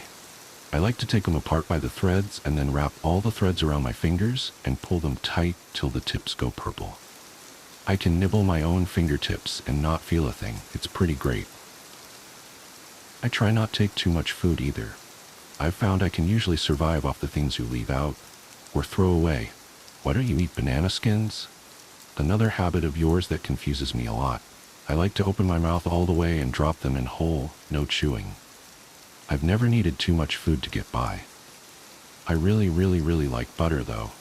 Not to eat so much as just to play with. You once left a block out by the window in the sun, and it went all melty while you were at work, so I sort of started playing with it. Once I'd stuck my finger in, once it was kind hard to stop. I had it looking like a puddle by the end, but then I realized it was 5 and you'd be home soon, so I had to press it back into a rectangle as best I could. But then I heard you opening the door. Boy, I was so startled. I went into the cupboard under the stairs. You know, the one you never go in as it's full of men's shoes and coats and things, and I watched you come in through the doorway. But then came the weird part. You didn't even notice the butter. All you did was make a cup of tea and then give up halfway through and start crying. Then you ordered a Chinese and barely ate any before throwing it away. You see what I mean about your habits? I'm sorry, but it's just weird. Sometimes if I'm having a bad night, I like to get under your bed while you're asleep. It's nice because I can hear you breathing, and then I can match my breath up with that. I lie there for ages, gasping in and out, and if you get up for the bathroom or anything, I have to go completely still and hold my breath. I don't know why I do it. I guess it's fun. You're the first person whose company I've ever enjoyed. You cooked dinner the other evening? I noticed because you played music, which you never do, and you made something with. Took almost an hour and a half with about 1 million ingredients. I crept down to the top of the staircase and I could see you bouncing around doing moves with the spoon. It was so funny I had to cover my mouth to keep from laughing. Then I saw something that got me really scared. You'd laid 2 places at the table. I thought there was someone else in the house, and climbed all the way up to the ceiling thinking they'd see me. As I was hanging there, I saw you serving 2 plates, and I couldn't move for the panic. Another person. I just knew I wouldn't like them as much as you. That they'd ruin everything and make me go all crazy like I used to be. I didn't know what to do. I was ready to hurt them. Really hurt. That's how scared I was. Then you sat down. You lit the candle on the table and started eating by yourself. Nobody else showed up, and after you were done, you took the other food and threw it away. Even though I was relieved, I felt kind of bad that the other person never showed up. You didn't seem sad, though. It was like you'd expected it to just be you. After you went to bed, I went through the bin and ate some of the food you threw away. It was delicious. I knew something was wrong the next day because you didn't leave for work, and then you ran a bath in the middle of the afternoon. After you'd been in there for ages and ages, I started to get this horrible bad feeling. I crawled down to the landing. The bathroom door was open a crack, so I peeked through. I saw your hand. It was hanging, not in a natural way, and there was this long red line going down it, and then I realized I ran back upstairs. I'm a coward. I know I'm a coward. I hid under my pile of stuff and started to cry. I thought about running away. I thought about the color a pink bath mat goes when it's covered in blood. I thought about how much I wanted to be somewhere else. But most of all, I thought about you, and how little sense you make. What I'm trying to say is that I'm sorry I lit your roof on fire. It was the only way I could think to get people to come. It actually worked better than I expected. That recycling stuff sure did burn. I ran down to the cupboard under the stairs and curled up with my hands over my head until I heard them kick the door down and carry you out. There was a lot of confusion and bad language, but they found you, and I heard one say, "You were still breathing." So my favorite place in the whole world is gone now. Most of my things as well, though I did think to grab the pattern tube. The rest is just a big black wig on top of your house. But I'm not scared. You'll get better, and when you come back, I'll still be here. I don't think it's nice to be alone. I work at a conservatory for a species of black widows that shouldn't exist. I work as a caretaker at a private conservatory. Actually, secret might be a better word to describe it, since you'll never find any public information on it. It doesn't even have an official name, though my boss likes to call it the Silken Solarium, or the Widowmaker when he wants to make a pun. Visits are by invitation only, and I haven't the slightest idea if these guests are actually being charged some exorbitant fee to help maintain the place, or if my employer simply enjoys showing off his collection of exotic specimens now and then. The conservatory itself is a Gothic masterpiece of tinted glass, wrought iron, and dark purple bricks, with an equally ornate ivy-covered brick wall around the perimeter. We're a good way off the closest highway and surrounded by woods, so not many people come here by accident. Some do, of course, but I'm getting ahead of myself. As unsettling as the place is to look at from the outside, it's even more disturbing inside. There are some tropical plants placed around the place for landscaping, rare and expensive but ordinary enough. But the centerpiece of the conservatory are the spiders. Thousands and thousands and thousands of small black spiders with jewel-encrusted abdomens. Literally, they have actual crystals that grow in fractal patterns on their back segments, of every possible color and hue that you can imagine. When my boss makes a speech to his guests about the spiders, he calls them Latrodectus Callisti, or fairest widows. He brags that our conservatory is their last refuge and that they aren't to be found anywhere else in the world. Exactly where they're from originally and how he acquired them varies from telling to telling, but he is at the very least telling the truth about their rarity. As far as I've been able to determine, they're not even an officially recognized species. The widows aren't just notable for their beauty, however. They're an extremely social species, nearly as eusocial as an anthill or beehive. Stretching across the conservatory, suspended about 12 feet in the air, is a massive silk colony. There's a large central nest dangling from the ceiling, about a dozen smaller nests scattered across the room, and an intricate network of masterfully spun spider webs linking them all together. There are always spiders running along it, performing maintenance or transporting food. There are also guard spiders, who just hang down on a single silk thread to keep watch and send vibrations back along it to communicate to the rest of the colony. Those are my boss's favorite, since they're the easiest to get a good look at. Or rather, perhaps I should say they're his favorite living spiders.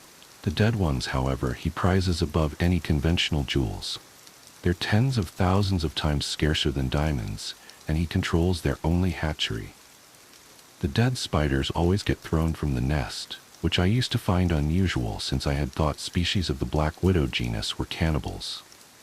In fact, the more I thought of it, the more it bugged me, since the spiders obviously don't have the cognitive capacity to have any sort of taboo against cannibalism, which means they have to be acting on instinct.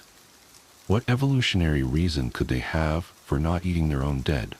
Regardless of why they do it, whenever I see a body, I'm to gently sweep it up and turn it in to our entomologist.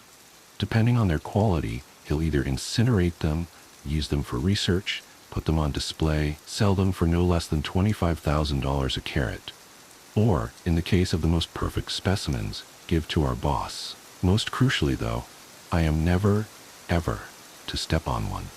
That was made abundantly clear to me from my first day. Less clear, though, were the consequences for doing so, since I've never actually done it. The spiders have a habit of tossing the dead where they're clearly visible, a visibility which is aided by their brightly colored, shiny rear ends. This made the whole not eating their dead thing even weirder to me, since it seems like they would attract predators. When I first asked my boss what would happen if I did step on a spider, my only answer was that I'd be finished. I used to think that meant I'd be fired. One of the more dangerous parts of my job is when I have to harvest their webs, since our conservatory also doubles as a silk farm. It's nowhere near as valuable as the spiders themselves. But my boss takes great pride in our facility being the only source of naturally farmed spider silk in the world. On one occasion, when I think he was partially drunk, he went on an odd tirade about how those goats that have been genetically modified to produce spider silk proteins in their milk were abominations. Collecting the silk is pretty much like collecting honey. I even wear a modified beekeeper suit and use a smoke spray to incapacitate them. The only difference is I'm standing on a 10-foot ladder, and I have to be very selective about how much web I take and from where. The spiders don't mind too much if I take a small amount from a non-crucial section of the colony, but if they decide I'm threatening the integrity of the colony itself, they'll swarm, and with enough bites, their venom will cause fatal paralysis. My suit offers a little protection, but it's not airtight. The only real way to keep myself safe is to be mindful of what I'm doing and how the spiders are reacting to it. That's why I usually like to feed them first, so that they're distracted. A couple of times a week, I release a gallon of live ladybugs into the enclosure. They're fairly accessible, since organic farmers use them for pest control, and my boss likes them since he doesn't consider them icky enough to throw off the conservatory's aesthetic. My job isn't without its risks, but those can be mitigated easily enough with some planning and vigilance, and I'm well compensated for my trouble. The only part of my job that I truly hate, that makes me think about resigning every time it happens, is what happens when we get an uninvited guest. It was winter, January I think, the first time. It was already dark out, but no later than 6 p.m. The weather outside was nasty, and I was contemplating whether or not to risk driving home or stay overnight when I heard an urgent, desperate banging at the front door. I immediately raced to the front foyer, and there on the other side of the glass was a blonde woman in a red coat and dark gray scarf, already half buried in the snow. Tapping my security card to the reader, I pushed open the door just enough to let her in before letting it close and automatically lock. "Come in, come in, come in," I ushered quickly. "What in God's name are you doing out on foot on a night like this?" "Oh, thank you. Thank you," she gasped as she shook the snow off herself. "My car skidded off the fucking road and crashed into a ditch. I can't get it out." "That's still no excuse to be wandering around in this weather. You should have stayed with your vehicle," I chastised. "At least then you would have been warm." Well, I couldn't call anyone because I must have forgotten my phone since it's not in my purse, and my tank was nearly empty, so I didn't think my vehicle would be able to keep me warm all night, she explained. That old road is deserted at the best of times, and I figured the odds of someone else coming along before I froze to death were worse than me reaching a farmhouse or something. She took off her gloves and began blowing air into her hands, then rapidly rubbing them together to warm them up. I diligently noted the wedding ring on her left hand, as I had been instructed to. "I'm terribly sorry to have intruded like this, but may I use your phone, please?" she asked me. "I can make a call for you, but I can't let you use our phones directly," I said apologetically. "Well," she asked, unable to contain the tinge of annoyance with me despite being at my mercy. "We're a conservatory for a critically endangered species of spider, so we have rather stringent security procedures," I explained. "Only staff are allowed to use the phone lines. I can call a tow truck and any friends or family if you have a number for me." The woman sighed in resignation and took out a pen and scrap of paper from her pocket and jotted down a number. "That's my husband's cell, Alex Gifford. Tell him my car's stuck somewhere on Mordred Drive, and I'm safe here for now," she said as she handed me the note. "I'm Carrie, by the way." "Halden?" I nodded. "You can hang your coat up and get yourself warm. I'll make the phone calls and get you some coffee. Cream and sugar, please." "Thank you." She smiled gratefully, which made my stomach roil, since I knew damn well I wasn't going to call her husband. I left her there and headed for the administrative office, making sure to leave the door to the main exhibit open for her. After a couple of calls, albeit different calls than the ones I said I was going to make, I did head to the break room to make coffee, and then went to rejoin Mrs. Gifford with a steaming cup in each hand. As expected, she had wandered into the exhibit hall. She was staring up in wonder at the intricate webwork, the delicate silken threads glistening like iridescent glass and gently swaying from the movement of its bedazzled architects, scurrying to and fro along its narrow filaments. "What are they?" she asked, bewildered, keeping her head pointed up towards the colony as she walked along the cobblestone path, paying no attention to where her feet struck the ground. "They're a rare species of black widows," I said, my eyes fixated on her feet, waiting for the inevitable. She approached one of the guard spiders, dangling just above her like a Christmas tree ornament, slowing spinning around to give her a complete view of itself. "And these crystals, they're a part of their bodies?" she asked, studying it intently, likely unaware that it was studying her as well. They are. They make them with the minerals from their diet, sort of like how oysters make pearls, I humored her. Spider-borne organic gemstones are highly sought after, as you can imagine, which is why they're endangered. As far as I know, they're actually extinct in the wild. I've never even heard of such a thing, Carrie remarked, and I never thought that spiders could be beautiful. The spider let out some more thread to get a little closer to her, and she began reaching out her hand to touch it. I wouldn't do that, ma'am, I advised, despite knowing it wouldn't ultimately make a difference. These are still widows, and they are venomous. Come join me over here, and we can admire them from a safe distance while we wait for your husband. He's coming to get me? In this storm? She asked, her incredulity distracting her from the novelty of the fairest widows. She turned around and began marching towards me. You have to let me use the phone. I can't. Crunch. Let him risk his life when I'm perfectly safe now. She didn't even hear it. That horrid, sickening, crunching noise when she stepped on the dead spider.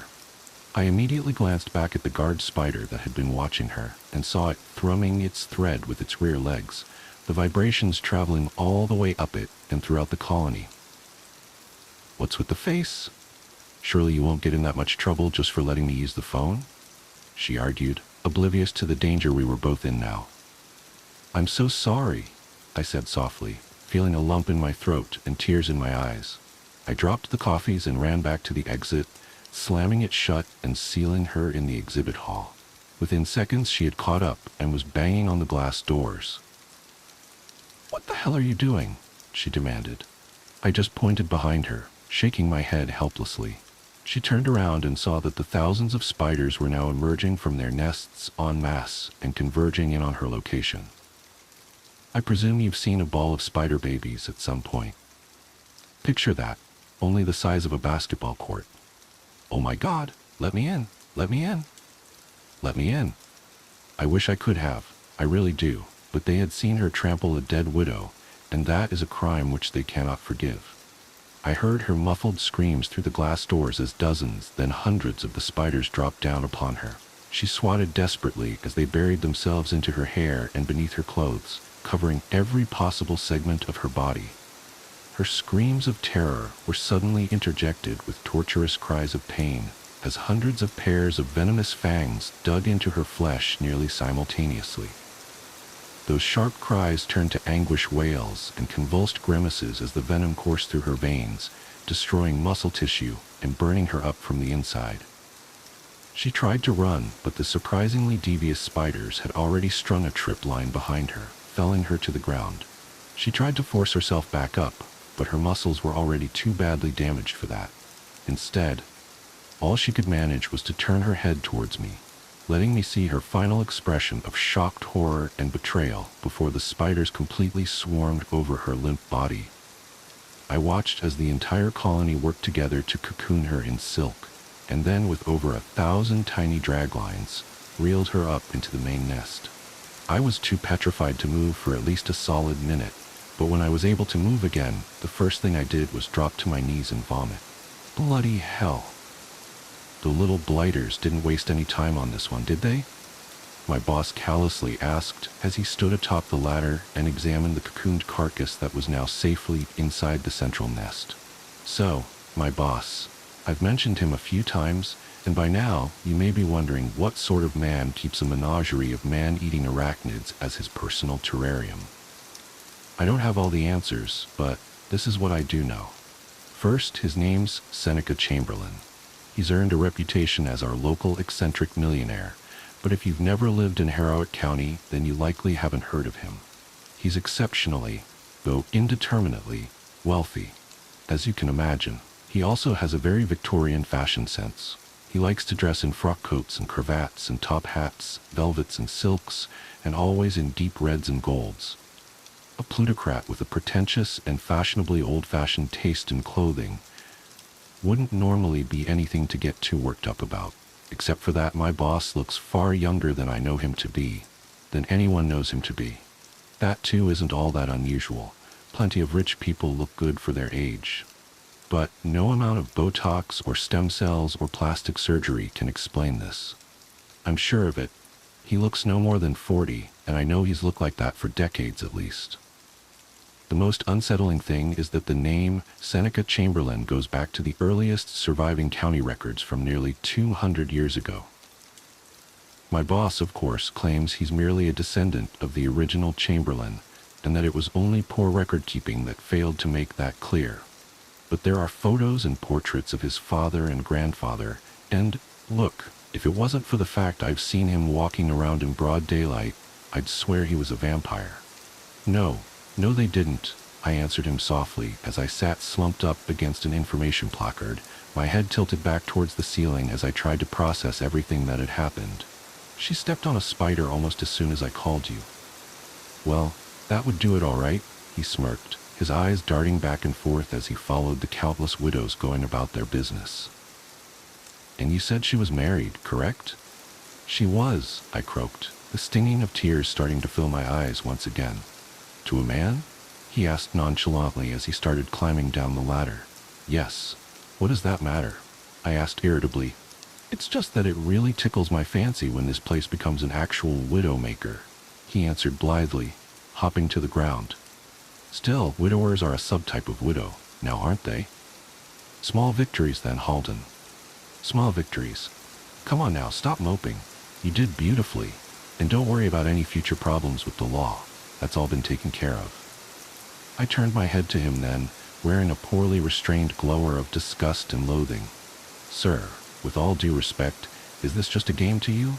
We leave the front gates open, let curious or desperate passers-by wander on in, and then just let them do as they please until the widows snatch them up, just so that you can get your kicks and make a stupid pun?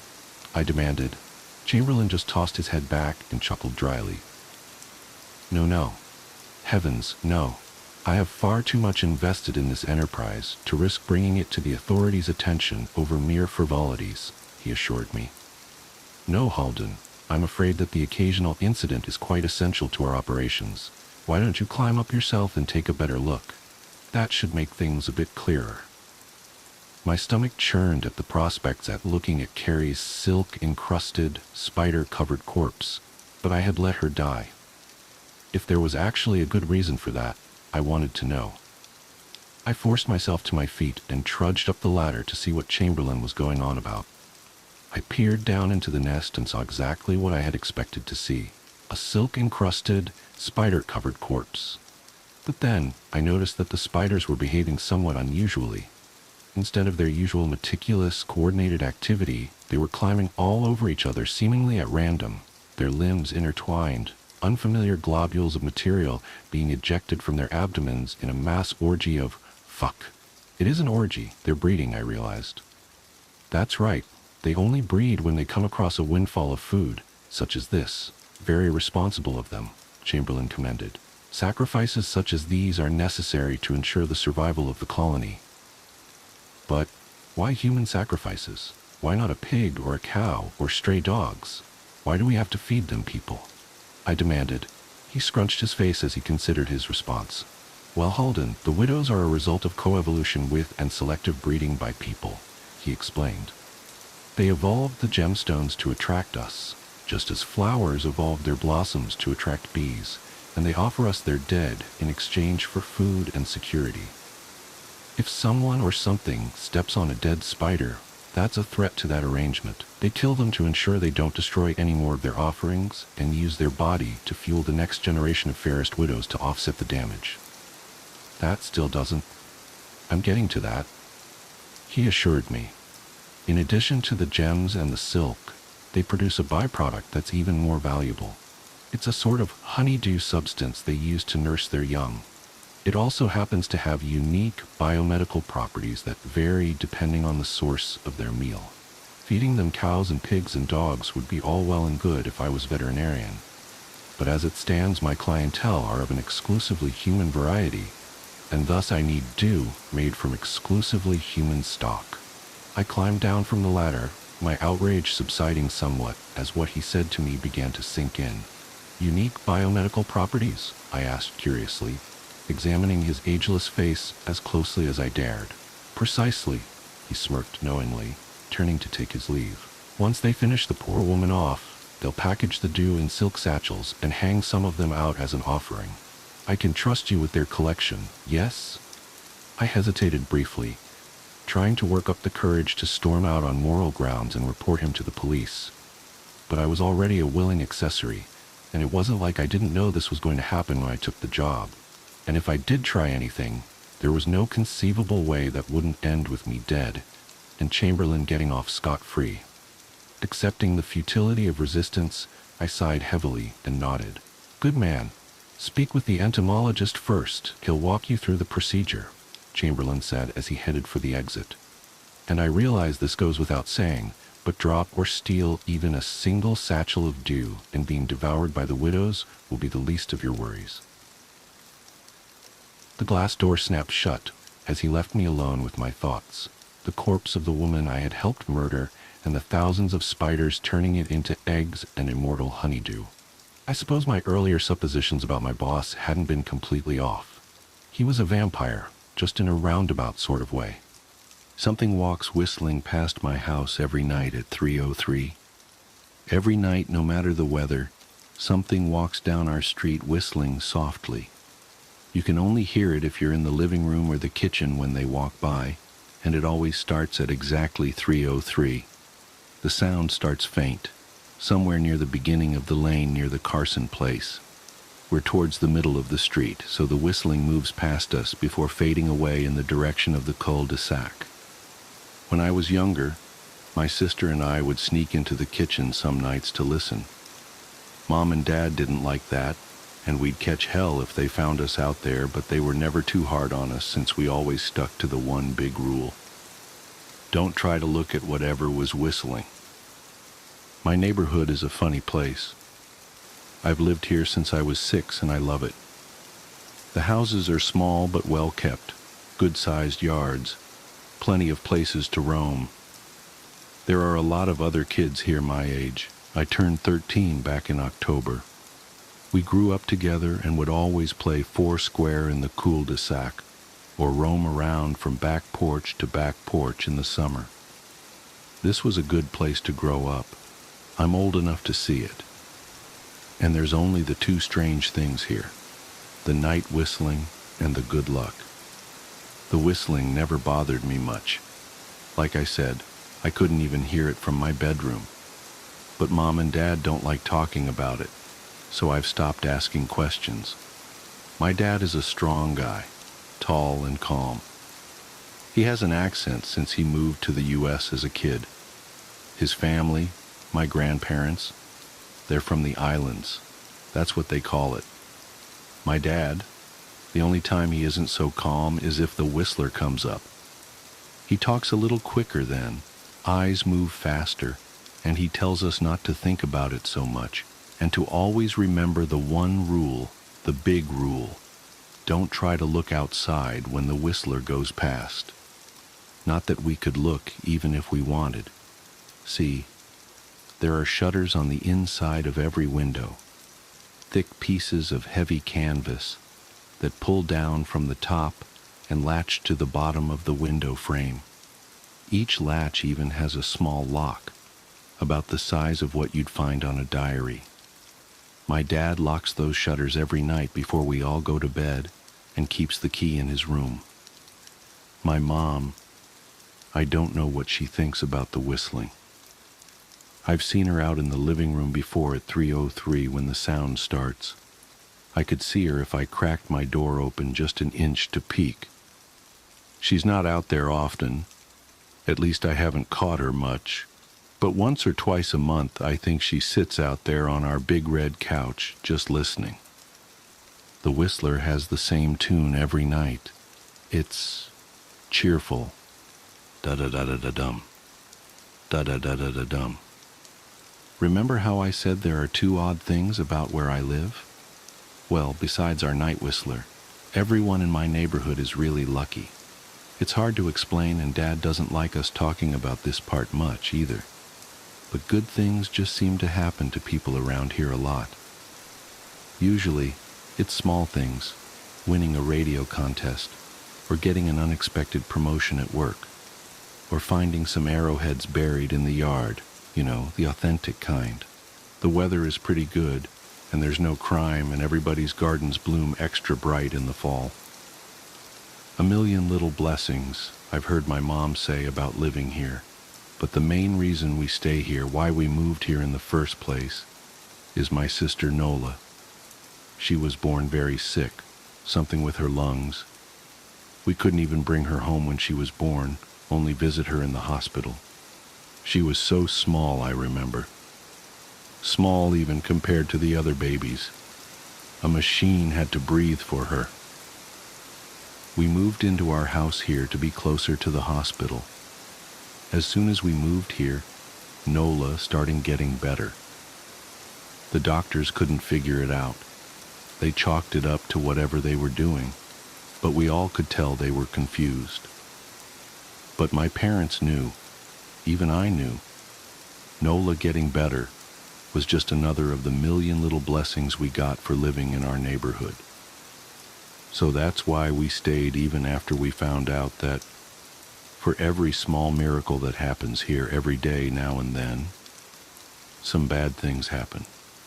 But they only happen if you look for the whistler. See, our neighborhood has a welcoming committee. They show up with macaroni casserole in a gift basket and a manila folder whenever someone new moves in. They're very friendly. 4 people showed up when we moved in 7 years ago. The committee made small talk, gave me a Snickers bar, and took turns holding Nola. It was her first week out of the hospital, so they were extra careful. Then the committee asked to speak to my parents in private, so I was sent to my room where I still managed to hear nearly every word. The welcoming committee told my parents about how nice the neighborhood was, really exceptionally. Hard to explain, kind of nice. And then they told my parents about the even harder to explain whistling that happened every morning at 3:03 and ended at the tick of 3:05. The group, our new neighbors, warned my parents that the whistling was quiet, would never harm or hurt us, as long as we didn't look for what was making the sound. This part they stressed, and I pushed my ear into the door, straining to hear them. People who went looking for the whistler had their luck change, sometimes tragically. A black cloud would hang over anyone that looked. Anything that could go wrong would. The manila envelope the committee brought over contained newspaper clippings, stories about car crashes and ruined lives, public deaths and freak accidents. Not everyone dies, I heard the head of the committee tell my dad, but the life goes out of them. Even if they live, there's no light in them ever again, no presence. My mom, I could tell she wasn't taking it seriously. She kept asking if this was some prank they play on new neighbors. At one point my mom got angry, accused the committee of trying to scare us out of our new home, asked them if they were racist on account of my dad being from the islands. My dad calmed her down, told her he could tell our new neighbors were sincere, and they were just trying to help us. He explained that he grew up hearing these kinds of stories from his mom, and that he knew there were strange things that walked among us. Some of those strange things were good, and some were bad, but most were just different. After the committee left, Dad went out to the hardware store, bought the canvas blinds, the latches and the locks, and installed them on every window in the house after dinner. That first night in our new house, I crept out of my room at 3 a.m., only to find my dad awake sitting on the living room couch, holding my baby sister. My dad held up his finger in a shh motion but patted the couch next to him. I sat, and we waited. At exactly 3:03 we heard the whistling. Da-da-da-da-da-dum, da-da-da-da-da-dum. It came and it went, just like our neighbors said. The whistling returns each night, and we never look, and we enjoy our million little blessings every day. Nola breathes on her own, and she's grown into a strong, clever girl. My dad even joined the welcoming committee. We don't get new neighbors often. Why would anyone want to leave? But when a new family moves in, my dad and the committee bring them macaroni casserole, a gift basket, and the manila folder. I can always tell by the look on my dad's face when he comes back if the family took the committee seriously or if we'd be getting new neighbors again very soon. Not long ago, a family moved in directly next to us. The previous owner, Ms. Maddie, passed away at age 105. She'd lived a good, long life. Our new neighbors seemed like they'd fit in just fine. They believed the welcoming committee, took my dad's advice about the locking shutters since they had a young child of their own. Whatever newspaper clippings were in that manila envelope, whatever evidence, my dad never let us see. But I imagine it must have been awfully convincing since our neighbors got along with no issues for the first month. One night, when our new neighbors had to leave town, they sent their son, Holden, to stay with us. He was 12, a year under me in school. I didn't know him well before that night, but as soon as his parents dropped him off after dinner, I could tell it was going to be a bad time. "Do you know who is always out there whistling every night?" Holden asked the moment the adults left the room. The three of us were sitting in the den, some Disney movie playing idly on the television. My sister and I exchanged a glance. "We don't talk about that," I said. "I think it's that weirdo that lives in the big yellow house on the corner," Holden said. "Mr. Tolles?" my sister asked. "No way, he's really nice." Holden shrugged. "Must be a psycho killer then." Nola tensed. "We don't talk about it," I repeated. "Let's go in my room and play Nintendo." We spent the next few hours playing games, eating popcorn and then watching movies. A typical sleepover, but I could see Holden was getting antsy. After my parents had wished us a good night, locked the blinds and gone to bed, Holden stood up from his beanbag and walked over to where Nola and I were sitting on my bed.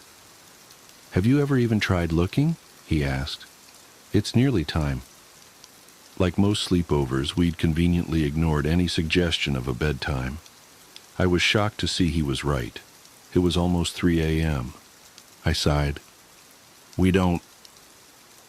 "See, I can't even try to look because my dad locks the blinds every night and hides the key," he continued, ignoring me. "So does our dad," said Nola. "No," replied Holden. "No, he doesn't." "You saw him do it," I said, a little sharper than I meant to sound. Holden grinned. "Your dad locks the blinds. Yeah, but he doesn't hide the key. He keeps it right on his normal keychain." "So?" I asked, worried I already knew what he would say next, because I had noticed that my dad didn't bother hiding the key anymore after all of these years, because he knew we took it seriously. "So, after your dad locked up, but before your parents went to bed, I went to the bathroom, and on my way, I may have peeked into their room, and I may have seen your dad's keychain on his nightstand, and I maybe went and borrowed the key to blinds." Nola and I stared, and his grin only grew wider. "You're lying," I said. Holden shrugged. "You can check if you want. Just open your parents' door and look. You'll see his keychain right there on the nightstand." "Stay here," I told both of them. "Don't move a muscle." I hurried over to my parents' room but hesitated at the door. If Holden wasn't lying, my dad would be angry, beyond angry. I was scared thinking about it, but more scared of an open window with the whistler right outside. I opened the door, barely an inch, and looked in, but it was too dark to see.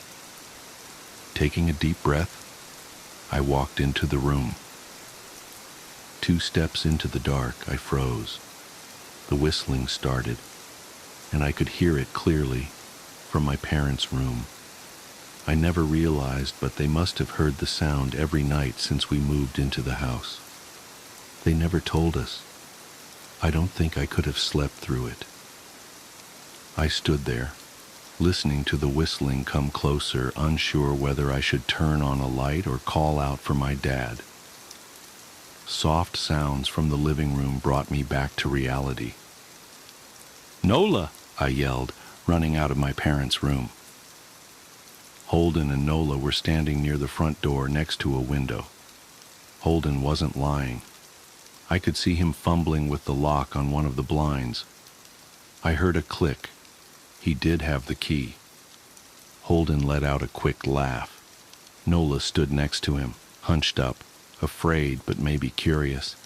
The whistling was right outside our house now. I think I made a sound, called out. I can't remember. Time felt frozen, clock hands nailed to the face. But I found myself moving. I'm not fast. I've never been athletic. Somehow, though, I covered the space between myself and Nola in a moment. My eyes were locked on her, but I heard Holden pull the blind all the way down so it could release. I heard the snap of it start to raise, and I heard the whistling just on the other side of the window. But I had my arms around Nola, and I turned us so she was facing away from the window. At the same time, I jammed my eyes shut. The blind whipped open. The whistling stopped. I felt Nola shaking in my arms. "Don't look, okay?" I told her. "Don't turn around."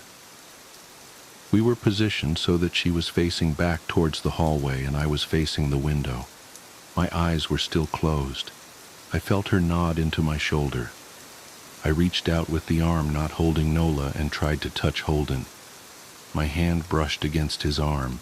He was shaking worse than Nola. "Holden?" I asked. Silence. I reached past him and gingerly felt for the window, eyes still sealed shut. The glass was cold against my fingertips, colder than it should have been for the time of year. I moved my hand up the window, searching for the string to the blind.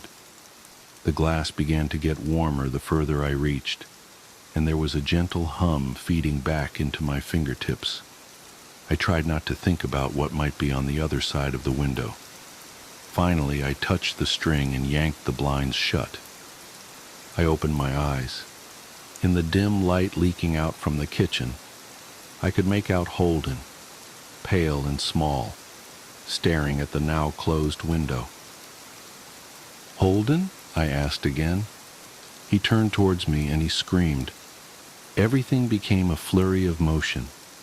Lights sparked to life in the hall, then the living room. My parents' footsteps thudded across the hardwood floor. I didn't turn to look back at them. My eyes were glued to Holden. He was pale, had bit his lips so hard there was a thin red line of blood running down his chin, and he'd wet himself. "What happened?" my dad asked from behind me. I managed to swivel away from Holden and look back. He looked. I'd never seen my dad scared before, but I saw it that night, in that moment. An old, ugly terror stitched on his face. A parent's fear. "Just Holden?" he mouthed to me. I nodded yes. My dad let out a breath. He looked so relieved I nearly expected him to cheer. But then he turned to Holden and my dad's face changed. I wondered if he felt bad for feeling good that Holden was the only one that looked. There was a knock at the door. We all froze. Holden whimpered. "Don't answer it," my mom said. She stood at the threshold of the hall. I'd always thought she was a skeptic and just humored my dad about the windows and the whistler. But that night we were all believers. I noticed that both of my parents held baseball bats they must have taken from their bedroom. The knock came again, a little louder this time. "Please don't open the door," Holden whispered. My dad walked over to him, hugged him close. "We won't," my dad promised, still holding his bat. "Nothing is coming in here tonight." Thud, thud, thud. This time the knocking was loud enough to rattle the door. Holden screamed again, and Nola clutched her arms around my neck. My mom came over and knelt down next to us, wrapping my sister and me close. Thud, thud, thud. "Call the police," my mom whispered to my dad. The knocking instantly stopped. My dad looked over his shoulder at us. "Do you think—" He was cut off by frantic knocking that trailed off to a polite tap, tap, tap. "Police," something said from the other side of the door. The voice from outside sounded exactly like my mom, like a parrot repeating the words back to her. "Police, call the police. Tap, tap, tap, police." My mom pulled us closer. "Police, police, police, police." "Please stop," I heard her whisper. "I don't think calling them will help," my dad said. "How will we know when they're the ones at the door?" The knocking came back harder than before. The door shook. Then it stopped. After a long moment, I heard the knocking again, but it was coming from our back door. We all turned together towards the back door, but the knocking immediately returned to the front door. Front to back to front. Loud, then quiet, then loud again. Suddenly, the sound was coming from both doors at once. Big, heavy blows like a sledgehammer. Then something started rapping against all of the windows in the house. Then the walls. It was like we were living inside a drum with a dozen people trying to play at once. Or we were a turtle and something was attempting to claw us out of our shell. "Stop!" Holden yelled. The knocking died. "I won't tell," Holden said, staring at the door. "I promise I won't tell anyone what I saw. Just please go away." We waited for nearly a minute. Then we heard it, a soft tap, tap, tap coming from the window Holden had looked through earlier. Holden started to cry, sobbing like a prisoner watching gallows being built outside their cell. My dad held him, brushed his hair, but never lied to him, never told him things would be okay. The tapping at the window went on for the rest of the night. We huddled together in the living room for I don't know how long. Eventually, my mom tried to take us kids into my room while my dad stayed to watch the door. But the second we moved into my bedroom, the knocking came back, so loud it was possible to ignore. I was afraid the door couldn't take it. We went back to the living room, and the knocking stopped. Only the tap, tap, tap on the window remained. None of us slept that night. The tapping stopped around 7 a.m. That's about the time the sun comes up here. We waited another 2 hours before my dad opened the blinds from one window. He made us all go back to my parents' bedroom first. I heard him open the door, then come back in. "Okay," he told us. "It's done." Holden's parents came back around lunchtime. My mom and dad walked Holden over to his house, and they all went inside for quite a while. Nola and I watched from the window. She stuck to me the whole day, right at my side, sometimes holding my hand. When my parents came back, they looked grim, but wouldn't tell us what they said to Holden's family. It was a Sunday, so we all spent the day together, ordered pizza and watched movies. That night, everyone slept in my room, Nola and my mom in the bed with me, my dad in a chair he'd pulled over. There was no knocking that night or any night since. We didn't see much of Holden or his parents for the rest of that week, but by Thursday, there was a moving truck in their driveway. Nola and I watched them packing up the whole afternoon after school. What sticks with me most is how tired Holden and his parents looked. All three had the same pallor, grim mouths, and lightless eyes.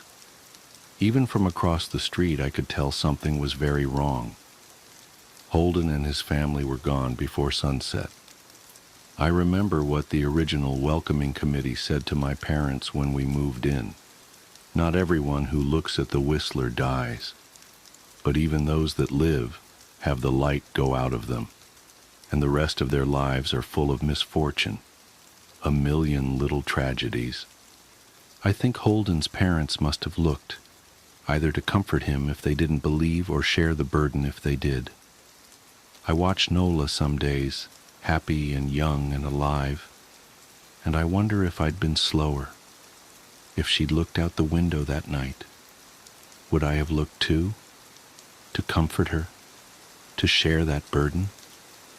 I'm glad I don't have to find out. We still live in that house, in that neighborhood. We still hear our whistler walking past every night. The blessings, the luck, the good things here are too good to leave, but we're careful. We don't have friends over to spend the night anymore, and my dad hides the key to the blinds very, very well. Not that I've gone looking. Some things you just don't need to look for.